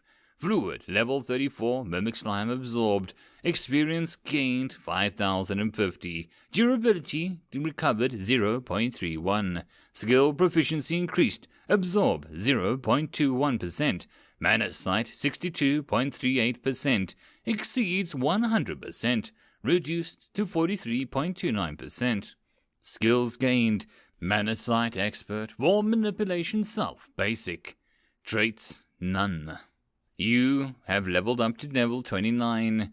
4 stat points gained. Well, stick me in a cereal and call me a spoon. I think it's my lucky day. Finally, though, with the use of my form manipulation self, I can transform myself into a true master race of cutlery. A spork. Well, maybe not. But perhaps even more useful is to upgrade my mana sight. 3, 2, 1. The world explodes in HD. Now that's what I'm talking about. It is no substitute for true color vision, but now I can see approximately the vision of someone who is completely colorblind. Can a person be completely colorblind? Who know what I mean? That being said, I can finally look at the people's faces, a whole heap of other things too, but faces are important, so I take a glance over at Ferdinand, who is currently looking at me with eyes and mouth wide open. Hey, is it just me, or is actually... I know this may sound weird, being a gentlest, sentient fork who sexually identifies as a straight male, but I think he may be reasonably handsome? Meh. Since when have I cared about other people's looks anyway? Another thing I notice is that now I can see tiny specks of mana drifting around the air. I can see individual drops of water, the grain of the wood, and hey, I can now see Ferdinand's sword. And oh, how I missed this clarity. More importantly, with these 4 stat points, my whiz int is sitting at a nice 45. Sweet. Now, details of the skills, you say? Don't mind if I do. Mana Sight Expert. Low, unique, passive, toggled, 0%. You are capable of seeing smaller congregations of mana than before within intelligence multiplied by wisdom divided by 1.75 meters. Their forms are now distinct. You can now differentiate mana by type. Let me see here, 1.12 kilometers. Okay then. Feeling a bit overwhelmed with my number, I just open up the next one. Form manipulation, self, basic, high rare, active, 0.0%. Through the use of mana, you can manipulate your own form at will, albeit slowly and roughly. Cannot change density or mass. Costs 5 mana per second while changing form. Costs 10 mana per minute while in the form or not your original form. Warning. Do not use this ability if you are a race with aspects that could result in death if you were to change them. For example, internal organs, mana pathways, etc. Yeah, let me just manipulate my brain to make it bigger. How stupid do you think I am? I don't have a brain though. Let's take this baby out for a test drive, shall we? Activating the skill, I strive to mold it myself into the desired form. It's unlike anything I've ever felt before, but just the sensation of being able to just move something after so long gives me an inexplicable sense of bliss. It isn't like stretching an arm or a leg, and I can't exactly feel, per se. No, it's more like my existence itself is stretching. Like, if you close your eyes and you put your hand near your face, you can still tell how far away it is. That is stretching. And boy, does that feel strange. I only have 3 good minutes of this in me, so I try and hurry it up. It isn't very successful. It feels as if I've moved like treacle. It's moving, but it's not fast. Still, treacle speed is way better than solid metal speed. And eventually, I transform into a slightly misshapen knife with a thin blade. There isn't much to me after all. Underweight is an understatement. Not much I can do to change into. Still, just looking at this ability is enough to kick my imagination into hyperdrive. But things like that are best left for later. At the current consumption of the skill, coupled with my regeneration, I am losing 1 mana per minute. With 300 odd mana I lost just there, that gives me 10 hours. I think that should suffice for a battle or two. POV Richard. My harpoon embeds itself in the black heart of another demon, this infernal whale cut short as it starts coughing up blood. The coughs shortly turn to a mad laughter as it grabs the length of my harpoon, putting itself closer to me as the red eyes glow with rage. You think I don't know you have 2 hearts, foul one? I say, the hand dropping from my waist and retrieving the knife that I keep there, before stabbing it on the other side of the chest. It draws one final pain breath, uttering the last words, I curse you. Black blood streamed from the deep wounds of its body, writhing towards me and imprinting evil patterns on my skin. I feel my strength and stamina being sapped away before it returns in a surge. The golden ring on my hand glints slightly as I fall through the air towards the deck of the enemy ship. I knew buying this ring of weak curse immunity would pay off one day, but I never expected it to be here. Demons and monsters this close to human lands. Are those young fools slacking off on their patrols again? Bloody idiots. Don't they know that even if there hasn't been an incident in a decade, it doesn't mean that there won't be one tomorrow? Landing heavily on the deck and the boards break under my feet. For the second time in this battle, there was one enemy that managed to slip through to our ship. So I went back, but it was already taken care of before I got there. So I came straight back, nailing a passing demon as I went. Half a dozen enemies surround me, already closing in and swinging weapons. Before they can get close to me, I lift my head up into the sky and let loose a roar that blasts across the battlefield, even causing the surface of the water to churn. The sounds of the waves and beasts in the sea themselves are roaring with me. Voice of the ocean. Fighting spirit plus 10. Demon and monsters alike were sent stumbling back, and those are just the ones on the opposite end of the ship. The ones near me have collapsed with ears leaking blood, if they have them. Meanwhile, my men have received a boost in fighting spirit and strength for a short time. With ease, I dispatch those around me and stride deeper into the ship. Who dares to use the face of my son? Who dares to blaspheme his memory? Fighting spirit plus 20. That bastard had fled below decks as soon as combat started, and nobody had seen him since. I'm about to make sure that nobody ever sees him again. Striding through the corridor, I feel the locations of the enemies below me. Rarely I'm so enraged that I can use this skill, Sense Hostiles. It allows me to feel the position of anything that wishes me or those in my party with me harm within 100 meters. I use it to find them. He's the only enemy left below decks. The position should be the hold. For the amount of ships that I've been on, it doesn't take me long to find it. I step cautiously. Sense Hostiles can't detect any traps. When I enter, I can't help but gag for a moment at the smell. Bloody monsters.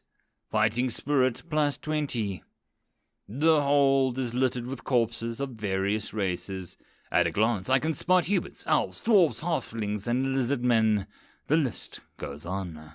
No one of the corpses are intact. I begin stepping in between the broken limbs and the limp bodies, avoiding the pools of blood as possible, and my boots are gradually bathed in the gore as I walked. The red glow comes from ahead. The archway of twisting bodies has been erected in a pile of corpses, and demonic runes are scrawled across their skin. An ominous portal twists darkly within the arch. The front of it stands with one face of my son, standing on the blank face of a dead man as he looks at me, smiling gently. Seeing my son's face again, his smile, any other place, it would bring a tear to my eye. Here, surrounded by death and cruelty, it just brings a chill to my spine.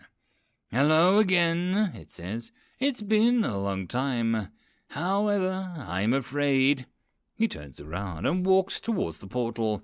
I really must be leaving now. It waves a hand in farewell. Fighting spirit plus 20. My vision shakes, washed with a red fury. Without a word, I hurl my harpoon at him, but in a whirl the portal and him are gone with it.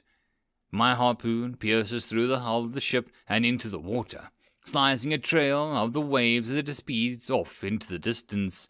It comes back howled in the mouth of a sea dragon, gripping the edges of the hull. I tear into the hull. I wrench open a path with a mighty crack. Taking my weapon back, I sit on the scaly torso of the dragon. Let's go back, Nauvoo. Despite just being a child, it's more than strong enough to carry me along as it slithers across the surface of the water. Behind us, the hole I left flickers with flames, which spread slowly but surely along the ship. It's all I could do to lay their troubled souls to rest. End of chapter. Chapter 15. Reminiscence. Ferdinand POV. In the past couple weeks, a lot of strange things have happened, most of them relating to Gerald. At the start, he was a telepathic fork that could see mana, and now is strange enough. But then, as things went on, it just got weirder. He became able to attract and repel monsters, became poisonous, able to repair himself, use ki, and who knows what else. But after a while, I had finally resigned myself to the fact that I simply couldn't use normal logic on him. So, when his body, as it were, started distorting and changing shape, I wasn't shocked. Okay, maybe a little. In fact, I was more surprised that the dagger he turned into was a blunt as slightly misshapen. I suppose even Gerald can't master new abilities instantly. Well, it was more normal weapon than a fork, at least. Even with the usability, it was barely increased. On another note, I'd leveled up from the combat. Getting things way above your level really does do wonders. A shame it's such a completely unreliable method. It's only because of that freakishly powerful skill Gerald has, not that we can do it reliably. Honestly, doesn't that skill have to have any limitations? Range, it seems to be the only real limit it has. I wish I had that skill. A short while after the slime died, Gerald told me that the fight was over. Actually over this time. I still have no clue why I couldn't see anything happening before, but with any luck, we should be heading back to land now. I walked over to the staircase and started to climb it. The next moment the ground beneath me tilts and I trip on the stairs. Ouch! This time I hold onto the railing as I climb up the stairs. When I reach the deck, I am instantly jostled by someone moving past me. Looking around, I saw everyone is doing something, carrying something, fixing something. Shaking my way through the flurry of activity, I make it to the helm where Richard usually is when not fishing or fighting. He is trying something to the leg of a bird, which then throws up into the air. It flies away. Noticing me, he says, "Just a messenger bird. Some people need to know about what happened here, and birds fly faster than we sail." What happened? After the beginning of the battle, I couldn't see anything happening, I asked. Richard nods. One of the mages must have cast a spell to prevent surveillance. There are some magicians who watch the oceans from afar, so only those with similar spells can escape detection. He turns his head, and I follow suit. The burning hull of the other ship greets my eyes. As for who they were, he continues, they were demons and monsters. Smart ones, not your everyday beasts. We weren't able to find out what they were after, but I doubt that these few will be the end of it. Richard looks back at me and then claps me on the back. But you don't need to bother yourself over that. Once we finish cleaning up the ship again, we'll be heading back to shore. I am left standing there, more confused than when it all started. Gerald POV. Now that we've been here for, 10 months, I suppose I should have stats explained, courtesy and the help function. Name, race, gender, age, level, experience speak for themselves, so I'll not get into that. Allegiance is much what it sounds like. It's the list of organizations and factions you consider yourself as being a part of. Fame is more interesting. Let me just get up the entry for reference. Okay, so for every 100 people who know about you and view you positively, it is increased by 1. And for every 100 people who view you negatively, it is decreased by 1. Seems like it isn't a very reliable way of determining whether someone is good or bad. Say you have this really nice guy, but he's angered at a massive dark organization, and so they set up an internal bounty for him. Boom! You have minus 50 fame. Although, if in this situation you didn't know about it, wouldn't the sudden negative fame boost be a pretty big indicator to GTFO of there? I take back the negative comment. Strength represents the amount of force that one can exert. Of course, it means nothing to being like me who has no muscles or other way to exert force. Still, physical stats like these really bring up some questions in a realistic situation. Say, your human does increasing the strength stat affect your appearance? do you become more buff? And is that number a flat measurement of strength that is equal to every muscle in your body, or more a multiplier of your base strength? Dexterity is a useful stat for anyone in combat situations, I think. If strength improves your muscles, dexterity improves the control over them, and your body in general. On top of that, it increases your motion, perception, and thought speed. Well, even if you have perfect control over your body, there is no use in your body is weak. So it is not that Dex is a prime stat or something. Still, I imagine it will be increasingly important for any job that requires precision. Craftsmen, snipers, scribes, acrobats, and so on. Intelligence increases the calculation speed, as well as the ability to think outside of common sense and question the norm. It also improves information retention, memory, not that it affects me. If intelligence tells you how to build a railgun, wisdom tells you that you didn't even need a pistol like that to kill the slime. It reduces superfluous actions and improves decision-making abilities, almost like a mental version of dexterity. It also increases your self-control, which is always nice. Charisma enhances empathy and acting talent, as well as subtly improving your appearance based on your own preferences. I'm guessing that this is within reasonable bounds, like you can't grow horns or something, but this system, after all, who knows what is included as a feature or not. Hardness, simply a number relating to the required force to do certain amount of damage on an object. Any increases or decreases in the stat outside of changes in material do not affect their density or appearance. Durability is a measure of how much damage an object can take before ceasing to function as an object. And luck. Now this stat, and I quote, increases luck. Now what the heck is that supposed to mean? Well, the rest of the stats, mana, psyche, well, it's not hard to guess. Just measures your maximum capacity of those energies, as well as your current amount. Regen, well, that's the name, right? And as a brief recap on other things, skills, I don't know if there's a rank below uncommon, because I've never gotten one. From what I could tell, it goes maybe something below uncommon, uncommon, rare, unique, with each being broken up further into low, mid, and high. Proficiencies go from basic, advanced, expert, master, something above master, probably. Traits, I'm not really sure about these. I've got a minute, minor, small, average, moderate, large, and huge. I think that's the order, but I could be wrong. Also, I've got a +1 attached to one of them. And what's with that? After all the kerfuffle ended and the ship turned around and started heading back to port. In the meantime, I amused myself by familiarizing myself with the appearance of the many members of the crew. Walking around, climbing on the rigging, sleeping, this doesn't feel strange at all. Totally normal. You know, getting mana sight to expert proficiency has had some unexpected effects. Case in point, that man over there, I can see through his body to some of his internal organs, lung, stomach, and a couple others. The hollow ones, I guess, rather off-putting. Well, I get used to it eventually. Ignoring that, though, the trip is a peaceful one. I watch people chatting, wishing for the upteenth time that I could hear what they were saying.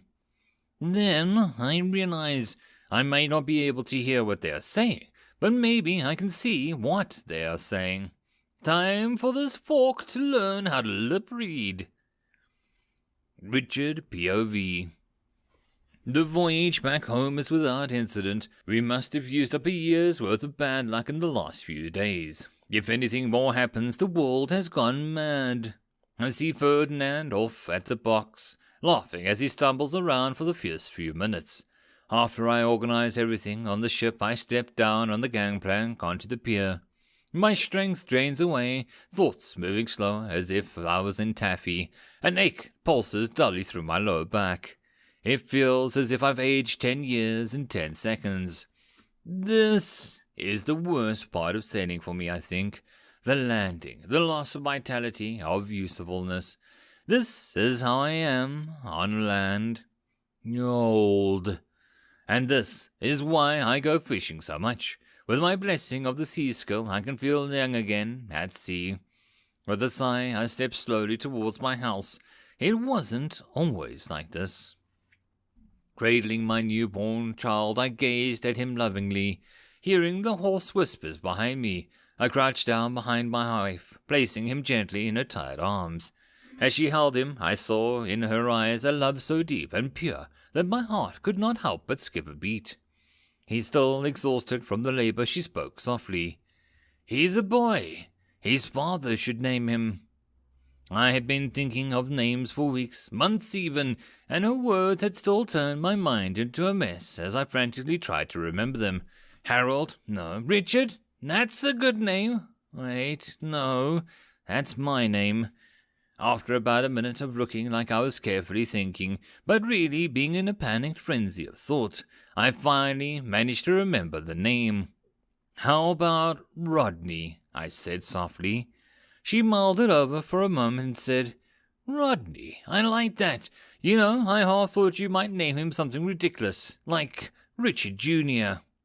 "I would never do something like that," I protested, as a drop of sweat ran down the back of my neck. For a while, we just sat there in silence, watching the adorably cute sleeping face of our baby. "Father, you're back!" A small figure took running leap into my arms, laughing as I spun him around in a tight hug. Setting Rodney down, I took him a moment to recover his breath. "Father, when will you take me out into one of your trips?" he asked, hopefully, sending a wave of sadness through me. I had wished I could be home more often, but at that time, pirates were coming out of the woodwork. Smugglers and slave ships seemed to have been increasing recently as well. Something must be happening. Discarding my rampant thoughts, I looked at his expectant gaze and smiled. "When you become strong enough to defend yourself, Rodney, the sea is not a safe place, and you are only 8 years old." Crestfallen, he looked sadly at his feet. "But," I continued, making him perk up adorably, "if you train hard enough, I might be able to arrange something for your 10th birthday. His face dropped again. "But, Father, that's nearly 2 years away." I ran my rough hand through his sand-colored hair and pulled him into another hug. "Yes, son, it is, but if you train every day, it won't seem so long. Besides, if we're both gone all the time, your mother would be sad." He nodded a bit uncertainly. "Okay, Father, I'll try my best." "That's my boy," I said, setting him back down on his feet. "Now, how about we both go and give your mother a big hug?" Smiling, he nodded and we ran off laughing into the house. I had watched as Rodney fought to the death with the pirate. No longer a child, he stood only a bit shorter than the rest of us at age 15, and the muscles on his arms bulged visibly as he swung his spear to parry the slash from the pirate's cutlass. Even if I hadn't been home much throughout his childhood, I could tell from his technique that he hadn't slacked off on training. Smooth and clean, the movements were instinctive to him, able to execute them flawlessly with barely a thought. I had felt a surge of pride as I saw him narrowly dodge a cut to the stomach. Truly, he was a better son than I deserved. There was one thing holding him back, however. He had never been in a real fight. Hence why I arranged that. The pirate was from a small-time crew of 20, barely worth our time. We left only one alive and promised him safety if he could defeat my son. And then, despite the fact that the pirate couldn't even touch him, Rodney's counterattacks were lackluster, slowing down dramatically as they neared his opponent. "Just imagine him as a training dummy, Rodney. He's about as skilled as one, after all," I encouraged him. A small smile flitted across his otherwise tense face, and I saw him relax slightly. Visibly frustrated, the pirate sent a strong thrust towards Rodney. But without a proper stance, such an action can leave you terribly off balance and vulnerable to a counterattack if it does not succeed. And so it did. As Rodney avoided the blow with a swift movement, simultaneously he spun his spear, whacking the end of it into the sword hand of the pirate. With a brief exclamation of pain and shock, the pirate dropped the sword, and in the next moment the blade of Rodney's spear gleamed in the pirate's throat. I let out a sigh. So he couldn't finish it after all. Sternly but gently, I said, "Kill him, Rodney."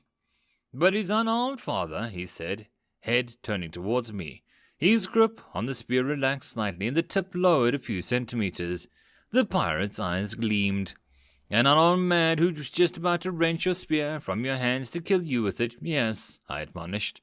Startled, he looked back at the pirate, whose hands had stopped inching away from the haft of the spear. Rodney grimaced. Resolving himself, he gritted his teeth and thrust forward, eyes closing slightly to prevent himself from seeing it. "It won't work. You'll just feel the sensation of the spear piercing the body even more." The lifeless body of the pirate slumped to the floor. At the same time, Rodney dropped his spear, staring numbly at his hands. "Good job, Rodney. We'd have to correct the habit of closing his eyes at some point, but years of experience with rookies had told me that wasn't the time." I was shuffling through the reports in front of me, analyzing them for possible deeper meaning as I sat at my desk in our family's mansion. My days in the Navy hadn't been without their benefits. There was a knock on the door. "Come in," I said. The door swung lightly open, and I looked up to see my visitor. Standing there was Rodney. Strangely, he was in plain clothing that day. Usually, you wouldn't see him without his Navy colors, but I suppose we had been home for a few weeks. He looked around stiffly and said, "Sorry, wrong room," and turned around and walked out. A thought crossed my mind, and I voiced it to Rodney. "You're almost 25 now. Perhaps you should think about starting your own family soon." He stopped and briefly turned his head back. "I'll keep that in mind," he said, and then left quickly as he came, shutting the door behind him. How strange. Shaking my head, I resumed my work. Judging by the timepiece on my desk, it was about 20 minutes later that I heard the scream. Naturally, I couldn't ignore something like that, so I had rushed to the source of the scream. At the time, I didn't even notice that it was Rodney's room that I had rushed into. My heart had felt as if it had fallen into the depths of the ocean at that moment. It still feels heavy whenever I remember it. A maid was frantically trying to stop the blood flow coming from Rodney's chest with her hands, as he lay on the bed, unsuccessfully. She was in a state of hysteria as I pushed her aside. Looking back, it must have been the first time the poor girl had witnessed such a brutal death. I checked him over. My blood ran cold that day. Dead. I hazily remembered shouting to the guards to find whoever had done it. My wife's wail of sadness as she saw what had happened. We must have sat there for hours hugging each other and sobbing. The guards never found anything, and I had not seen a trace of anything that could have been related to his death since then. Until now. Gerald POV. I've mentioned this before, but I can see it a lot more now with my expert mana sight. And now that we're back in the city, I'm noticing a lot more things. For starters, not everyone is human. There are a lot of furred bipedal beings that I'm guessing, bit of a stretch, I know, a beastmen and woman of some sort. Some scaled-tailed people with clawed feet, probably lizardmen, and a scarce few elves. Well, I think so. They had pointy ears and fair features, at least. Another thing I'm noticing is, I really can see almost anything, and right now I'm once again extremely glad for having no hormones affecting my mental state, if you know what I mean. Then there's the few people in chains or cages. Yeah, slavery's a thing here. Somehow that makes me a little angry. Of course, exactly how bad it is for slaves depends entirely on the sorts of laws that there may or may not exist to protect them, and the personalities of their masters, but overall, it's just not okay. And the last thing, damn, I can see everything, and what I'm seeing is making me legitimately contemplate turning off mana sight. Men not controlling their desires in alleyways, thefts in the streets, a murder at the docks, and a group of underground that is currently beating up people. It's maddening that they're just blatantly doing it all in the open. I mean, yeah, they're not exactly out in the open, and doing it in secret is arguably worse, but what is this sort of thing happening 24/7? I am going to be angry all the fricking time. What's worse is that I can't do diddly squat. The voice in your head thing might work in a situation like before, but if a voice just pops into a guard's head saying there is a criminal X direction, they're just going to think that their mind is making random things up. And this is not like Ferdinand is strong enough to do it all himself. Yet. So all I can do is ignore it and train in self-form manipulation. I was kind of wondering what the level above master is, but that'll have to wait. And now the fork changes into various strange shape show. End of chapter. Chapter 16. Father and son imposter face off. A metallic whitish blue fork flips madly into the air. After a few moments, gravity takes a hold and it begins spooling once again. With a slight poof, the moving air and unseen force pushes it back up, causing it to dance on the wind. It falls again, rises again, falls again, rises, barely half a centimeter before falling again. The elemental randomness of this key blast makes it incredibly difficult to do accurate movement with it, especially since it receives so little to move me, so a difference of 5 points, let alone 20, is a large increase in power. But increasing the proficiency to rectify that problem requires me to use it. So here I am, flipping away.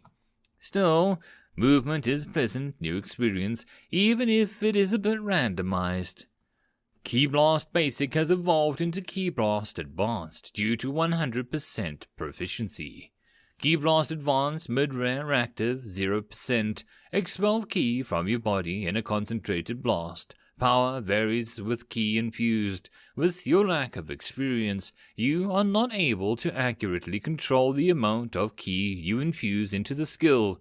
It may vary for up to 10 points.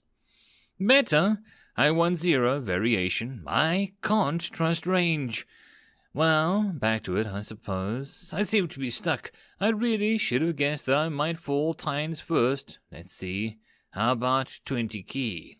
I activate my skill again, and I'm propelled out the hole and into the air again. And then my tines neatly slip back into the earth. Well, alrighty then. I check my status briefly. Good timing. My mana is back to maximum. Activating the manipulation itself, I first bend most of my body into a flat to the ground, and then draw my tines out of the ground. After that, I form myself into a ball. A very small wonky ball, but a ball nonetheless. Ha! Let's see me get stuck into the ground like this. I fall into the crevice. Well, whatever. With a simultaneous utilization of Key Blast and Absorb, I can cut a path back to the surface, and another Key Blast horizontally keeps me from out of the way with both hole and crevice. Key blasts in the mid-air aren't as effective motion-wise as ones from solid surface, but they still work, albeit to a lesser degree. I am currently around 2 kilometers out of the city. There's nobody within range of my vision, and at this distance it would be strange if somebody does notice me than if they don't. I am very small after all, and seeing something with a size measured in centimeters from a distance of over a kilometer would require some pretty serious visual acuity, not to mention luck. Well, it's not like people with abilities like that won't exist in this world. I mean, look at me, I'm just 10 months old and I can do all of this. Alright, I may be a bit of a bad example, you get my drift. There are always anomalies. Ferdinand is off hunting nearby. I worry a bit when he doesn't have me to make sure that he doesn't get KO'd by some powerful monster that walks along, but there's none of them around here. Besides, it's not good for him to rely overly on my protection. Not that I won't rush over there if something serious happens, of course. I wonder, now that I can move, should I do some hunting of my own?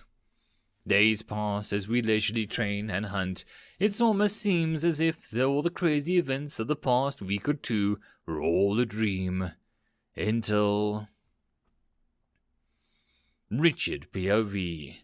I walked down a familiar hallway, old memories swirling to the surface of my mind through the thick haze of age. Despite all the friends and triumphs I had here, my countenance is grim and unchanging. I have come back to the headquarters of the Empire's Navy for one purpose, and one purpose only: to find whatever it was that I saw that day.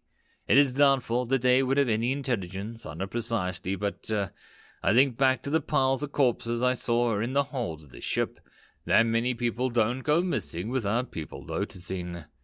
After asking a few old buddies, it turns out that the current head of information department is a Navy of the past student of mine. Stepping into his office, I rap my knuckles on the door. I hear someone within the room get up and walking to the door. It opens a moment later. He looks at me quizzically for a second, and then his eyes widen in recognition as he snaps to attention, saluting. When I finally manage to recall his name, I open my mouth. I am an admiral no longer, Harry. You don't have to salute me. He relaxes, smiling abashedly. It's reflex by now. I can't exactly stop doing it, sir. But rather than that, why have you come back? I sigh and explain the bare minimum. When I was fishing the other week, I came across another ship.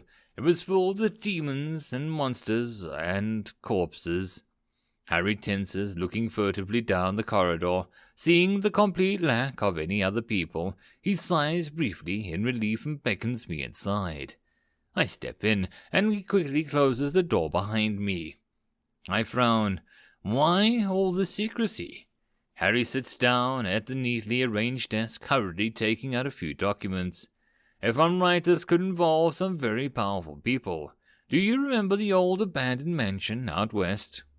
I think for a moment and then give up. No. He frowns. The Silgrave family mansion, thought to be haunted by almost a century. Anyway, someone recently bought up the land and paid the priests to come out and purify the whole place. Couple of months later, our contacts in the underworld tell us the same person has bought out almost all the slave supply. How bizarre. Something like this would take a hefty chunk out of anyone's coffers. Gulping, that's the only thing we know, and that could account for such a large number of people going missing. Give me a map that shows me where the mansion is, I said flatly. He hesitates and then takes a piece of paper out of the drawer of his desk, handing it to me. If anyone asks, I didn't say anything, he said in a similar tone. Sure, it shows enough detail of the surrounding area for me to find it, so I stand and turn to leave. Sir? I turn back to him. He sits there, opening and closing his mouth for a few seconds, but he doesn't say anything. Finally, Harry gathers himself and says, Just, be careful, sir. With a slight nod, I leave. After Richard leaves, Harry closes the door behind him and slowly sinks into his chair. He looks down at his hands. They are trembling violently. He tries gasping at the desk, taking a swig of a flask of wine. Nothing works. They never told me it would be you, he mumbles, holding his head in his hands. For the first time in his life, Harry finds himself wishing that he had disobeyed orders. Damn it, he swears, rushing up to the door and opening it again, but Richard has already left. Closing the door, he quietly takes out a flask again, taking several long drinks from it. In all likelihood, he won't be able to sleep tonight. Shuffling some papers around, he looks at the document hidden under all the rest. Orders from the top brass. Not that anyone would know the page was unmarked and unsigned. It was strange when he first saw it, as stranger still when he looked at it now. It simply stated that if anyone were to come to him inquiring of missing people, demons, monsters, or monitored vessels, he must describe to them the points outlined, namely that the old mansion being bought and purified recently, and the purchase of large sums of slaves by the same person. He must then provide them with a map attached, and should thereafter in no manner disclose this information to any other party. The situation outlined by the orders was ridiculous in and of itself. After all, if someone wanted information, would they not ask one of his many subordinates first? Not just anyone could walk to the door of his office unannounced. In fact, only his superiors and a few old friends could. The realization strikes him heavier than a whale. It wasn't just that Richard happened to be the one asking. No, the entire situation was created so that he would be the only one who could ask. Following the path out through the conclusion makes him break out in a cold sweat. Harry quaffs more wine from his flask, emptying it completely. He definitely isn't getting any sleep tonight. Meanwhile, Richard is overlooking the land from the top of a rocky cliff, compared to the prominent landscape features of the map. Having reconfirmed the direction he has to take, he makes his way down the cliff again. In his youngest days, he might have just jumped down, but his age is catching up to him, and wasting energy now would be simply foolish.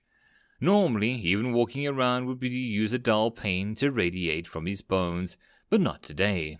His fighting spirit has been steadily increasing since the moment he left the Navy headquarters, and it causes the pain to become meaningless, forgotten amidst the anticipation of battle. So he walks, and walks. For hours he walks, stopping only to check the map, eat and drink. When the run-down mansion is finally in sight, the sun has already begun to set on the horizon, and night is swiftly approaching. Caution struggles internally against the thrill of fighting spirit coursing through him, as well as the intense desire to find out precisely who or what it was that had taken the appearance of his late son. Caution prevails. There are many beings of evil that grow in strength at night, and he already knows that demons are involved. On land he is already bereft of the advantage provided to him by the sea. Why disadvantage himself further? Richard settles himself down on a stone, keeping a vigil watch on the property. If anything escapes during the night, he doesn't know if it will be able to forgive himself, not when he was so close. The last vestiges of the sun slip over the horizon, and the world is blanketed in the darkness once more. Stars speckle the night sky, interrupted occasionally by dark clouds. A common sight for any of this world's denizens, no doubt. But were Gerald able to see this, he would be startled, and very, very confused. For where Earth's night sky was innumerable stars of different colors and brightnesses populating it, Adwia's skyline was vastly different. While there were still many stars in the sky, they numbered in the hundreds, not the thousands. But stranger still was that every star had the same color, the same size, and a vast majority of them had the same brightness, with some few numbering in the lower tens outclassing the splendor of the rest by an order of magnitude. But perhaps the strangest of all of these, each star, is one that looks closely enough, has a specific shape. Indeed, there is one shaped like a sword, another like a bow, yet another like an anvil. Nevertheless, Richard does not seem astounded by this irregular vista, remaining on the lookout unblinkingly. Time wears on beneath his patient gaze, and fatigue begins to tug at him gently, enticing Richard into a sweet sleep. Only the steady burn of the fighting spirits coursing through him even now keeps him awake. Terok, ponderously tracing his way across the sky, eventually reaches the peak of his orbit. It is the moment that Richard's eyes gleam, standing almost instantly, while his hand shoots towards the harpoon holstered on his back. A silhouette exits from the dilapidated mansion's front entrance, walking leisurely towards Richard. One hand still on his harpoon, the other moves towards his pouch at his side, drawing from it a vial of translucent, colorless liquid. Without taking his eyes off the advancing figure, he pops the cork and downs the contents in a single gulp. After a moment, Richard's eyes begin to glow so softly that it would be impossible to notice in daylight. In the darkness, however, they emit a mystical brightness. Any alchemist worth his salt can concoct a night vision potion, provided that they have the ingredients. But the huge demand by adventurers, guards, thieves, and many others keeps the price high nonetheless.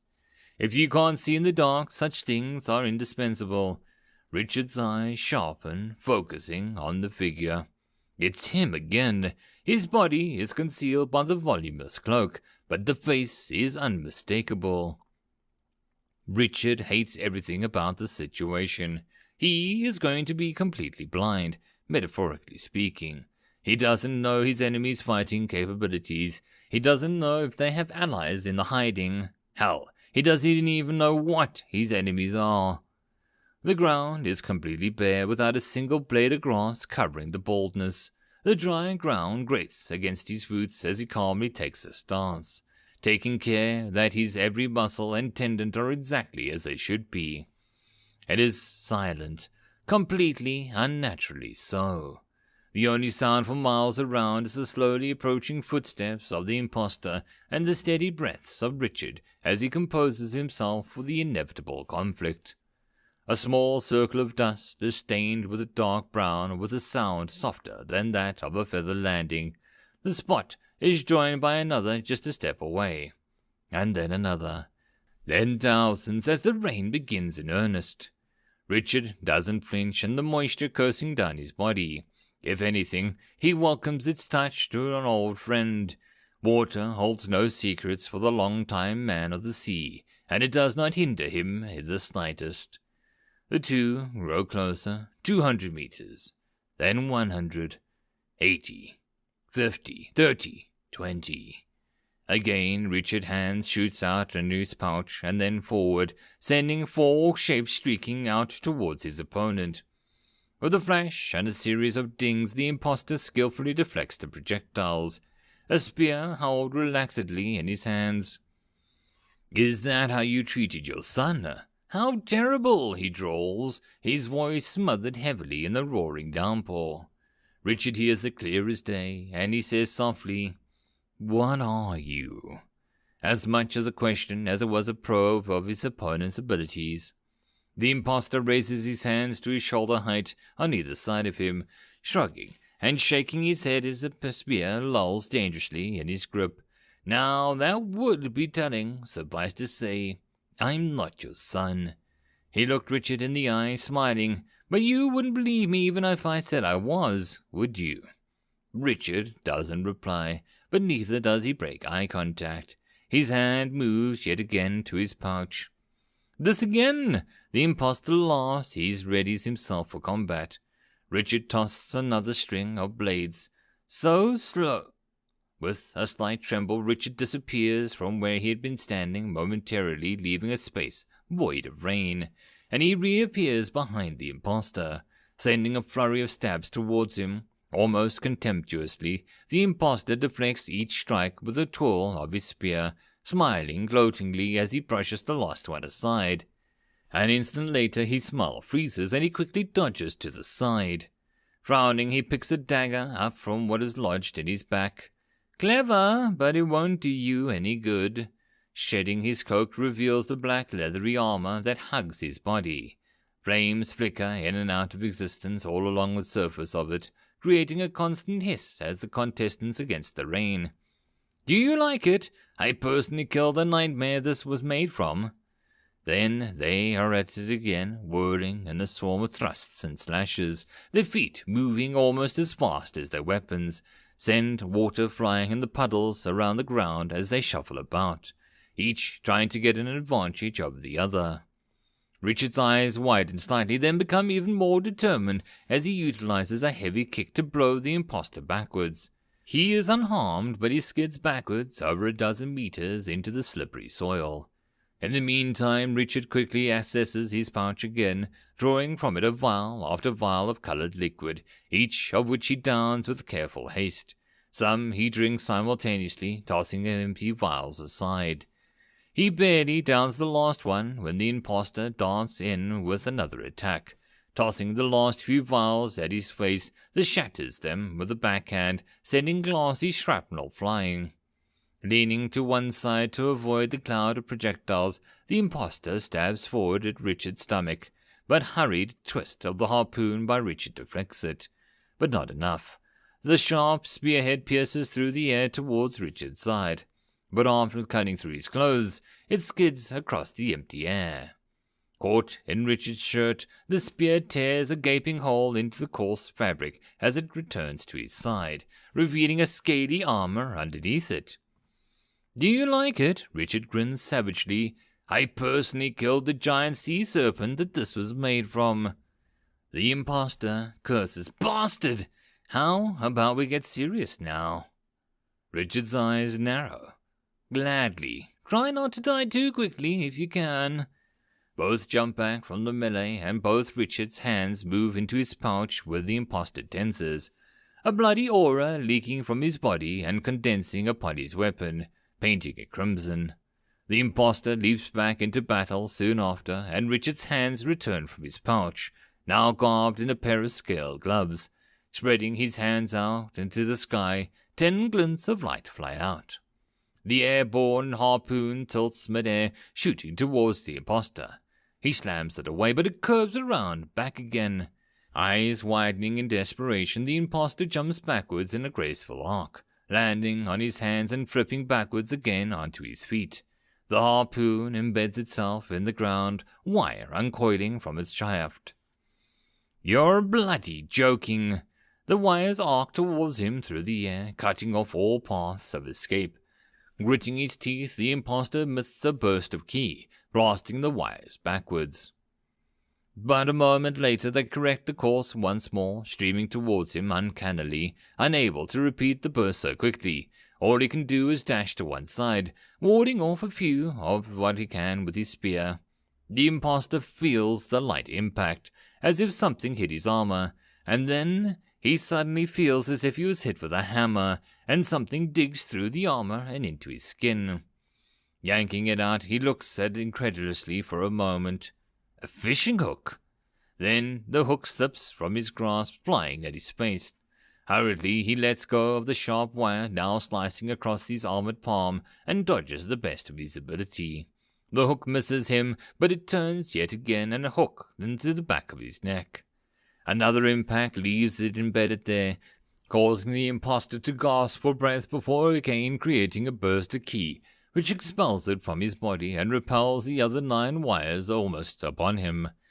Desperate to close the gap, the imposter sprints towards him. Strangely, although he was not moved a step, Richard is breathing heavily as he manipulates the wires streaming from his fingertips to twist into the air again and form a wall of wires in front of him. Eager to decrease Richard's fighting ability, the imposter slashes at the wire with his blood spear. This particular wire suddenly loses its mysterious flight capabilities, falling to the ground and rendering the strike completely ineffective. The remaining wires close in on the position yet again, him seeming completely helpless before the impossible range of movement. Just as they are about to latch onto the imposter and slice him into ribbons, hundreds of bones rise from the ground to create a barrier in front of him. A moment later, a horde of skeletons emerge from the mud behind Richard, wielding nothing but rusted swords. They are a little danger individually, but in numbers they can be a threat to those much stronger than them. Suddenly forced to split his attention between 2 directions, the effective battle power Richard can exert in either direction is less than half the strength that he could originally. One hand points forward, one back, and the wires whip around the horde of skeletons, shattering thousands of bone fragments and the wind and covering the ground there in white. On the other side, the imposter is fending off 5 wires attacking him as he moves slowly towards Richard. A series of bone spears flies towards Richard, his attention on so many different things. Richard is barely able to avoid the bolts, and for a moment his wires start falling from the air before they again latch onto as many opponents.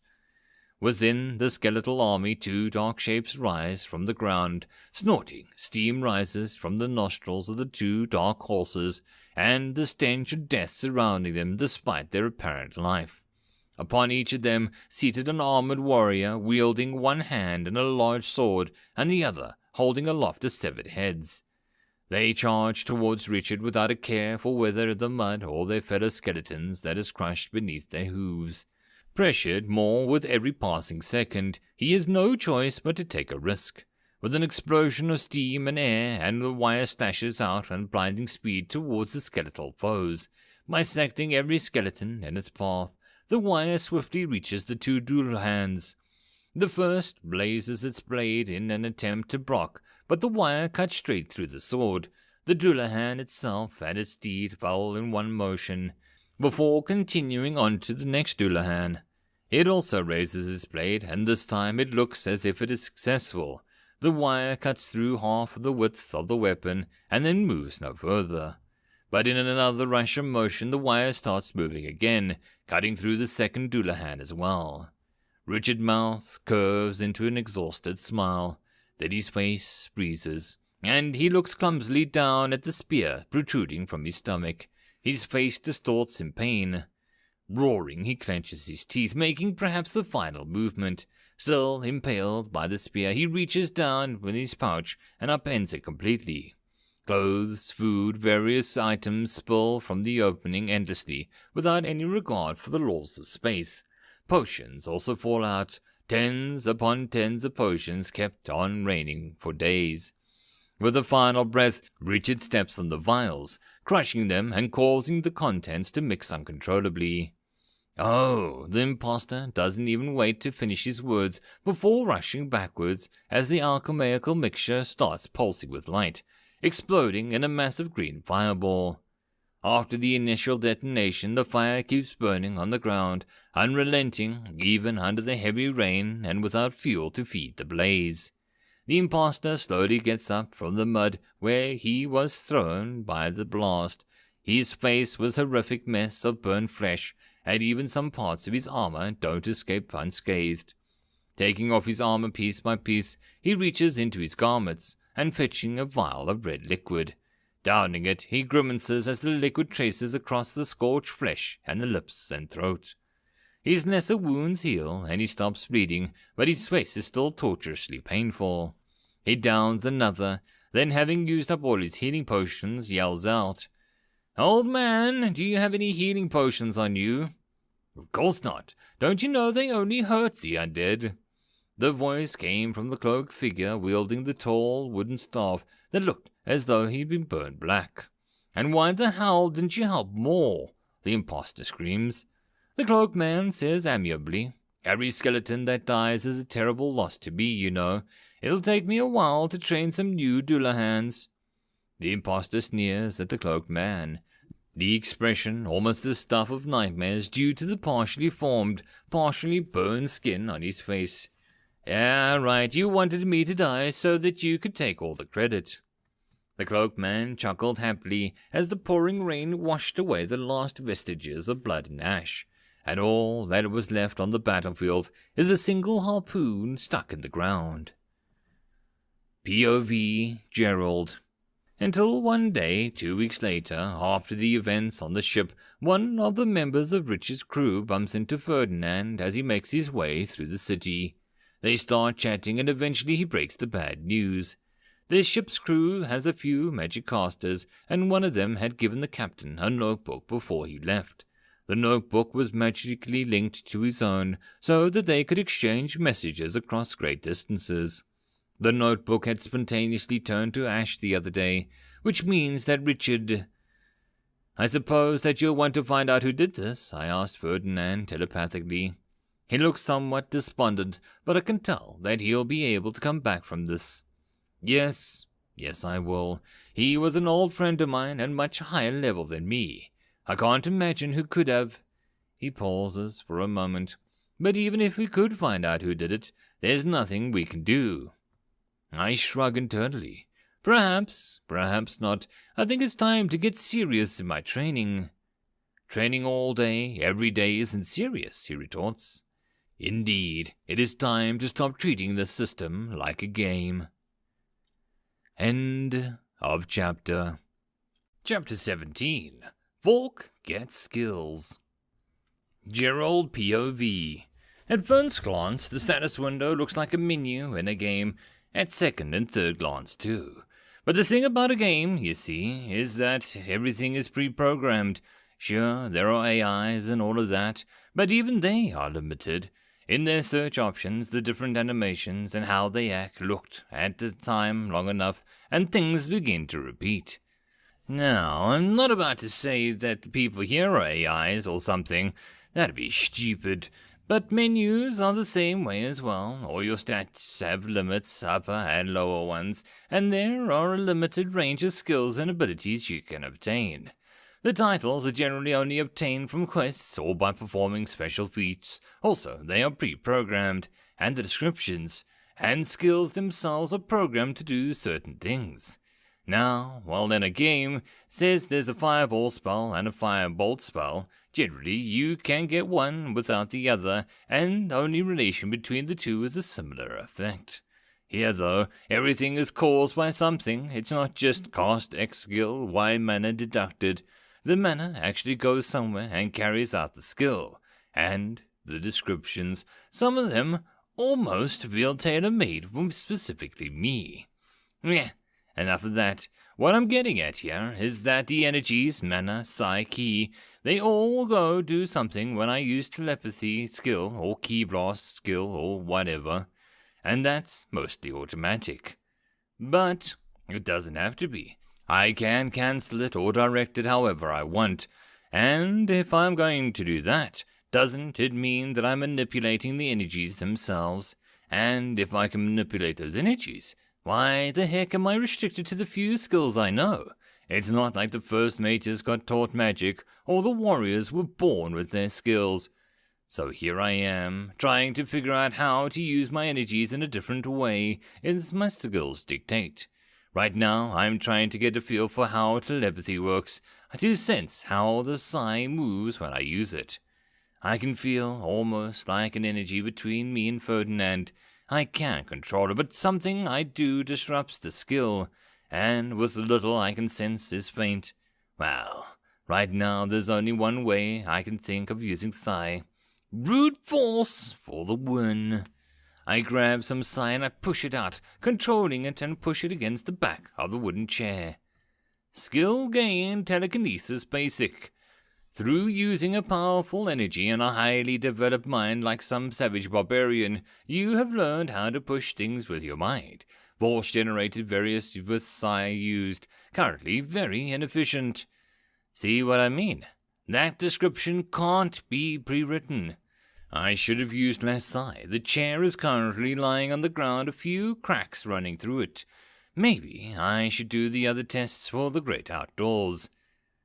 Sitting, or rather lying on the ground, I begin my test. Now, onto ki. Ki blast just shoves a bunch of ki out in all the body, and then it just runs wild.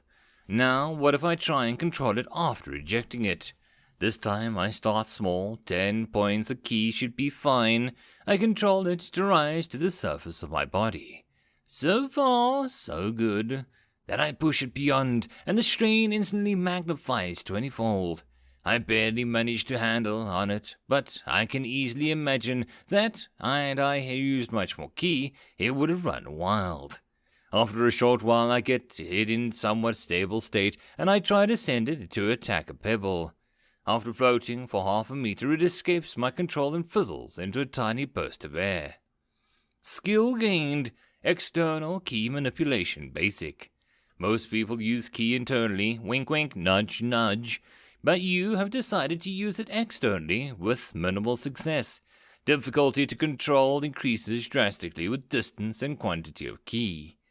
For God's sake, I don't have a body to do anything with. Status windows, get a clue. Calm down, me. Okay, next. What if I do a normal ki blast, but instead of just letting it go, I give it a direction to go in? Manipulating direction could be much easier than manipulating shape. I hop over to a rock and give it a go. It's nowhere near as difficult as what I tried before, but still harder than a normal burst.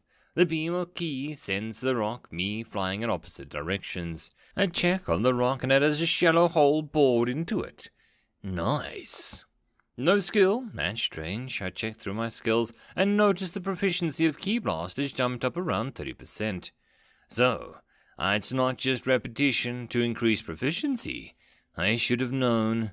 Now I have a few other things I would like to try with my ki, but unfortunately I don't have a body, and my ki is running low as it is. Last but most anticipated, mana. Honestly, I don't have much to go off here. I mean, I have 3 magic skills, absorb, self-repair, and form manipulation self, but I have no clue how exactly they work. Wait, There was that match magic too, right? That's one easy enough. Anyway, let's just try out the old magic missile. Skill gained, magic missile basic. Congratulations, after all this time you've just now learned how to use one of the most basic magical attacks in existence. Good job! Now you just have to figure out how to do it correctly. Power scales with mana consumption, unable to exceed 10 mana per shot. Maximum range equals intelligence multiplied by 1 divided by meters. If remotely controlled, there is an additional cost of 1 mana per second. Otherwise, direction of travel is set to initial creation shot. Hey, I was busy playing Minesweeper. Let's get the training, shall we? There's a couple of skills that I've been neglecting, Body of Deadly Poison and Weak Acid. Obviously, this is because I don't want to be more poisonous than I am. But as things are, I might need to be. So, I find myself the largest creature around and I use Ki Blast to hop over to it. Then, I embed myself into its hide in another series of Ki Blasts. After that, I wait. The giant elk starts panicking and running around frantically, rolling over and trying to get rid of me. Another burst of Ki digs me deeper into it, and it stops rolling. After another few seconds it starts frothing at the mouth and then stops moving altogether. I haven't gotten a notification, so it must still be alive, just paralyzed. After another few seconds it's dead. I get 20.25 EXP, and then a further 360 from absorbing most of its body. Unfortunately, no skills. I seem to have run on bad luck lately. I am completely out of Ki now, aren't I? Ferdinand, come pick me up. Ferdinand POV. In the past day, I've spent most of my time finding and talking to various members of Richard's crew. It hadn't taken me long to find out where he had gone, but why was a different matter. It wasn't until I found the man who had been on the lookout that day that I was able to figure it out. He said that before the battle, there was someone who looked a lot like Richard's dead son standing on the deck of the other ship, and that the captain was found after the battle standing in front of the recently used portal. I must admit that I had to ask him what a portal was, but after that I could mostly guess what happened. Richard must have gone to the Navy headquarters looking for information, which means that we must as well. Only problem is, I don't know anyone there. So I made the rounds again and asked for details of anyone that he might have turned to for help. They were more than glad to help me out, and I eventually compiled a long list of names. They did warn me, however, that they couldn't be sure if these people still lived in the city, or if they were even still alive. Still, it was a start. After all that, it was nearly dark, and I went outside of the city to where I left Gerald. For a while I couldn't find him, that is, until I saw him moving towards me, shaking and bobbing unsteadily in the air. So, he can fly now. Okay. Taking out a piece of old fabric, I carefully pinched the levitating cutlery within its folds. The voice pops into my head. Thanks for picking me up, Ferdinand. Did you find anything out? No problem, I think back. I found out where he was going and a list of people that he may have had contact with while there. And perhaps the reason he left. Apparently, someone who looked a lot like his dead son was on that ship. Also, there was a portal in the hold. Interesting. I don't think that will help us much, though. We don't exactly know how he looks like after all. True, I concede, but any information is helpful, and how little we know. How did your, serious training go? Let's see here, he says, trading off for a moment. 3 new skills, one of which is a ranged attack, and the other one is just using to move around. The other won't be useful until I train it into advanced, perhaps expert level. He says it so casually that it throws me completely. Do you, have any skills at expert proficiency? I ask tentatively. Oh yeah, I've got a few. One of them is mostly useless though. Speaking of proficiency, I got the skill that makes me highly poisonous and a skill that makes me highly acidic to advanced proficiency. And guess what? I can turn them off now. He sounds very happy about this, understandably. That's good. I think back. His voice sounds a bit hesitant at the time. That's something I need to ask. Would you mind if I... Early the next morning, in a very neat and impressive building situated near the centre of the port of Acton, a thin man dressed elegantly in bright colours and sits at a large desk.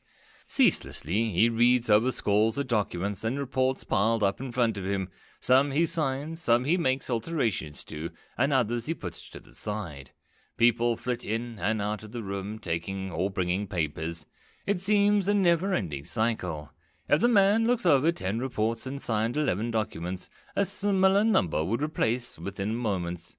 This is the office of the Lord of the Port, and all things of importance go through him, and him alone. In a brief moment of respite and a flurry of papers, he rolls his shoulders, stretching his arms out and sighing as he mutters under his breath. I really need to find somebody who can help me with this, but... The rest he leaves unsaid. There is nobody in governance of the city that is completely sure that he can trust. There are too many who would be spies or bribed by whoever, criminals of opposing factions. It all has the same effect in the end. However, by some twist of fate or whimsy of God, his woes are due to end that day. Suddenly his brows tighten into a frown, and he opens his mouth and slightly as if to call out.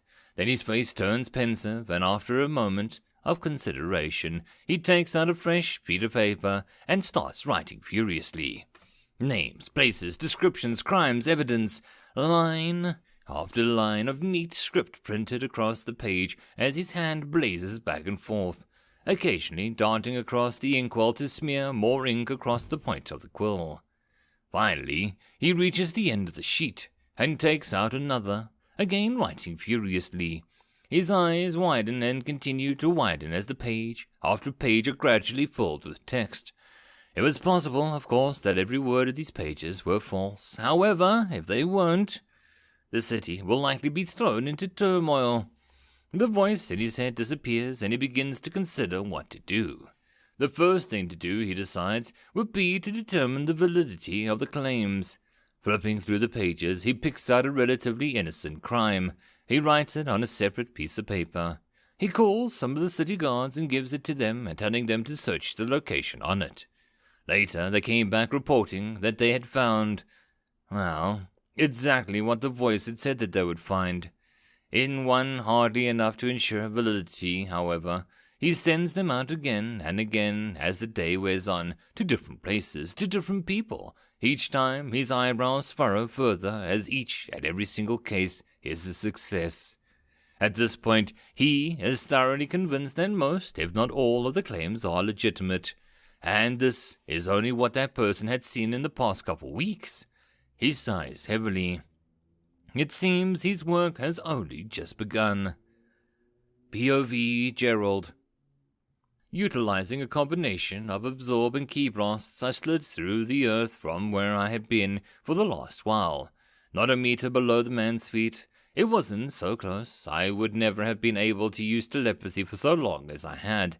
It wasn't as if I could reliably get inside the palace while remaining hidden, so getting below it was the next best thing. My small size ensures that the tunnels I dig have the effect of the surrounding earth, and even the entrance is barely visible. After popping myself back out of the ground, Ferdinand picks me up, and we head out of the city. Unfortunately, he hadn't been able to find any escort requests en route to our destination, so we are on our own this time. Not that it matters all that much. With how much I, and Ferdinand to a lesser extent, have improved, the only things that can pose much of a difficulty to us are... And I gave Ferdinand that much flack for jinxing us for the last few times. We have a large group of people blocking the road ahead, probably bandits, by the way they're saying. I alert Ferdinand. He pauses. And how do you hear what they're saying? Lip reading, anticipating the impeding query, I explain. It's there where you guess what people are saying based on how they move their lips. All right then, any chance we can go around them? He asks. Probably, I admit reluctantly. Why do you sound disappointed by that? He asks suspiciously. I sort of wanted to try out my new skills, but it doesn't matter. Monsters are better for that sort of thing anyway.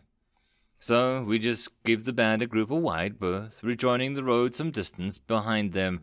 And that is, not that. Jinxes can't be avoided that easily, apparently. One of the bandits clearly has some sort of vision enhancement skill, because he calls out to his companions and points to us walking this way. I mean, really, a group of 13 chasing one guy. Yeah, totally not overkill. Well, it might not be overkill since it's us, but they don't know that. Regarding the capabilities of the bandits, their lack of proper armament speaks for themselves. Barely 1 in 4 have a proper sword, and the rest are basically just holding farm implements, sickles, pitchforks. One guy even has a shovel. They have no armor to speak of. They're chasing us. Looks like I'll have to test out my new ranged attack after all, I muse. Don't kill them, please, Ferdinand says. Well, they are probably trying to kill us, but there is no time to complain. I can aim at their legs, but that's about all I can do. Moving myself out of his bag as quick as use of telekinesis, I flop onto the ground and fire off a single magic missile at them, just in case they're secretly super up. Okay, maybe not. With me being on the ground level and casting the spell near parallel to the ground, the only place it can hit is the leg, and there's a lot of legs to go around in this group. Ever heard of spreading out? Clearly not. Anyways, a small magic missile impacts on a leg, knocking it backwards slightly and leaving a shallow wound. This won't do at all.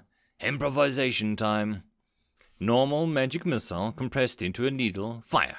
It pierces a few centimeters into the leg, drawing blood and eliciting a cry of pain from the wounded men.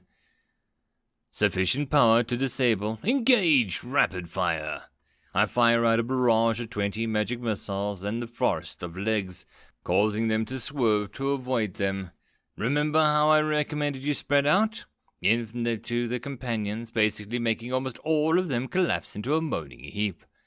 Their flailing limbs send their weapons waving all over the place, doing much more damage to themselves than I did. I didn't expect it to happen, but it was always surprisingly simple to create so many shots at once. Even turning them all into needles wasn't too hard. The only one left standing is Shovel Man, completely clueless as to why all his friends had just fallen over. I wonder what Ferdinand's gonna do now. POV Ferdinand. Walking up to them, I can easily see that these people were farmers now that I have a closer look. Why would farmers turn bandit? As long as you put into the work and there wasn't terrible weather, your livelihood was mostly guaranteed.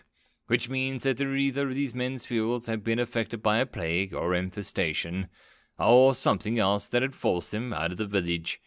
It happens more than one would think. Farmers, by and large, aren't that strong, and your average farming village may only have a few soldiers guarding it. If a strong monster comes on by, or even enough weak ones, a village can be quickly overwhelmed. Stopping a short distance away from the pile of people struggling to untangle themselves without hurting each other, or even more in the process, I call out to the only one who isn't preoccupied to negotiate with. A shortish man with a dirt-smeared face, awkwardly holding a shovel as if he can't decide whether he should be hitting me with it or helping the others that were planting turnips. "Hello there, why did you all come and attack me?" I tried to keep an amiable tone, but I must admit I'm less than pleased with them after chasing us like that. It seems to relax him a bit, because he lowers his shovel. "We wasn't gonna actually hurt you see. We were just gonna scare you a bit and take you at your coins and let you go again. Might want to be armed, no honest." His accent was so thick that it takes me a few moments to understand what he was saying, but once I do, I'm somewhat relieved. But at the same time, he doesn't answer my question. "That's nice of you, but why do you need my money in the first place?" He scratches the wild mop of brown hair, scouring as he said, "Well, we ain't no farmers no more, have we? Does ask the people down here for help, but all they did was ask what we're going to pay them with. Pay him? We put food on the table for years, and they have all the gall to ask for us to pay. Bunch of ungrateful louts, I say. Ain't nobody respects the farmer these days, I tell ya.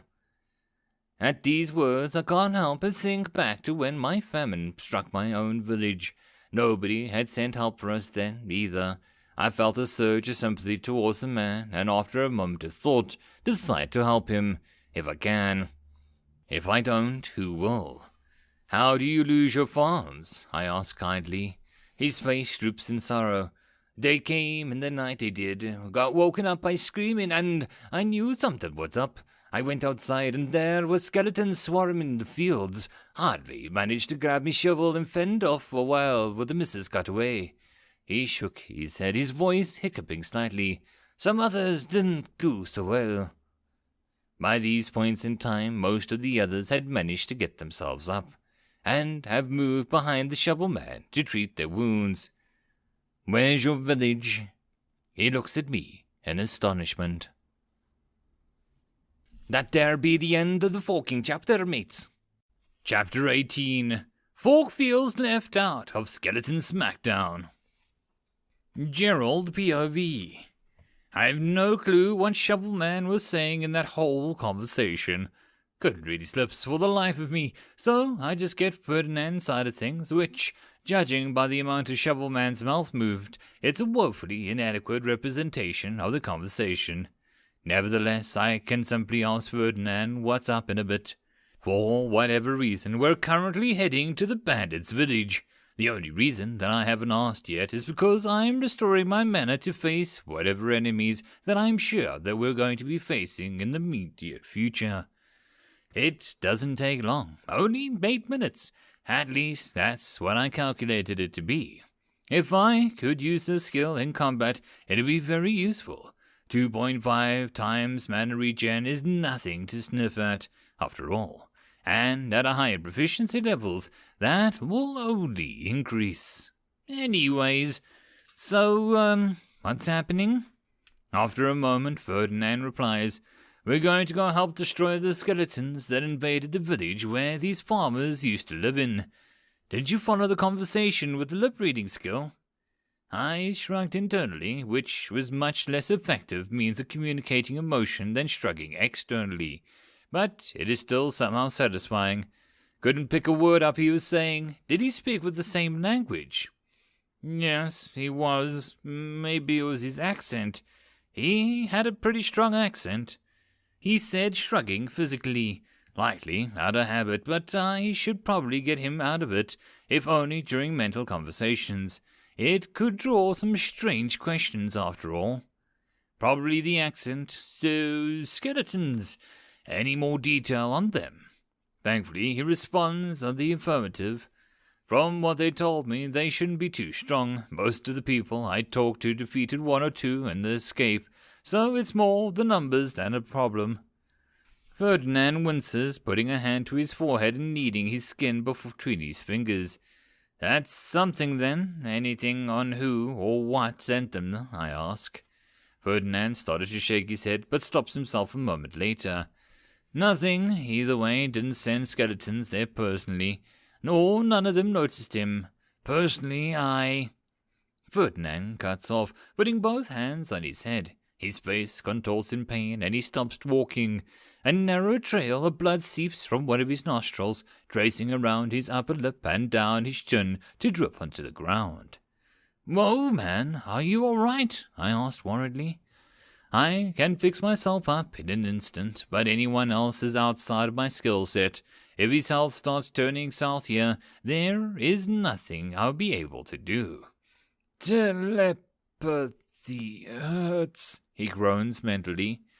While one part of me idly muses that telepathy seems to be able to convey more inflections and tone of voice than it used to, the rest of me is shutting down the telepathic connection in a panic, drowning me in silence once again. Almost immediately his expression starts to ease up and his nose stops bleeding. A few more seconds and it stops as quickly as it had begun. He waves away a few concerned villagers stating that he's fine. I want to find out what exactly happened, but I can hardly ask when my telepathy seemed to be the cause of it, can I? For the next while, he stares blankly off into the distance as he walks, a peculiar behavior I attribute to people viewing their status. Ferdinand POV. Well, I never expected this. Actually, I never expected anything at all. But if I did expect something, it definitely wouldn't have been this. Trait developed, psychic. Through repeated stimulation, a seldom used portion of your mind has awoken. Stat unlocked psi. Stat gained intelligence +2. Skill gained telepathy basic. You are now capable of communicating without a sound, without a movement, using only your thoughts. Although this skill is severely limited by the distance and can only communicate emotions, this can still be a useful tool if used wisely. After a bit of thought, I realize that this doesn't really matter. My stats are already oriented completely towards physical combat. Starting to put things into intelligence and wisdom at this point would be stupidity. So, unfortunately, telepathy is destined to be an unused skill from the moment I get it. Looking at the information of the skill brings a wry smile to my face. Only a week or two ago I was complaining that my rarest skill was just below uncommon, and now here I am with a mid-rare. But it's useless to me. The thought makes me realize that it isn't just a rarity that matters, it's how well the skill matches your stats. There's probably even higher ranked skills that I wouldn't be able to use properly. But enough of that. Gerald is probably worried about me right now. I scratch my head, and a moment later his voice pops into my head. Hey, are you alright? What happened? I smile, and feeling the liquid still present in my face, finally remembering to wipe off the blood. Perfectly fine, thanks. Apparently awakening as a psychic is painful for humans. And for once, he is the one dumbfounded. I feel a brief twinge of amusement ripple through me, before he kills it with these next words. Oh, good, I thought it was something big. Just kidding you, that's cool. Not the pain, of course, that's a bummer. I got telepathy skill as well, but with my intelligence stat I can hardly use it. All in all, I suffered that pain for nothing, I sigh. Maybe not, he says contemplatively. Sure, it may not be useful, as it is, but using it to drain your psi only takes a few seconds, and if those few seconds every now and again can train up an advanced proficiency, then there are uses for it even without much psi. Like what? I ask, curious. Well, say you wanted to have a conversation with someone but didn't want other people to hear. A short distance a telepathic conversation doesn't cost much psi at all, he says. That's true, but it is barely worth it. I'd reuse it so rarely. His voice 7/8 inside my head once again, but this time his voice is less jovial. We're nearly there, I'm seeing 5, 10, 15, 23 skeletons, and that's numbers still going up as I see more of the village. Thanks. Do you have anything that could help against skeletons? I ask him. Apart from absorb, I don't think so. Telekinesis may be able to take out a few, but I doubt my magic missile would be able to do much as it is. And absorb is just too noticeable, unless I absorb the entire body, Gerald says apologetically.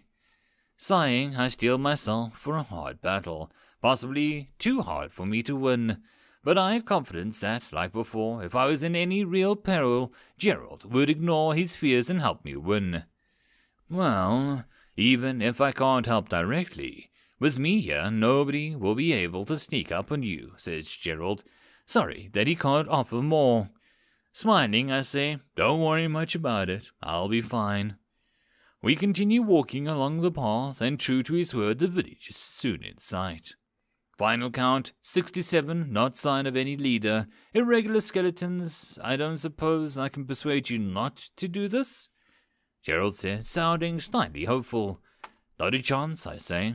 If we don't help them, then they're just going to slowly starve or be put in jail. I can't let that even happen if I can't prevent it. Oh well, let's get this over with. We reach the outskirts of the village a minute later. It feels like the sun has dimmed a bit, but when I look up, it's shining as brightly as ever. The village looks like it has suffered under the reign of the undead. The grass an unhealthy brown, and the buildings look like they've been abandoned for years, not just a week or two. The bare trees dot the village as if their very leaves had forsaken them in the presence of the undead. An unearthly silence makes it feel as if there isn't a single thing living in the village, not even insects. A few of the shambling skeletons turn their heads warily towards me, the dark flames burning behind their pale eye sockets. Just looking at them gives me a feeling of disgust, of wrongness. The farmer with the shovel lifts it above his head and shouts, "All right, lads, we've made it. Adventurer boy here is going to help us bash the scully gulls. Let's be back to our village, our livelihoods." "Yeah!" the rest of them shouted, raising their own weapons. So he is the leader. Why does he have a shovel then? I shrug, slowly drawing my blade. The 14 of us, plus a fork, charge into battle. The 3 skeletons near us are the first targets. Withered grass slips between the dry, waxen feet as the undead, as they brandish weapons filthy with rust and neglect towards us, their unholy gazes radiating malice. Their bones click unnaturally as they move hatingly towards us, propelled by some dark magic far beyond our understanding. Despite our currently overwhelming advantage in numbers, I see a few of them expressions distorting in barely repressed fear at the grim sight. I grimace. It looks as if I'm going to have to use these few as an example to keep morale up. Make it look easy. I hope it is, for all our sakes. Stepping towards them, I hold the handle of my sword with both hands and angle it towards them, ready to attack or defend if need be. Thankfully, they slow down and are not very smart. Instead of coming towards me together, they are moving towards us from slightly different directions, and each are different distances from me. As a result, it could be said that I'm fighting 3 one-on-one fights rather than 1 3-on-1 fight. What seems like a simple rearrangement of numbers on paper means a large difference in reality. Of course, this is only true if I can defeat them quickly enough. Otherwise, I'll quickly find myself facing all 3 as the others catch up. Gritting my teeth, I strike towards the first with the abominations. My blade shatters through the bones of its arm and further into its hollow ribcage. This might be easier than I thought. Then I noticed the rusty sword, grasped in the other hand, swinging towards me without regard for the massive injuries on its person. Panicking slightly, I swing my weapon to intercept the skeletons.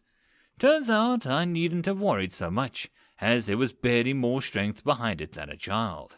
Or is it because my strength has increased lately? Its weapon thrown to one side, I sweep its head from its shoulders. The dark fire in its eyes dims and disappears, leaving behind only shattered bones that fall to the ground in a pile.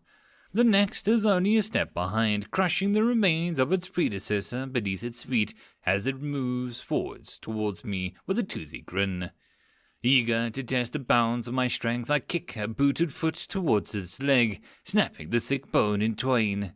The skeleton collapses to the ground, unable to keep balance on only one foot.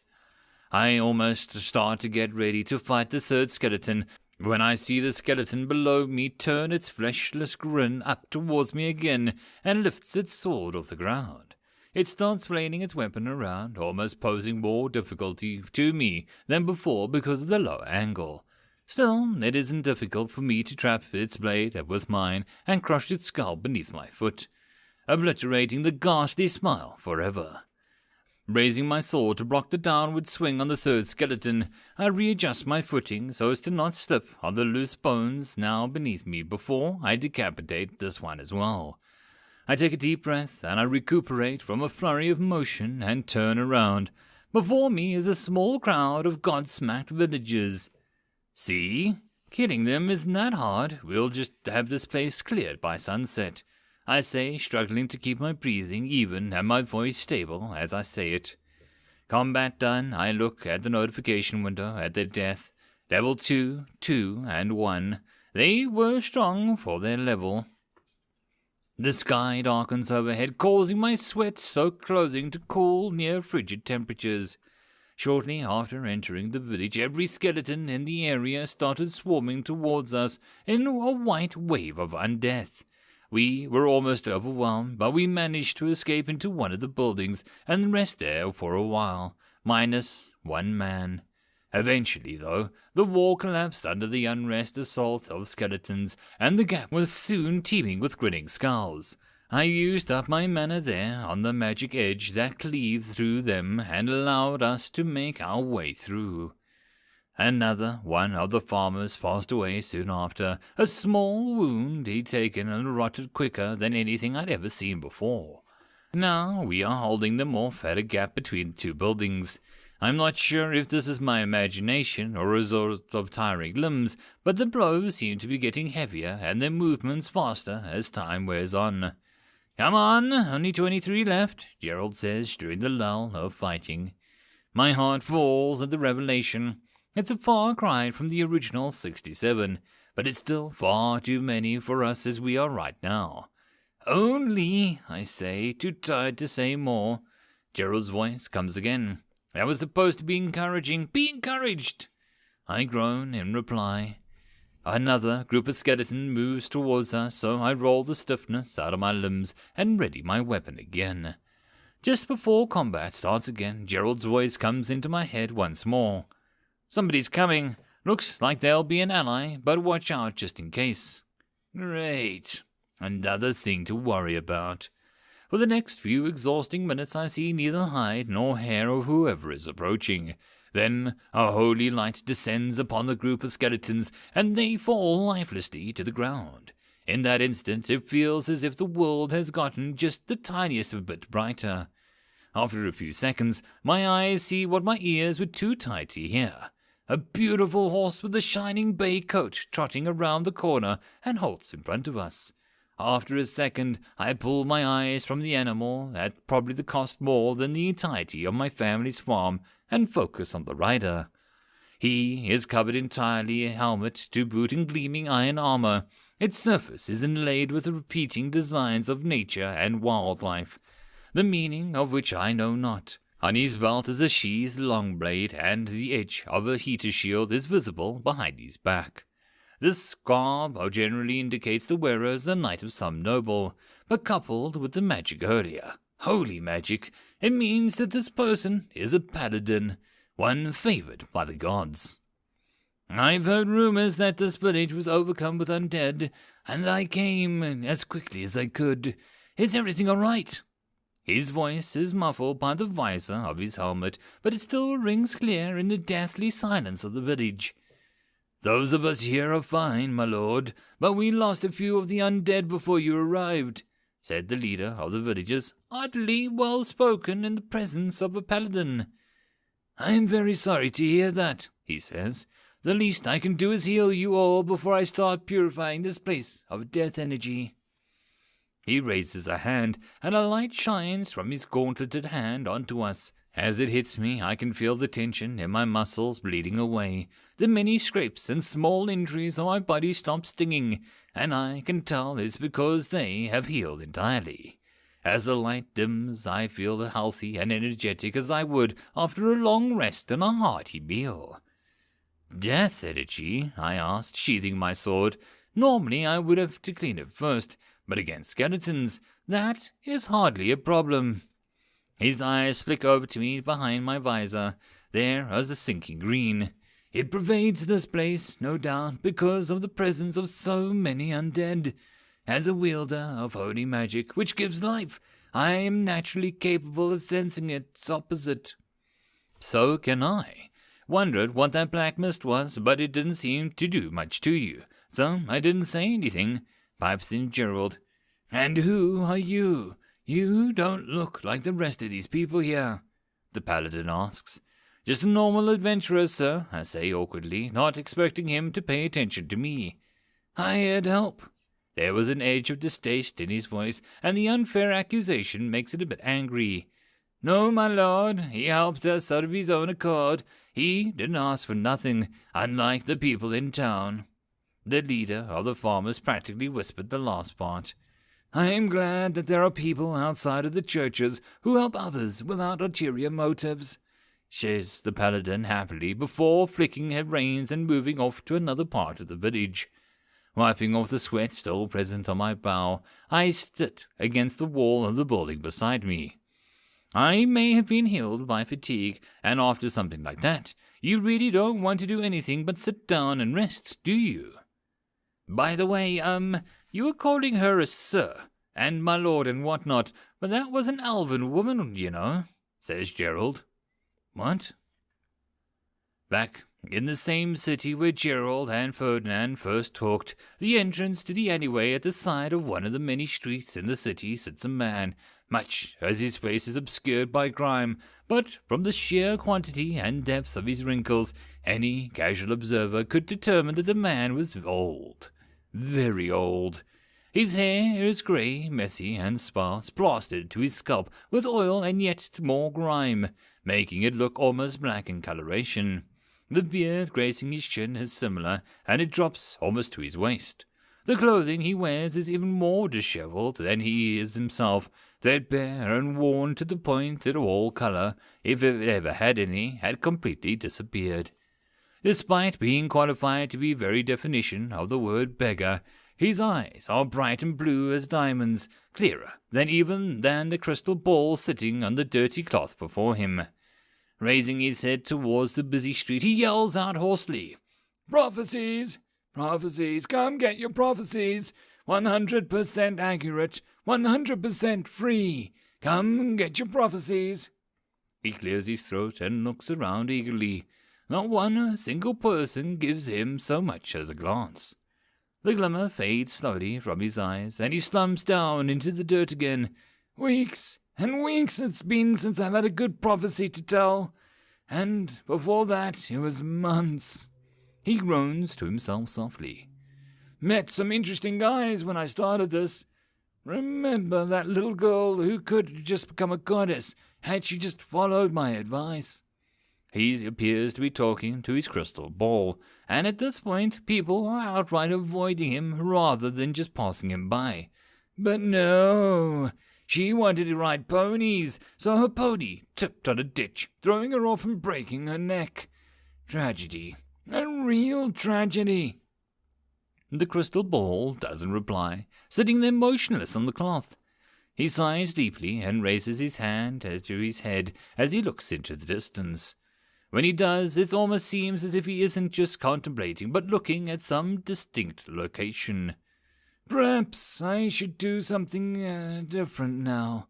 It has been a while, or it hasn't. But what should I do? He whispers to himself, and continuing to look beyond the horizon.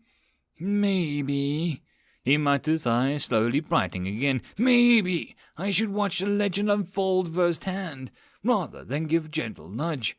But who? Ah! He shouts suddenly, startling the people and causing them to actively hurry past him. Of course! Those two, the weirdest legend I've ever seen. But it will be a blast. He starts laughing and then stops suddenly, looking at the crystal ball. Well, what will I do with you? Oh, well, whoever finds you can keep you. Try not to doom us all while I'm away, you hear? Cackling madly to himself, he walks into the night. Soon after, the city guards apprehend him. End of chapter. Chapter 19. Cats have 9 lives, so too, apparently, do walks. Gerald, POV. While Ferdinand is still lamenting unintentionally offending a woman in his distress, he still hasn't realized that it is hardly his fault, and the villagers also addressed her as a man. The villagers have started work on making the buildings livable again. Some of the buildings are far beyond the scope of a quick fix. Case in point, the building that we were in earlier. Now only as holy as that woman, but others would likely be fine with a few boards nailed into various places. Of course, it would hardly be a permanent solution, but with the state that they're in now is no easy solution. The buildings in this village are built of wood, most of which have rotted, although it's not quite so severe as they would collapse within a day or two at least. I think so. I'm no engineer after all, but they will all have to be replaced eventually. And their repair effort highlights yet another problem. That is, even the spare building supplies that we stocked up in the village aren't any good. Their next thought is cutting down a tree to obtain the wood for repairs. That doesn't go so well either. The axes in the village are coated in rust, but a quick touch-up with a whetstone fixes that right up. Unfortunately for them, the trees and around the village have suffered the same fate as the processed wood. Still, the villagers are hardly daunted as a team of them move out to find, fell, and haul back an undamaged tree from a nearby thicket. All of this was going on. The woman circled through the village, gradually purifying the dark energy that engulfed the village. The feeling I get from this place slowly changes from ghost town to old town. A small yet marked difference. And in a remote corner of the village, 2 of the villagers are looking suspiciously at a small cat that is loitering on top of a slightly crumbled rock wall. "That thing gives me the creeps. Should we kill it?" says the first man. The second man replies, "No, it's bad enough that we're standing here talking near a black bat. Who knows what sort of bad luck you'll find if you kill it." Black bat. That doesn't seem right. They must be talking about a cat. Wait, why is there a cat here anyway? This village was full of undead just a short while ago. I check back through my memories and see when it came in, and it was there ever since before we got here. The skeletons just seem to ignore it. Now if that's not suspicious, then I am not a fork. I mean, technically I'm a living fork, but potato, potato. I do a quiet telepathic link to Ferdinand. "I'm going out for a bit, be right back." "Sure," he replies, distractedly. Nobody except Ferdinand had kept hanging out here, so I'm clear for takeoff. A careful application of telekinesis opens up the bag from within, and another has me floating through the air. My sigh is draining away like water from Henry's buckets, as it was, so I move quickly through the air towards the area of the village that the cat is in. I lower myself to a stop on the top of a roof nearby a house. Being a fork, it isn't difficult to find a place to balance myself. Since I'm going to kill a cat, a mostly defensive small animal, I may as well train a bit while doing it. I created a magic missile, the same needle from earlier, but manually controlled it towards the cat, looping it over and behind to avoid detection, and then I send it speeding to the back of the cat's neck. Just as it's about to hit, the cat bobs its head down to lick its paws, and the needle goes seeping through overhead. All right then, let's try this again. Looping it back around, I send it from the side, again, at the neck, again. The cat avoids it like nick of time by falling sideways off the wall and onto the ground. Are you serious? I loop the missile back around again, and this time I hit home. Level 2 cat killed. Experience gain 0.75. It was just a cat, huh? But then why wasn't it attacked? Whatever. It's just absorb the corpse up and get more experience. I move quickly over to the corpse and absorb it. Level 2 cat absorbed. Experience gained 15. Durability 0. Skill proficiency increased. Absorb 0.01. Skills gained 9 lives. Static. Traits gained, none. Well, doesn't that sound interesting? Haven't seen that static before. Let's have a look-see, shall we? 9 lives, static, passive. You will avoid the next 8 attacks that would be deadly damage to you, seemingly by accident. After avoiding 8 attacks, the skill would disappear. Charges remaining 8. That's actually awesome. No wonder the cat kept avoiding my attacks. It was the skill. Let's hope that I never need the skill. Wait, what if it was my own attack that backfired? Would it activate then? AoEs, poison. This really has a lot of potential loopholes. So, not like I'm going to test it. I flew back over to Ferdinand and reinserted myself into his pack. Right, done, I said telepathically. Why did you feel the need to go kill a cat? Ferdinand responded a second later, confused. Then I explained the circumstances. That certainly is strange, he agrees. Still, it was just a cat. It was, I admit. So, what now? Ferdinand pauses for a moment. Same as before. The people here should be able to handle themselves, so it is time we continue searching. And so we head back to the road. In a forgotten place, an obscure location not far from the edge between Empire territory and the vast wilderness, there lies a meadow, abundant with colorful flowers and roses. If you find a map that includes this location, there will be no name marked on it, nothing to indicate that it is anything special or unusual. But it is not always so. Before the Empire, before it was scattered territories, and before the kingdom that Rose Territory split from, indeed, even before that, hundreds, thousands of years ago, this very meadow was on the very border between two great civilizations. However, their relationship was not a kind one. War after war was waged, battle upon battle was fought, up until the very place. Tens of thousands, or perhaps even more than 100,000 people had perished on the battlefield alone, their corpses left lying on the ground with no comrades left to bring them home or bury them. At this very way of the world, those battles, those civilizations they fought were forgotten, and the bones were laid to rest by nature itself, buried deep, deep within the soil. And it's within this natural burial ground that the dreaded necromancer has made his gruesome lair. It is a place where he trains, gathers strength, creates undead plans. The rooms and hallways have been dug by undead hands and left mostly as they are. The walls generally composed of dark earth and various bones jutting out here and there. Skulls are embedded in the ceiling at regular intervals, the ghastly white flames within glowing through their eyes and nose cavities, as well as between the teeth, and hanging jawbone in a particularly macabre method of illumination that somehow makes shadows seem even darker and more sinister than without them. In one of the many rooms of the widespread function, the walls are lined with mirrors, each of which has a neat line of text beneath them. The text describes the location, and it was a view from what the location can be seen within that respective mirror. The location ranges from large cities to small towns to rural villages and empty plains. The necromancer has eyes in everywhere that matters, and some places that don't.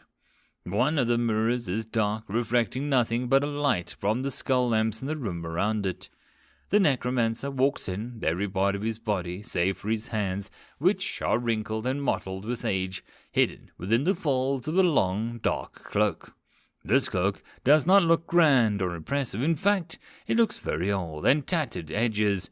But this cloak has been taken from the sealed tomb of a lich who had died long ago, and is imbued with enchantments most foul. The staff he holds in his hand looks like a burnt wood, and seems more likely to collapse under the amount of weight than to be relied on as a staff. But it too is not what it seems. There was once a tree on which no leaves grew, yet it did not die.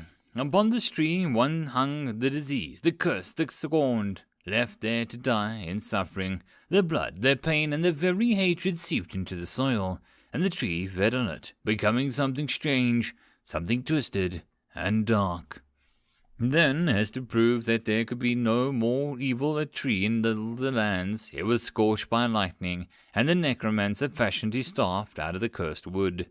The necromancer sweeps the room with his gaze, briefly glancing at each and every mirror, before finally coming to rest on the one dark mirror. He taps the surface with one long fingernail, as if expecting that it will cause it to resume its normal function. It doesn't. Beneath the dark hooded cloak, the necromancer's eyelids slit shut as he focuses. Necromancers have a magical connection with their raised dead, through which they can give orders and, depending on the undead, sometimes more. The necromancer is searching for the skeletons which were in that village.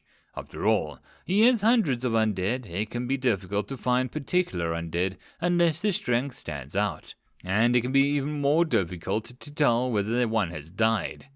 After a while, he opens his eyes. So the skeletons there perished. That hardly matters, but I do wonder who did it. He smiles coldly at his own words. Adventurers, one of the churches, wandering monsters, or perhaps even the villagers themselves. No use thinking about it. Still, my familiar was killed as well. Even if it may have been just a coincidence, I'd best avoid that area for a time." He chuckles darkly, taking a long scroll from within a pouch at his waist and unfurling it on the table. Once completely unrolled, the scroll spans the entire length and width of the table, even with the table's extensive size. It is a detailed map of the entire empire, with roads, cities, villages, and even dangerous areas marked upon it. There are 23 cities including the capital, and over 100 villages of varying sizes. Almost half of them are circled. "After all," he says happily, "there are so many more villages to go round." Taking out a piece of charcoal, he looks aside to check the exact village and crosses it off the village circle in that location, and then his hand idly wanders around the map as he thinks, "This place should be fine." He circles the village. The very same village that Ferdinand had rescued from monsters barely a few weeks ago. POV Gerald.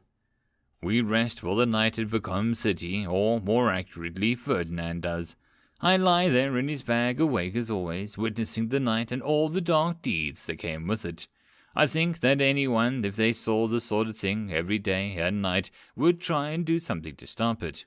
Probably even some of the people who were doing them, or so I like to think. The average criminal couldn't be so insane as to enjoy being unable to stop witnessing murders, theft, torture, especially if, like me, they could see those very same people going calmly and happily about their daily lives beforehand, getting to know them more intimately than anyone else that they knew. Unfortunately, many of the crimes in the city would seem to be connected to the city lord himself. Unless I am able to stop them all myself, I won't be able to do anything. All I can do is hide myself in meditation, a state that I find unusually difficult to reach tonight. I force myself to leave that cocoon of false comfort frequently throughout the night to train in self-form manipulation and glide around the room with telekinesis until my mana and psi drain back to zero. Each time is another reminder of how many people in pain around me that I can do nothing about. At one point, I turn off my mana sights trying to shut it all out. It doesn't help. It's like walking past an alleyway where you hear someone getting beaten up. If you look that way, even if you can't hear it anymore, you are stuck with the knowledge that you didn't do anything. Couldn't do anything. Somehow, not being able to do anything hurts more than choosing not to do anything. But the night passes eventually, and we leave for the next city in the morning, because we need to get stronger, and quickly. I consult briefly with Ferdinand, and having obtained his permission, attract monsters to us every now and again. Sometimes they are killed by other travelers who happen to be near us at the time, but for the most part we defeat them ourselves. Then there isn't anyone in sight. I am able to come out and fight myself, but those occasions are rare. There are always caravans transporting goods between towns, carriages transporting people, farmers with their carts, adventurers, travelers, especially in the mornings. Still, we manage to kill quite the number, and I manage to absorb a few as well, getting enough experience to get me to level 30. Another decade down, and an increase in difficulty leveling up. The stat points are obviously an even split between intelligence and wisdom. Along with the EXP comes a few skills and traits.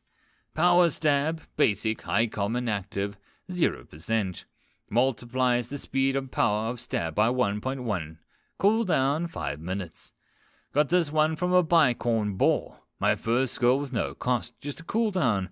Doesn't do all that much right now, but even a 10% increase will do a lot, if you stab is strong to begin with, and I can imagine that it will get much stronger at the higher levels and with a lower cooldown. Mud Bath Basic, Low Uncommon Passive, 0%. Your injuries heal faster when they are covered with mud, by 1.2 times, slightly lower chance of contracting infection and parasites from this activity. However, as for you or most purposes of an object, this skill does not affect you. It's completely useless. Climbing Advanced, Low Uncommon Passive, 0%. You have a slightly increased ability to find handholds and footholds when climbing something, as well as a slightly increased ability to maintain grip on smaller handholds. This one was from a bear. And it started at advanced. If I'm right, that means that the bear had a skill at one level above that. Expert. Bear has skills. Cat's flexibility minor. Base dexterity is multiplied by 2. Range and movement of joints increased by 1.1 times. Another stat increase for the stat that I don't use. I don't suppose I could get Owl's wisdom or something, but that has its own traits and skills. The majority of them have as much use for me, but I see some potential in Power Stab, after training it. Speaking of, I try to get Ferdinand to communicate with me with telepathy every now and again, but I can tell that his heart isn't in it. Literally, with his inexperience communicating with emotions instead of words, his lack of enthusiasm is laid bare for me to see. I eventually stopped reminding him. It's his choice to make, after all. Days passed, some spent out under the sky and some in an inn. Throughout it all, I am constantly improving my skills and getting stronger. But I can see that isn't the case for Ferdinand. He is getting a bit stronger, but it's mostly from the increased stats after 2 level ups. And it seems to me that getting and training skills is a much better way of getting stronger and leveling up as it is, at least right now. Frustratingly, though, I haven't the foggiest clue of how he can get skills. He is a fighter, after all. You can manipulate mana, but you can't exactly manipulate your fist, can you? What am I supposed to do to get him to do? Run around really quickly or swing his sword really hard? As if.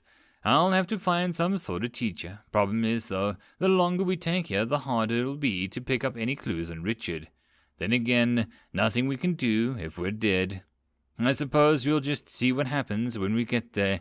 If we don't find anything, then I'll find him a teacher, and if we do find something, well, it depends on what we find. Anyways, no point threatening over that right now. Let's just go over what improved recently. Firstly, I've gotten Magic Missile to Advanced Proficiency. Magic Missile, Advanced, Low Uncommon, Active, 32.81%. Fires a projectile of mana, power scales with mana consumption, unable to exceed 25 mana per shot. Maximum range equals intelligence times 1.5 meters. If remotely controlled, it will have an additional cost of 0.75 mana per second. Otherwise, direction of travel is set on initial creation of shot. Experimenting with manipulating the missile into different forms and controlling their flight, rather than having them fire in a straight line, really paid dividends, with proficiency really shooting up. And not only that, it netted me another skill. Mana Control Basic, Low Common, Passive, 89.01%. Your practice with magic has led to an increased familiarity with handling mana. Maximum quantity of mana able to be controlled reliably, 25 mana. Minimum quantity of mana able to be controlled reliably, 0.5 mana. Of course, just seeing that skill description made me realize that I've been focusing too much on maximizing power and not enough on precision. Obviously, a 0.5 magic missile isn't going to do any damage, but surely having the ability to control a minute amounts of mana is a useful one. Next, Telekinesis. Telekinesis Advanced, Low Rare, Active, 0.07%. Through Psi, your mind pushes the world around you, moving objects without the need for physical contact. More Psi is required to produce greater forces, currently inefficient. There is barely any change in the description, but I have noticed the decreased Psi consumption, which is always welcomed. My revelation in the mana department led me to try similar tactics with Psi, with unfortunately little success.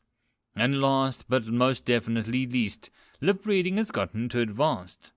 Meh. Still, it has helped a lot. I've still been trying to help out in every city we pass, but I've had not much success. At this point, I consider them being skeptical a positive response. Blunt refusal is a norm, and one even had guards searching the entire building for me, unsuccessfully. And then there was the one that I couldn't contact using telepathy at all, for whatever reason. So that's that. Anyway, about a week after reaching Vocum City, we make it to Leonport City, the headquarters of the Empire's Navy. The Empire? What? An old Darth himself will be sitting on the throne. Next thing you know, someone's going to be saying, "That's no moon." Not that I can see a moon, if there is one. You never know. It is an alien planet after all. For all I know, the grass is purple and the water is bright red. But back to the task at hand. Ferdinand busies himself going through the list that he has, and I busy myself by watching random people talk. By doing this, I get a pretty clear picture of the situation of the Empire over the last week. There is a lot to go through, rumors, idle conversation, and people making reports, but I have an ample time to sort through it all. The history of the Empire is simple. It was once a collection of small, independently governed territories, some containing a few cities and a few only containing one. Wars and temporary alliances were common between these territories, and as a whole, the area was in a state of constant turmoil and decline for around a half-century. Then, some 130 years ago, a small territory rose up and used a small team of elite warriors and magicians to infiltrate and kidnap the influential figures of one city after another. They were subsequently forced to recognize the sovereignty of that state, which evidently came to be known as the Empire. The morality of their method of conquest is quietly questioned by some, but no historian refutes that it has led to a period of growth and prosperity for the region. In more recent news, the current emperor, whose name is neither Palpatine nor Sidious, happily, recently adopted a son and proclaimed him his heir. Naturally, this is the product of much consternation for those who want to keep it in the bloodline pure. But it is mostly accepted, as the emperor only has a single child, who is female. What's with the medieval culture not seeing females as suitable rulers? Although I've heard a place further abroad that is ruled by a queen. But the cause of concern for most people in power is that the new prince isn't some little-known bastard child of a lesser noble, or some orphan picked up off the streets. In fact, nobody seems to know where he's from at all. Somewhere in the impossibly mountain region of Fort Octon and Lanesport, the wind pushes itself between the mountains, shrieking angrily towards the treacherous valleys below. So tall and sheer are these mountains that the snow can be seen glistening white upon the lofty peaks, and little more of a few hardy clumps of greenery decorate the walls. About 2/3 of the cliffside, a grimy man in worn clothing hangs by one hand from a rock, his sandals dangling precariously from his feet. The rock in his hand shifts ominously, ready to come loose at the slightest provocation. "The fastest route is to go in a straight line," he puffs out, heaving himself upwards and reaching out the other arm to grab a hold of another rock above him. Even as his previous handhold breaks loose, smashing loudly and rapidly vanishing into the abyss below. And even if it's not fastest, it is definitely the most fun. He pulls himself up again, and with only a few more motions reaching a minuscule upcropping, turning himself about, he deftly plants his backside there, pausing to take a brief rest as his legs swing over empty air. "You know, that was great," he said to the wind. The wind continued to do its thing, irrespective of the grimy old men speaking to it. "I haven't been in jail for a long time either. I almost wish that I'd been far more than just a night, but then again, I didn't technically do any more than cause public unrest. Speaking of, maybe I should stop laughing randomly in other people's presence. Nah." The old grimy man stands on the outcropping with only the heels of his feet on solid ground and cackles loudly as a flock of monstrous birds swoop down to attack him. End of chapter. Chapter 20. Brave Sir Fork runs away. POV Gerald. There are quite a few interesting places in the city. The docks, of course, have many boats moored, fleets of fishing vessels, hordes of merchant transport ships, and a veritable tides of galleys, caravels, and carracks, the names of which I only know from the conversations of the sailors. A theatre currently housing the enactment of a play as scores of well-dressed men and women watch on, oohing and ahhing in appreciation as the actors build the story to a crescendo of excitement, intrigue, and ever-present element of romance. Tents and stalls set in a sprawling network, crowds milling about as vendors called out their wares of professing their quality. Regardless of their truth claims, jugglers, magicians, and sleight of hands of kind, mostly, and the clowns attract their own small crowds as they perform, periodically emptying their hats and buckets quietly into a concealed purse, so that nobody notices how much money they're actually earning.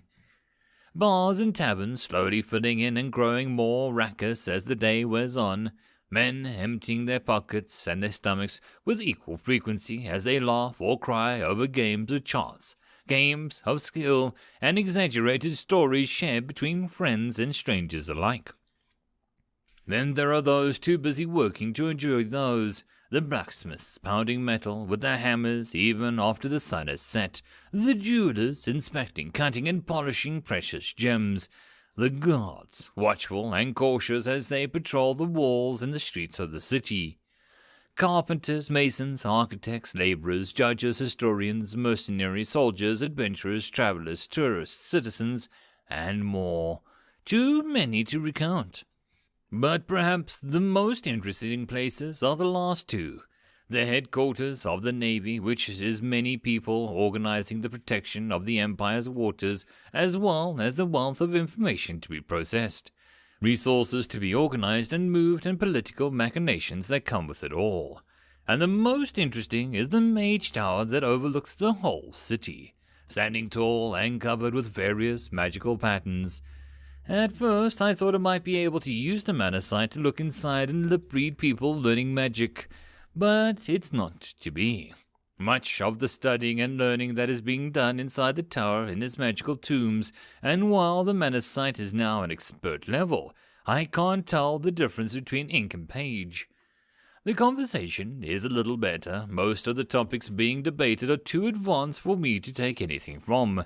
It's like a kid learning basic addition, multiplication, etc., listening into a conversation between high school students learning advanced algebra and trigonometry. To me, it is as if they're speaking an entirely different language, even if he knew what the words mean individually. Still, there are a few things that I learned. For instance, the main schools of magic were known as creation, destruction, restoration, alteration, summoning, and illusion. Not that I know what those mean outside of the obvious interpretations of the names themselves. After realizing the futility of it, I focus my attention elsewhere. Ferdinand is still going through his list, apparently without success so far. I wait for a while, and eventually Ferdinand stops looking for people and starts looking for an inn. I spend the night much as I had the previous ones, meditation, telekinesis, and form manipulation itself. The next morning, Ferdinand resumes where he left off, and I, when not training, observe the townsfolk out of boredom. 3 days pass quickly by, and Ferdinand running out of names and hope. But finally, when he finds the second from the last person on the list, we get our lead. Richard. I saw him recently, yes. We must have been, a week or two ago. What? He's dead? How terrible. Well, I'll tell you what little I know. Richard came to me to see if I knew anyone with the information department of the Navy that was fairly high up and discreet. Richard hadn't been around these parts for years, see, and he didn't know who was still around and who wasn't. Oh boy, this one is a storyteller. Why, yes, said I, and so do you. See, he had a few students way back in his heyday, and one of them just happens to have gotten promoted to the head of the Department of Information. So I says, you remember little Harry? And he says, yes. And I says, he's the head of information now. And he says, well, I'll be darned. That's perfect. And thanks me and heads off. Ferdinand thanks him and starts heading off. The old man calls after him, lad, you do know that Richard couldn't handle it, that you have no chance, right? Let it be. What's the point of trying to avenge him if you're just going to get yourself killed, too? But Ferdinand is already through the door. He does have a good point, you know. I initiate a telepathic link to Ferdinand. So, a guy named Harry, huh? At least we managed to find something. Yes, but how am I going to talk to him? It's not like I can just walk into the headquarters of the Empire's Navy, he says in frustration. No, but I can, I remind him. Just drop me off somewhere nearby. He smiles. All right, let me just ask for directions.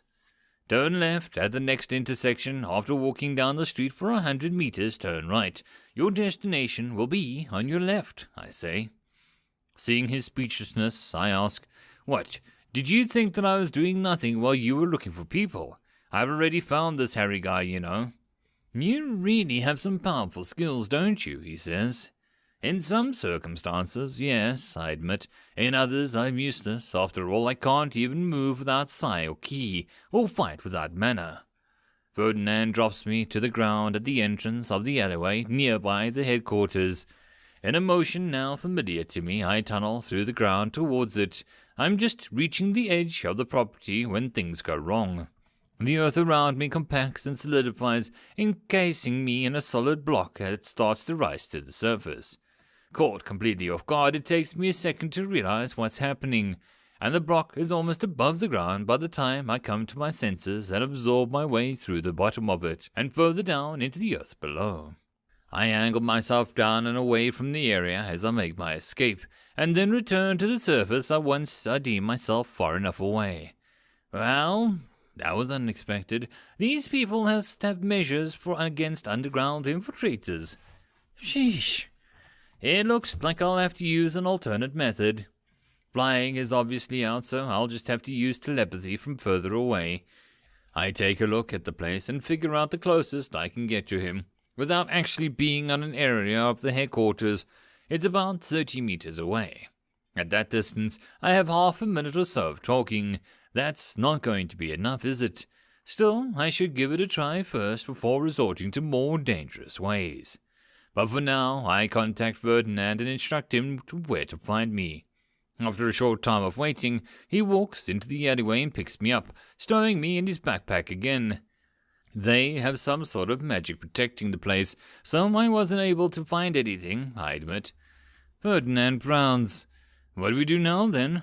Well, I should be able to communicate with him from the outside, but the time I get to talk to him will be much shorter, and we'll have to wait. About 20 minutes so I can get my psi back to full before doing it, I explain. Okay. A brief period of meditation later, and I'm back to full psi and back to the underground. This time I only under the surface to avoid being seen, as I am currently under a busy street.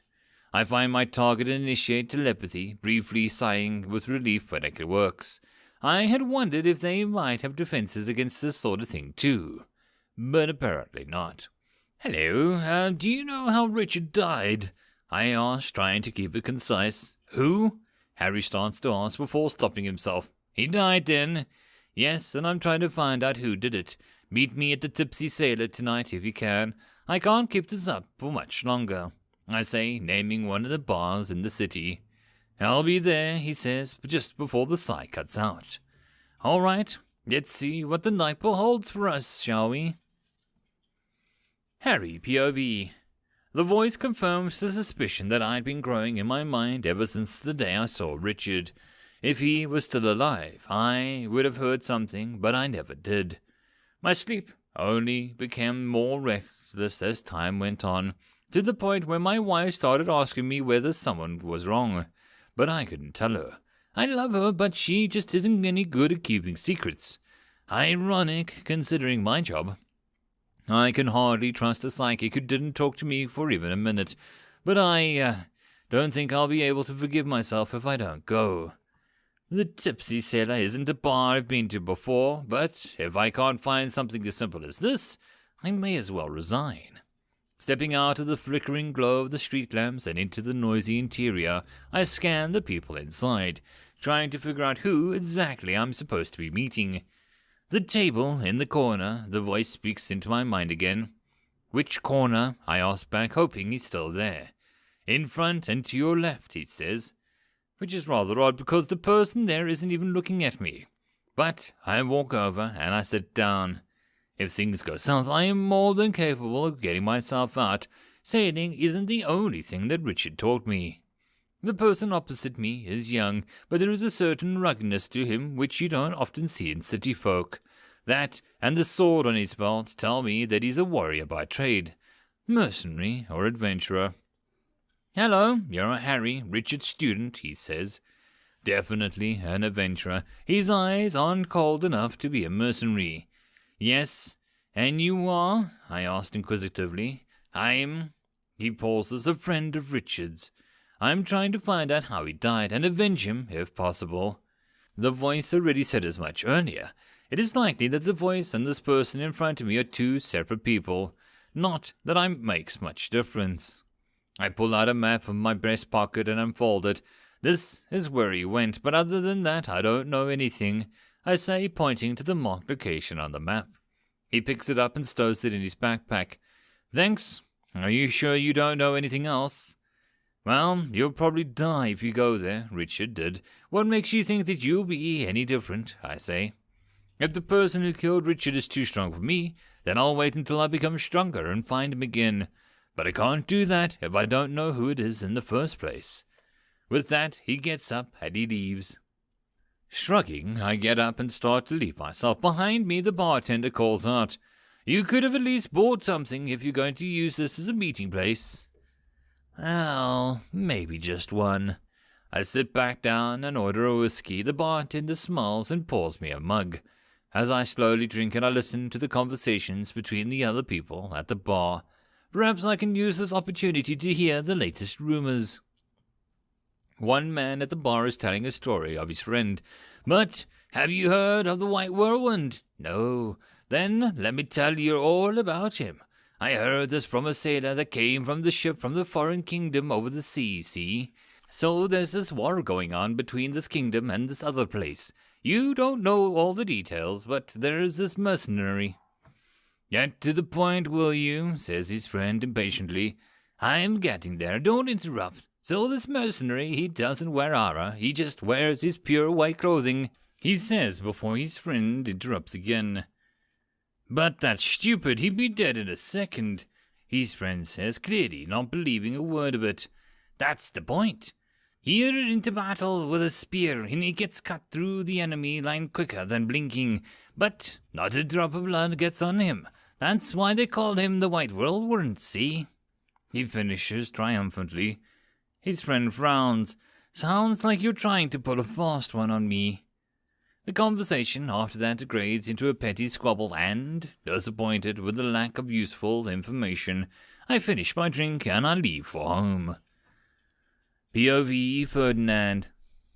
The next morning we set off again. This time, unlike the others, we're travelling across an open land rather than on the roads.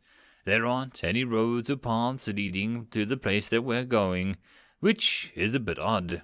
It's west and a bit north from Lionsport, and north is a bit east from the city where we'd been in before that. In other words, we've already gone past it on the way to Lionsport. I wish we'd known earlier. Reaching the rocky hill, I climb it and take out the map, using a high vantage point to check the landscape against the features drawn on it. After adjusting my course slightly, I climb back down on the mountain and continue on my way.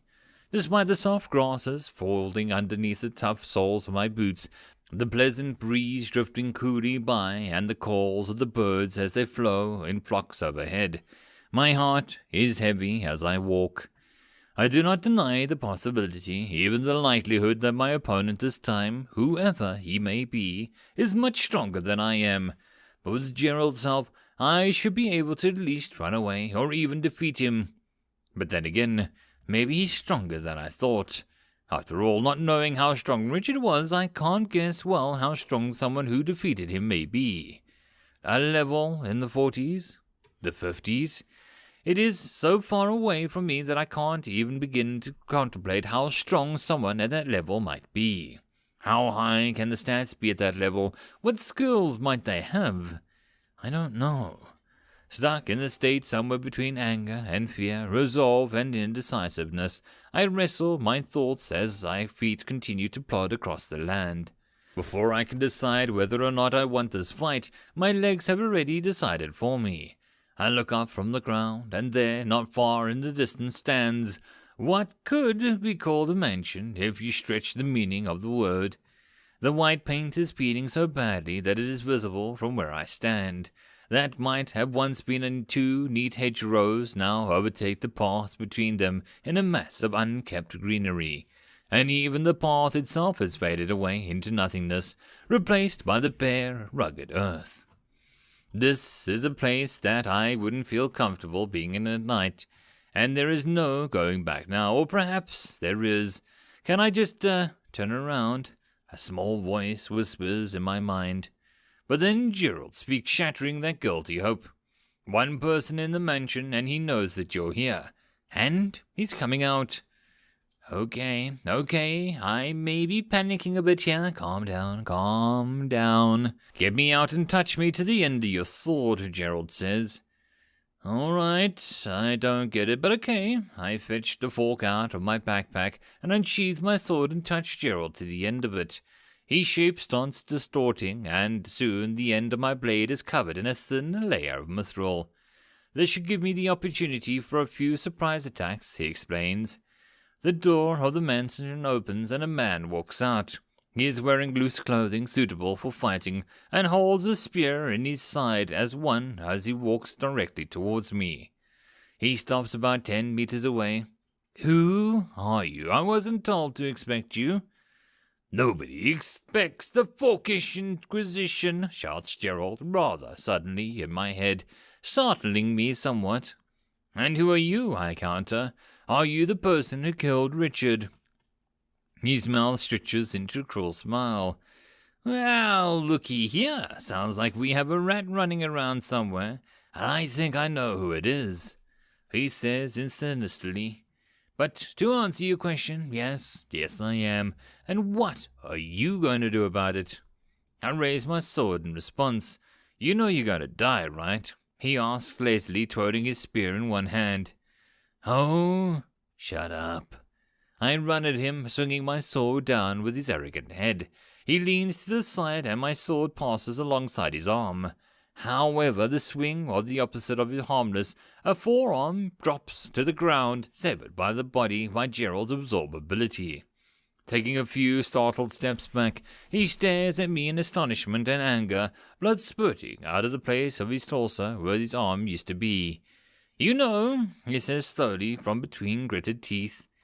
A red mist explodes from his body in torrents, forming a dense cloud around his body that reeks of blood. Something about it makes me feel utterly terrified. The bloody cloud contracts, forming a thin layer of glossy red liquid around him, and his spear. It dulls, solidifying into a set of simple yet intimidating blood-red armor and spear. I was going to give you a quick death. Now I won't give you the pleasure. Shifting one leg backwards, his bloody boots dig into the dirt. He vanishes before my eyes, only a small cloud of dust left in his wake. The thing I notice, the spear is piercing into my side and starting to cut its way back out. I slice towards his spear. It's a move born of desperation and a blind belief that Gerald's absorbed skill would be able to cut through the red layer and deprive him of his only weapon. Reality didn't prove to be so forgiving of my decision. My sword hits the haft of the spear and it bounces off without doing any damage, jarring my hand and even creating a small chip on the edge of my sword. His spear, on the other hand, doesn't have so much as a scratch. I couldn't absorb it. He did something. What do you see? Gerald asks telepathically in a panic. I take a few steps backwards, putting one hand to my side. He comes back with blood on it, but not as much as I'd imagine from the searing pain now coming from there. The man appeared to be examining his spear, so I figured I must have time to respond. He covered his spear and himself in some red liquid thing. Gerald responds immediately. Run now. If he's covered in it, I can't do anything. Like a fool, I stand still as if rooted in place. I thought maybe you were faking being a weakling to get a cheap shot off me, but it looks like I was wrong, he says, putting a finger of blood on the tip of his spear. Trailing the finger down the haft of the spear, he draws a trail of glistening crimson from the ready red surface. As he does this, his helmeted head and bowed towards his spear, as if ignoring me. You actually are a weakling, aren't you? he says, barely suppressing his laughter, and I let a weakling take my arm. He breaks into laughter and then stops abruptly. I'll kill you slowly, bastard. Run! Gerald screams in my head, shocking me out of my stupor. Just as I'm about to start running, the Crimson Man looks as if he's preparing to skin me alive. A grimy man with a tattered clothing that looks vaguely familiar steps between us. Hello again, he says brightly. My mouth gapes open for a second, and then I desperately try to warn him. Watch out! He turns around casually, and the spear sprouts from his back. My eyes widen in horror. He turns around again and says in a toothy smile splattered across the colours, so dense it's almost more terrifying than the man behind him. Sorry, am I interrupting something? Let me just move to the side and pretend I don't exist. Having said this, he walks calmly to the one side, the spear sliding out of his body without leaving a trace, even on his clothing. What was that? What? Right, running. I turn and start running in the opposite direction to him, sheathing my sword in the process, and barely did any good in the fight, but it was only hindered me while running. Gerald slips off the end into a small spike, which he then turns into and moves into the opposite direction. I'll meet you back at the city. You aren't going anywhere unless someone buys you time, after all, he says, and then cuts off the link. I almost stop, but I keep running. All I can do now is hope that both of us can get out of this alive. Gerald, POV. I do not think that I will enjoy this experience. Not at all. With my current psi reserves, I have maybe 20 minutes of flight via telekinesis, maybe less. Current key reserves, almost 6,000. I have no clue how much I can release in one blast before it kills me. Before now, 40 would be about as much as I used in one go. Well, no time like the present. While he's still confused, I fire a key blast with 100 key behind me, shooting towards him faster than I've ever moved before. He deflects me with a single swipe of his spear, sending me spiraling through the air. Regaining control of myself, I fire off 200 key behind me. The ambient mana in the air behind me shoots away, creating an area devoid of mana, and I shoot forward as though faster than speed than before. He deflects me again, seemingly without much effort. What is this thing? I see him say. Can't say the same about you. I saw what that window said when I absorbed your arm. I know what you are now. The shockwave of the air gives me an idea that I can't believe I didn't have before. Straightening myself out, I activate Absorb at maximum radius, as fire 300 key behind me. The flat end of the spike that is me bends slightly, but I correct it with enough thought as I speed through the air at almost twice the speed as before. What am I absorbing? The air around me. Why am I traveling through then? A vacuum. With no air resistance, my speed won't decrease, and if I'm able to move much faster.